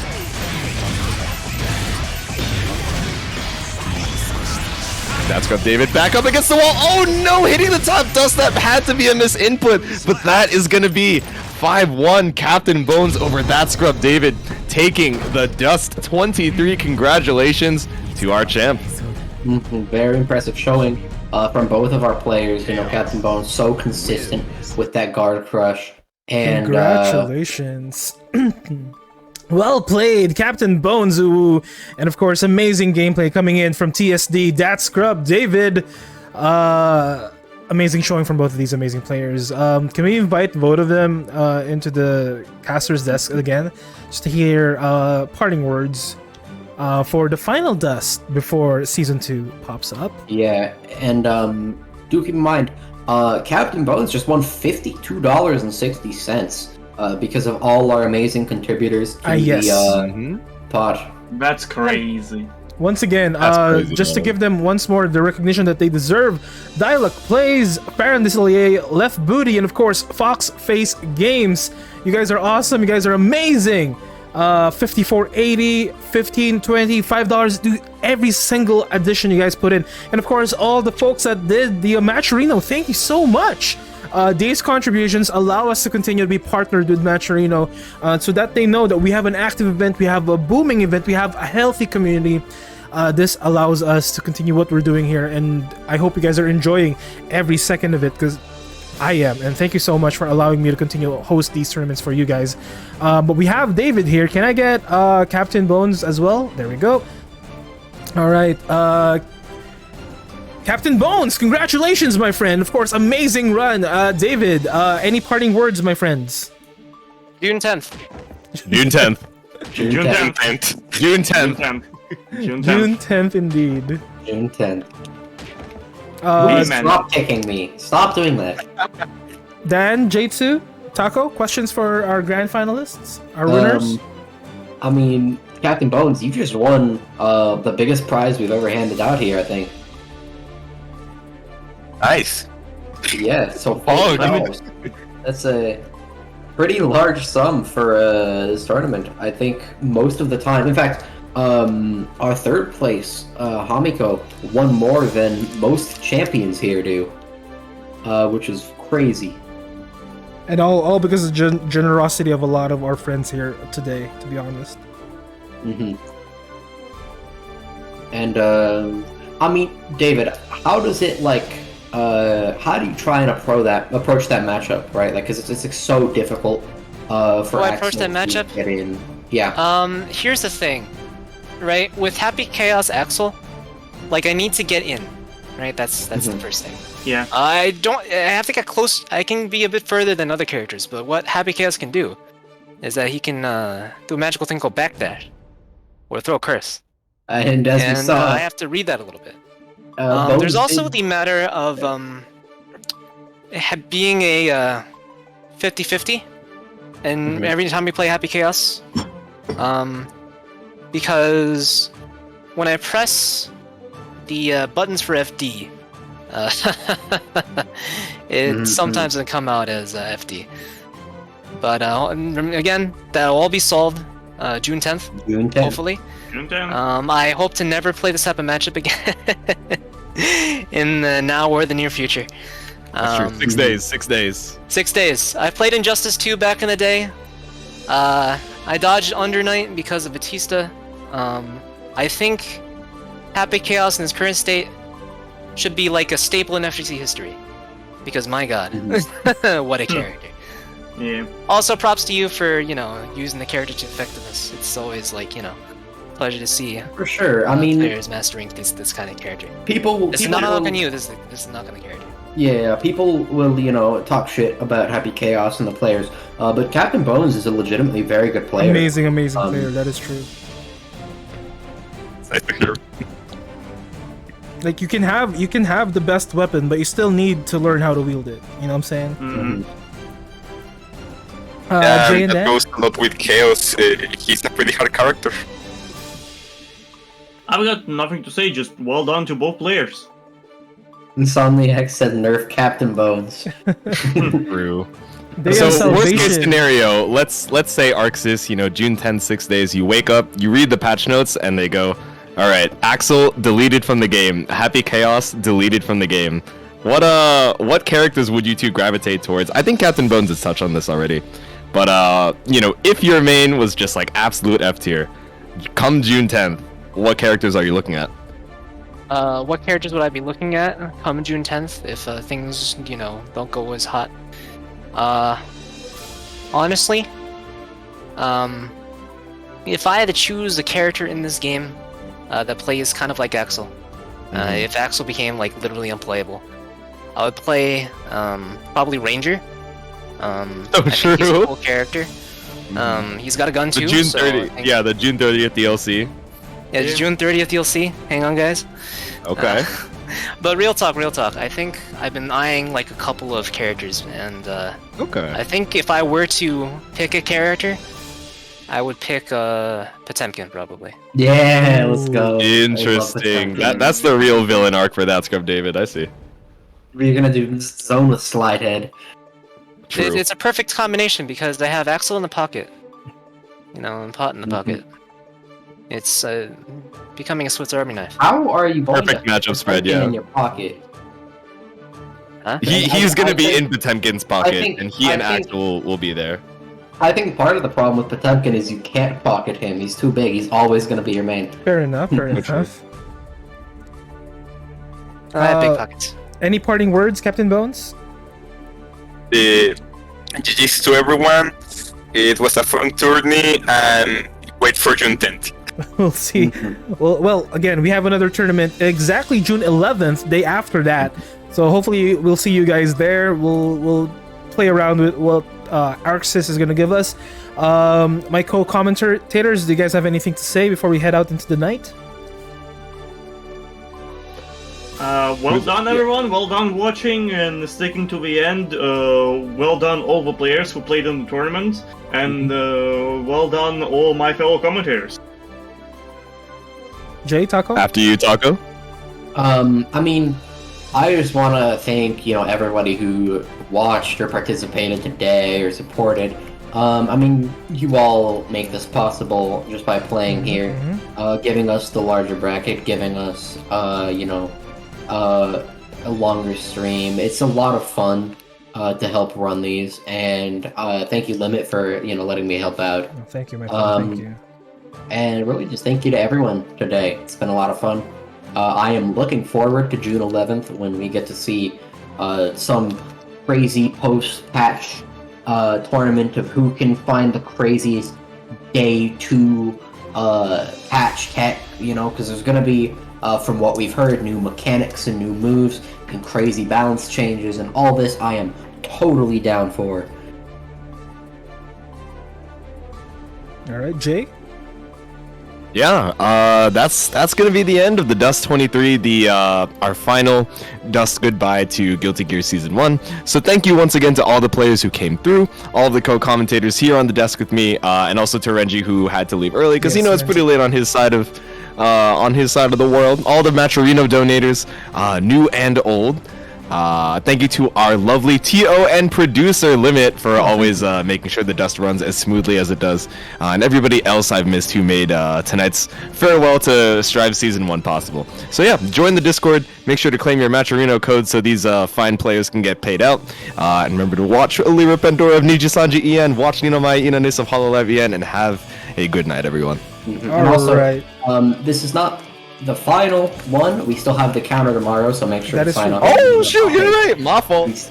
Yeah, we still have the counter tomorrow. And of course, just a quick rundown once again to the people that we need to thank. Dialogue Plays, Baron Desalier, Left Booty, Foxface Games, thank you so much for all your donations this evening. And of course, everybody who did the Matcherino, thank you, thank you, thank you. To my co-commentators, we have Renji, we have Taco, we have Dan, we have J2. You guys are amazing. You guys are the best team a guy could ask for. And of course, everybody who joined us today in our new family, we have, of course, Foxface Games again, Sean Yasaka, thank you so much, H2, and W2 Tax Form, thank you so much for the follow, Idolo Class for the raid, thank you so much, and a resub coming in from my boy Taco, thank you, everybody. amazing tournament and amazing people. Thank you so much. We'll see you guys tomorrow on Dust Counter 23 and of course the Dust EX next Saturday. But that it is for us here on the Dust team. Have a wonderful night and have a wonderful life. Don't forget you are blazing. Thanks for coming to Slam. Limit is out.